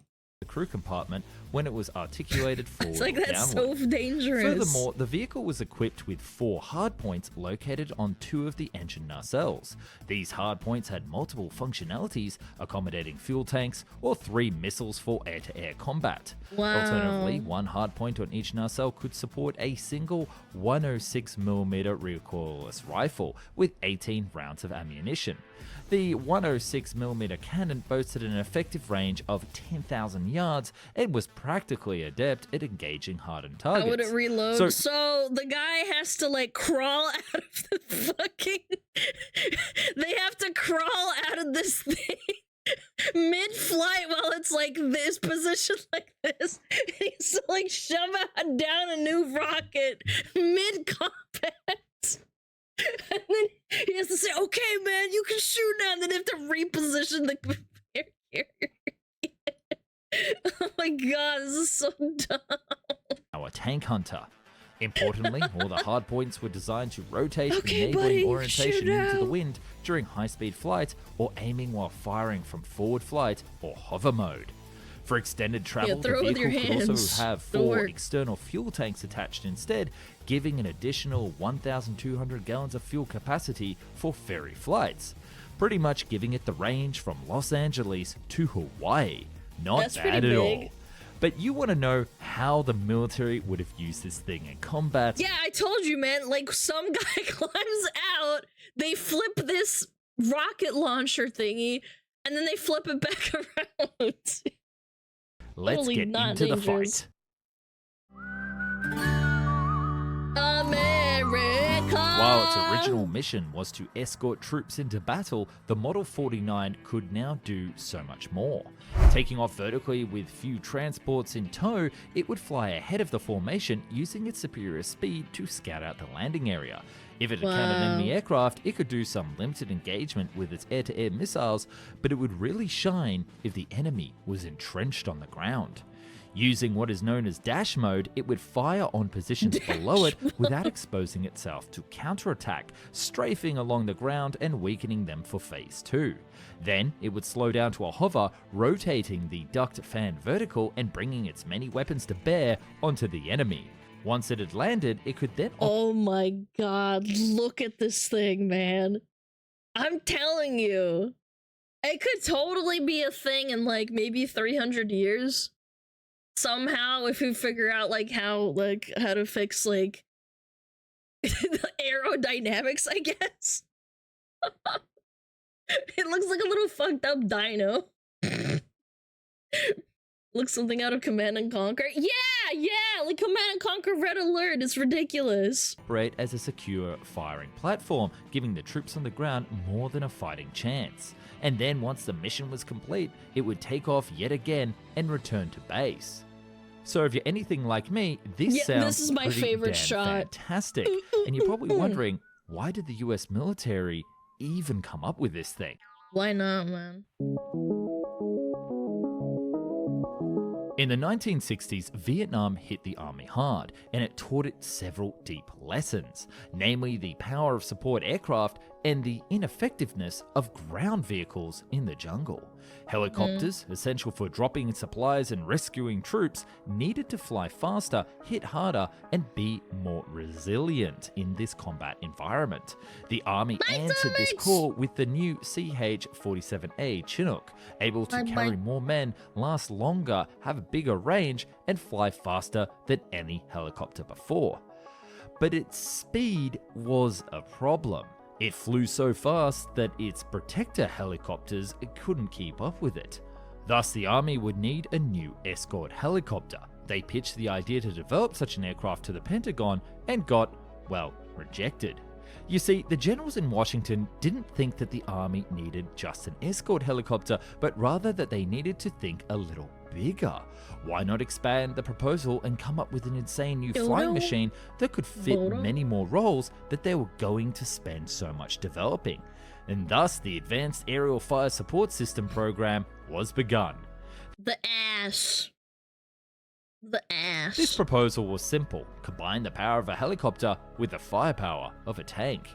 And this aircraft also needed to be quick, able to fly at a top speed of 220 knots, have the ability to hover at 6,000 feet on a hot day, and ferry itself to the furthest US state, specifically out of the Pacific to Hawaii. This is considerable considering that the Chinook, the original helicopter it was designed to escort, could only fly at 120 knots, so talk about overkill.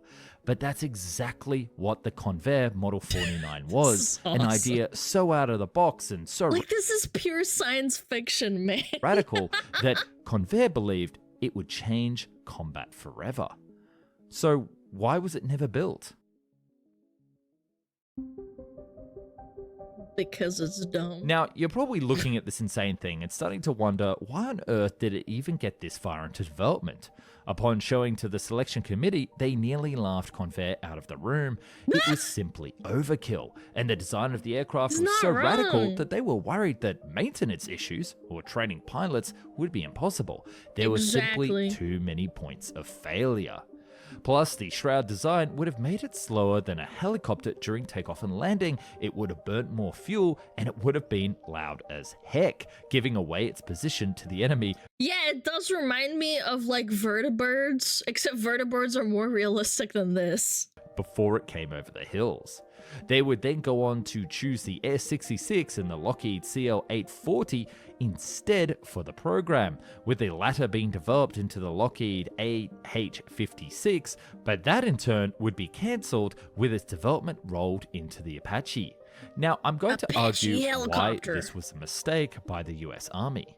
Given Convair's prior experience with tail-sitter VTOL aircraft and relatively straightforward flight and power systems that the Model 49 employed, in contrast to the more helicopter-like offerings from the program, such as the Lockheed hingeless rotor and Swarovski's translating rotopropt, it would have been more advantageous for the US Army to think creatively and embrace the complex concept rather than being overwhelmed by the complex engineering. Fantastic point highlighted by those nice folks over at Secret Projects. Another consideration that they had was this aircraft's Navy applications. You see, the issue with the current Navy helicopters is space, specifically hangars and landing decks on board ships. The Model 49 solves both of these. A regular Navy helicopter needs to have a big enough space to encompass the spinning rotor with a decent safety margin. Flight decks are usually up to 50 to 70 feet long with the full width of the ship, which is around 50 feet. The Model 49 needs none of this. With its enclosed rotors, it only needs enough space to fit on a 25 by 25 foot area where it can take off. It needs far less safety space because any collision would only be at the very small speeds it would employ during takeoff and landing, compared to the very high speeds of a rotor tip collision.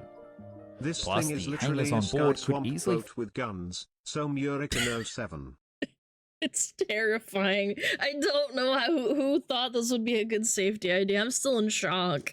Fit many more Model 49s. Where normally there are only 2 or 3 helicopters on board a ship, you could fit up to 10 Model 49s, with some ships being able to house nearly 100 units. There are even some thoughts that they could be stationed on submarines, given the small internal volume that they would fill up, which is we don't need safety up this bitch. We're American. At the end of the day, this concept was superior to the helicopter, but it was too unimaginable to those with the power at the army, and its only result is to appear on this video that you just watched. Thanks for keeping the dream alive, and maybe we'll see it rolled out as some sort of drone variety into the future. I got a helicopter I'd love to know what you think No, you down don't. in the comments. I should also point Turn out on that a your lot of this stream right research now. was Show done stream. by Aerospace Projects Review, specifically Dennis R. Jenkins, who put together the original Convair Model 49 Advanced Aerial Fire Support System article in its original publication. So thank you very much for that. Yay! That was cute. It's an ugly ass little helicopter hybrid. That was good. That's funny. My biggest takeaway from this is maybe don't do this until we figure out another way to make aerodynamics work. Yeah, explosive. Thank you so much. Thank you.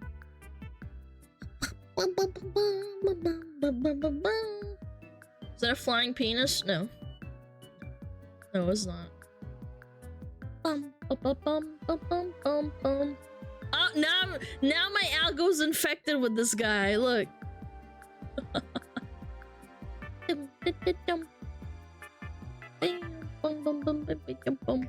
Ooh, why are games so big now? This looks good.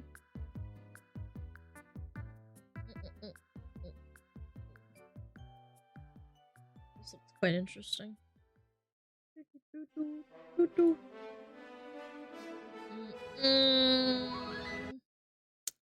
Why are games so large? Because most games are made by American companies and everything is bigger in the US of A. That's why. Oh boy, I want to play God of War. Time to download it for 10 years. Good lord. Is this not ridiculous to anyone else? We are on the— Wait, he has a sheep? Chat, I think we're gonna like this channel. They have a Shiba astronaut for their mascot. 9th generation of consoles. 9th. And one of the biggest hangups I have to deal with is that 667 gigabytes of usable default storage all of a sudden isn't that much. Go back a couple of decades and I'm 90% sure I— Oh yes, a VTOL alien that has not even half the normal payload capacity of a scout heli. Totally not gonna have any issues whatsoever. Yo, Warwolf, thank you so much! 200 biddies! could fit the entire GameCube lineup on 667 gigabytes. Yet in 2024, I get to download Red Dead Redemption 2, FIFA 23, the Call of Duty HQ hub thing, or whatever it is, Final Fantasy VII Rebirth, and the Demon's Souls remake. 5 whole games. And the thought that I'd want to add Elden Ring on top of this means I'll only have 7 free gigabytes of space to, I don't know, play Bomb Rush Cyberpunk or Balatro. I don't know. If I want to play Skyrim, I'll have to uninstall one of these games. Or I'm encouraged to spend an extra $90 on a special edition storage upgrade so that I won't have to worry about this issue. I can't even— Wait, that is so dumb. You have to buy a special edition to that. Man, console players get fleeced, I swear. Even rely on game discs anymore because some of them are straight up just keys for a digital download nowadays, which can only make me feel a certain type of way for deciding to spend an extra $100 on a disk drive. Also, just to preface this video, while doing research for all of the file sizes for these games, not only are there discrepancies between PC and consoles for the same game, consoles are heavier?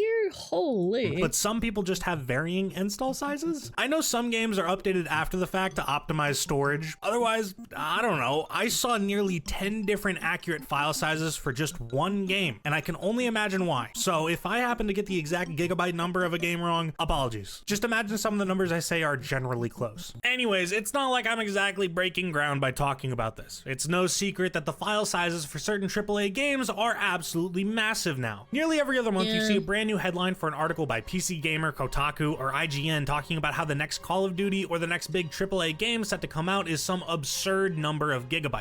What was the new Blops size? Like 300 gigabytes? Does anyone remember off the top of their head the one that we looked at the other day? was it 300 or was it 130 gigabytes? I couldn't remember. 300 something. Oh my god, I thought I was pulling something out of my ass. That's ridiculous! Can you imagine in 10 years we're gonna have terabyte-sized games? megabytes. And everyone can tell it's absurd to the point that it is a Entire real, terabyte, can you genuine imagine? conspiracy. Big developers like Activision are purposely bloating the sizes of their live service games so you're less likely to free up space on your drive to play something else.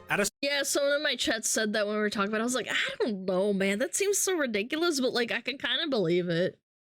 I didn't say, oh, that's dumb. I was like, I don't know. I think I could probably buy that. Certain point, I can't even blame them, because here's Modern Warfare 2019 and here's Modern Warfare 3 2023. On the left is a 159 gigabyte game, on the right is a 240 gigabyte game. 81 gigabytes of difference. You're probably wondering how any of this possibly came to happen, and to answer that, we need to back up a bit further, a little bit. Whoa, okay, too far forward. Okay, perfect. 1996. Let's take a look at the size of some N64 games, because when this console came out, these cartridges could hold up to a maximum of 64 megabytes of data. Some games, like Dr. Mario 64, were put on carts that could only hold 4 megabytes of data, which, looking at gameplay of this, yeah, that tracks. Some other games were bigger, like Super Mario 64 coming in at 6 megabytes, or Star Fox 64 at 10 megabytes. Only a few games were actually put on the 64 megabyte carts, like Conker's Bad Fur Day, Paper Mario, Pokemon Stadium 2, and Resident Evil 2. Jumping forward I know for a fact there's people out there who still make games that are small like this and they take it as a challenge, which is pretty cool. 5 years, the GameCube comes out and introduces its own specialized format of mini DVDs that can hold about 1.5 gigabytes of data. Star Fox Assault comes in at a whopping 1.3 gigabytes in size, and Super Mario Sunshine comes in at 1.35 Whoa, that's a big game! gigabytes in size. For the Star Fox franchise, that's a 129 times increase in file size in just 5 years. And for when I was a kid, I saw a gigabyte, I was like, damn, that's big. The Mario franchise, it's an even larger 224 times increase in size, which sounds absurd, because it is. Taking a look at it visually really puts it into perspective, with each dot representing 1 megabyte. Super Mario 64 is 6 megabytes, and Super Mario Sunshine is 1,350 megabytes. The rate of change we're working with here is like if Red Dead Redemption 2 came out in 2018 and people were shocked about a 150 gigabyte file size, then 5 years later Red Dead Redemption 3 came out and was 33 terabytes. That's how much cheese pizza they bust with the police when they track down criminals. That's how much cheese pizza they find on their computers.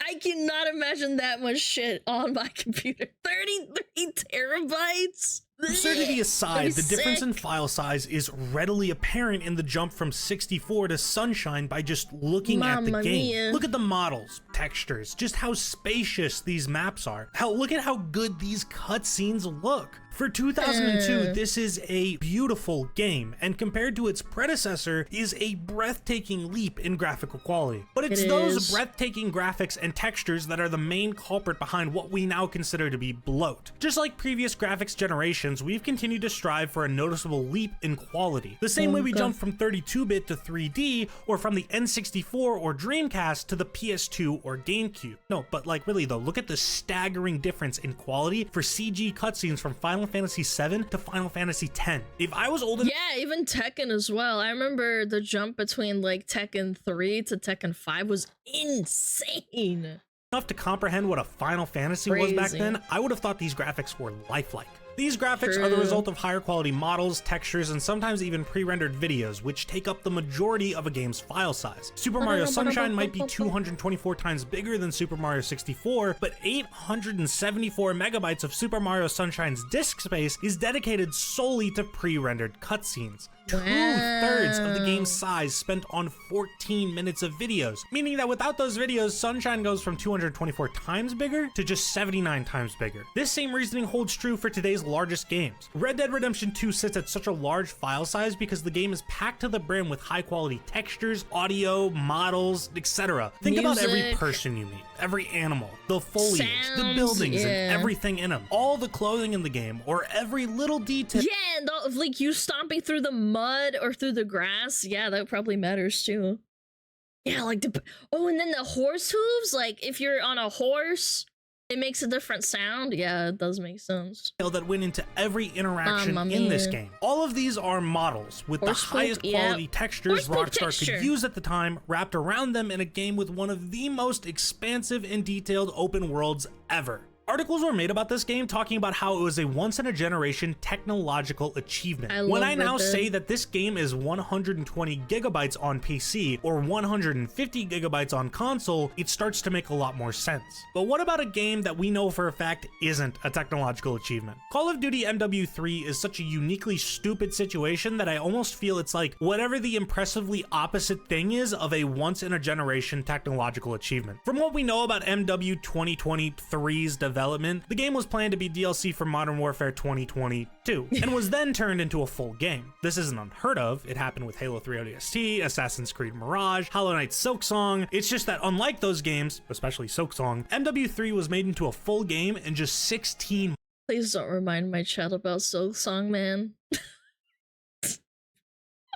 It is so obviously slapped together that the main reason the game's file size is so big is because it depends on you installing MW2 alongside it. Not to mention COD as a franchise is poisoned by the idea that it needs to be a huge, mind-blowing, graphical showcase each time a new one comes out. So much so that we've reached the point that this gun on screen is probably the same file size as the release version of Skyrim. Times that thinking by the 114 different guns in MW3, and suddenly it's no real wonder why the game is so big. It's also the reason why you might not notice that you're losing space on your drive over time. It's pretty common with live service games where they'll add new cosmetic items or maps. Skyrim was only 3 gigs. Yeah, I mean, it came out in 2009? Yeah, 2009 or 2010, I can't remember. Apps that'll have to be downloaded and thus increase the file size. Killing Floor 2 is especially notable for this because when it originally launched, it was a 40 gigabyte title and now requires 95 gigabytes of space. And while a lot of that is attributable to textures, maps, videos, etc., Killing Floor 2 is also a unique case in that, according to my friend and Reddit, the game's file size just increases the more you play because you have to deal with the game for some reason. I played Killing Floor 2 back in 2018 with some friends, and then 3 years later I tried to launch it again and I realized that I didn't have enough disk space because of all the updates that came with it, so I just deleted it. Yeah, they come with massive updates, like 20 gigabytes at a time or some shit. Being maps downloaded automatically. Dead by Daylight is also like that, I'm pretty sure. Yeah, it started off as pretty small and then it got massive. Automatically from the workshop into a cache folder, and them not being deleted when you unsubscribe from the map on the Steam Workshop. What sucks is that it's getting harder and harder to argue against the insane file sizes of games nowadays, because while it is well and truly absurd, storage is only getting cheaper and cheaper. At a certain point, why shouldn't games like Call of Duty just get bigger and greedier and eat up more and more of your drive space? PC gaming especially has never exactly been a cheap hobby, so to see 1 terabyte SSDs average a price of about 75 USD means that developers can afford to have their games take up slightly larger file sizes. But the issue with this line of thinking is that games like COD aren't reasonably just taking up slightly larger file sizes. We are talking 199 gigabytes on PC with everything installed. That is 1/5 of a 1 terabyte drive. If we translated this— and then you're also paying for the game on top of that. 1/3 of $75 and then you're paying for the base game. And internet! What if you have shitty internet and you can't download it? What if it takes you 10 days to download it? That's time too. You can't play the game. Storage into raw dollar value with the idea that a 1 terabyte SSD is on average 75 USD. That's $15 of storage exclusively taken up by COD. Red Dead Redemption 2 only takes up $9 worth of storage. Halo MCC also only takes up $9 worth of storage and is literally 6 games in one. MW3 doesn't need to be this large. The game shouldn't even exist. In a just world, this game was a free to $10 DLC for Modern Warfare 2. And Sledgehammer Games wasn't forced to crunch this game out in 16 months, but the game does exist. And for being bloated at 199 gigabytes because of a desire to chase after the most realistic graphics ever, it really looks at most barely improved to Modern Warfare 2019. You could really go either way with it depending on how much you notice a few higher quality models or textures. Modern Warfare 3 is 40.5 gigabytes large. My friend only has sat where he lives. And if we want to play a new game, he has to download it at night over the week to play it on the weekend. When I was really broke and I only had 5 megabytes down, or was it 10? No, it was 10, sorry. And I lived it out in the boonies. I wanted to play BDO. It would take me 3 days to download the game, and God forbid there was a patch. I had to patch that shit for 8 hours. Like, I'm not even joking. I could watch maybe a YouTube video. That's hell. I know! I lived out in the boonies! It was bad! Usually it averaged about 5 megabytes, but like at best it would be like 10. 10 to 12, I think. Yeah. Yeah, it was ass. It was horrible. I'm very privileged. I complain about my ISP dropping all the time, but like at least it's better than that. On my PC than a fully installed Modern Warfare 2019, all for graphical improvements that really don't amount to much, and I feel like arguably equal amounts of content. 40.5 gigabytes is a lot of space. That's the OG Modern Warfare, MW2 and MW3 with 8 gigabytes to spare. It's the entirety of Dying Light or the entirety of Devil May Cry 5. I could sit here and name games for hours, like Dark Souls 3 or Fallout 4, that are less than 40 gigabytes, but I think you get the point. The OG That's Star Wars impressive. Battlefront and Battlefront 2, released back in 2004 and 2005, are a combined total of 7.3 gigabytes. So somehow, this translates to the Classic Collection saying it requires 50 gigabytes of your storage on Steam, which, by the way, is a lie, because it actually requires 62 gigabytes of space on PC. That little discrepancy is more than the entirety of Fallout New Vegas, not counting the mod you'll need to download to actually get it running on your PC. Hey, it's not that bad. That's Fallout 3 I could not launch without mods. And this is all for games that still look like they came out in 2004 and 2005. How? What are Bad these textures, compression. 4K now? Is all of the audio in the game suddenly... Bad compression. I learned that audio compression and music and stuff, they just poorly compress it. They just don't do it. uncompressed? I'm almost impressed. Yep. How? Actually, how did they manage this? I feel like a lot of the bloat surrounding some larger games speak to a bigger issue with the AAA industry as a whole when it comes to crunch. While it's easy for the average person to look at the file size of a large game like COD and to say they should just compress or optimize it, and you're not wrong to think that, but we need to look at the facts. MW3 was made in 16 months and features a short campaign, multiplayer, zombies, Warzone, you know, the works for a COD game. Activision has no real obligation to force Sledgehammer to optimize the game. It's not like games need to fit on discs or cartridges. And as I mentioned, with the price of storage going down and the sales numbers that Call of Duty is still pulling, Activision also has no financial need to force Sledgehammer to spend— And it probably takes a lot of time to compress stuff down as well. time compressing the game anyway. Hell, with how close SSDs are getting to the price of a AAA game, I'm willing to bet there have been actual discussions about cross-promotion between COD and popular SSD brands to sell their games on bundled physical SSDs you can plug into your computer or console. The new Corsair COD SSD, optimized for the best possible performance in-game, with like Price's face on it or some bullshit. If you want any hope for optimization or compression, we can only pray for longer dev cycles, an optional install for high-res textures and audio, or the AAA industry needs to stop being so obsessed with realistic graphics. Games are optimized, just not for you or me. They're optimized for that guy who doesn't actually play the game and instead sits and stares at a wall to compare its texture to a game from last year on a different console in a different genre. How many people in COD are truly going to notice a wall having a 4K texture? I'm willing to bet you could replace half of them with textures 64 by 64 in size, and most players would never notice. It would be a Reddit post, it'd get like 1.9 thousand upvotes, there would be one article on it, and that'd be it. No one would ever mention it again. Also Reddit.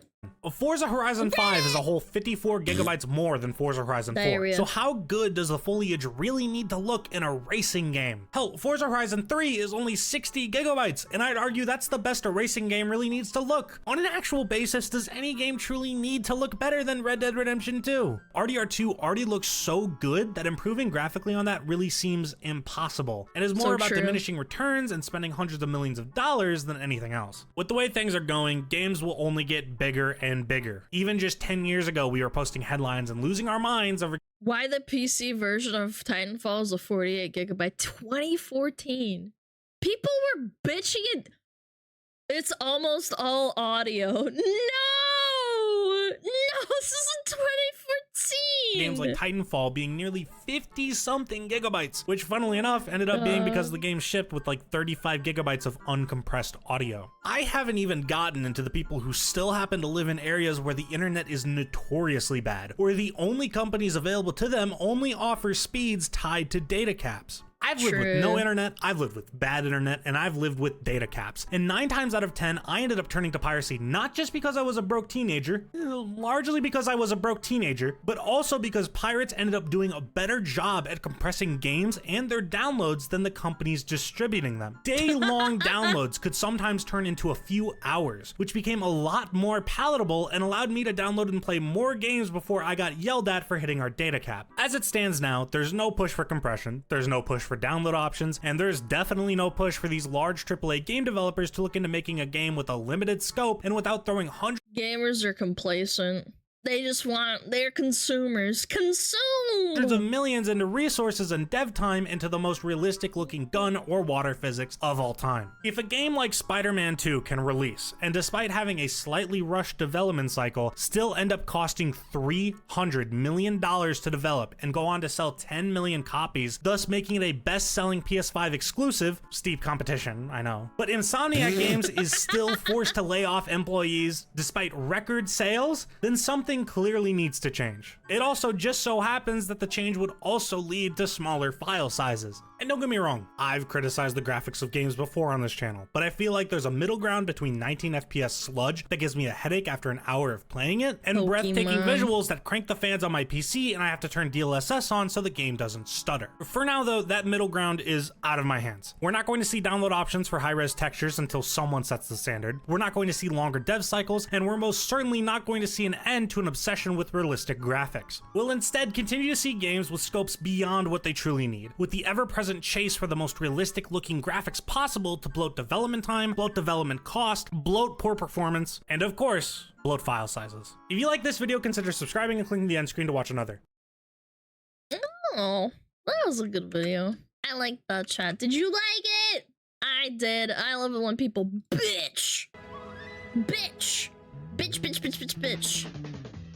Guys, give him a like. Strixo, the Shiba astronaut. You are one? Fuck you! I am not. How dare you say that about me? Piece of shit. Here, let me update my theme.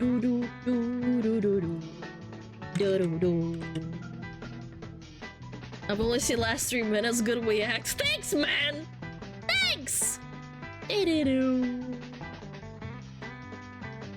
Investors aren't gamers, can't discern good gameplay? Yeah, of course, naturally.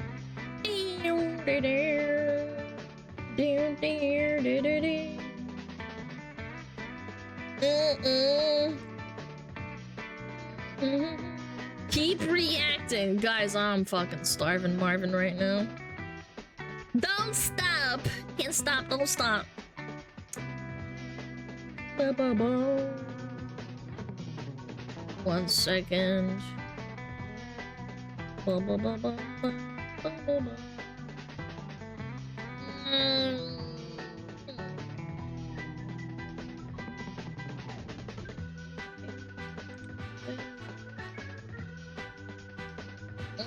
Check crashing stream issue. Yeah, let's crash my stream right now.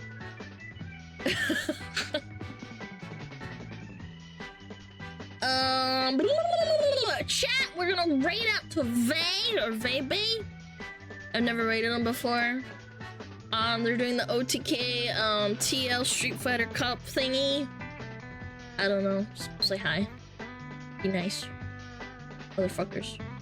Is that still in your hand? Yes, I will turn off acceleration after stream, don't worry. Leaving us? Yes, no shit, I'm starving, I want tacos.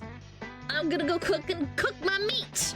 Thank you for watching, guys. Reminder, Friday short stream. Friday short stream. Tomorrow short stream. Short stream Friday. Alright. I'll talk to you guys later. Thank you so much. You guys are awesome. Thank you. Bye.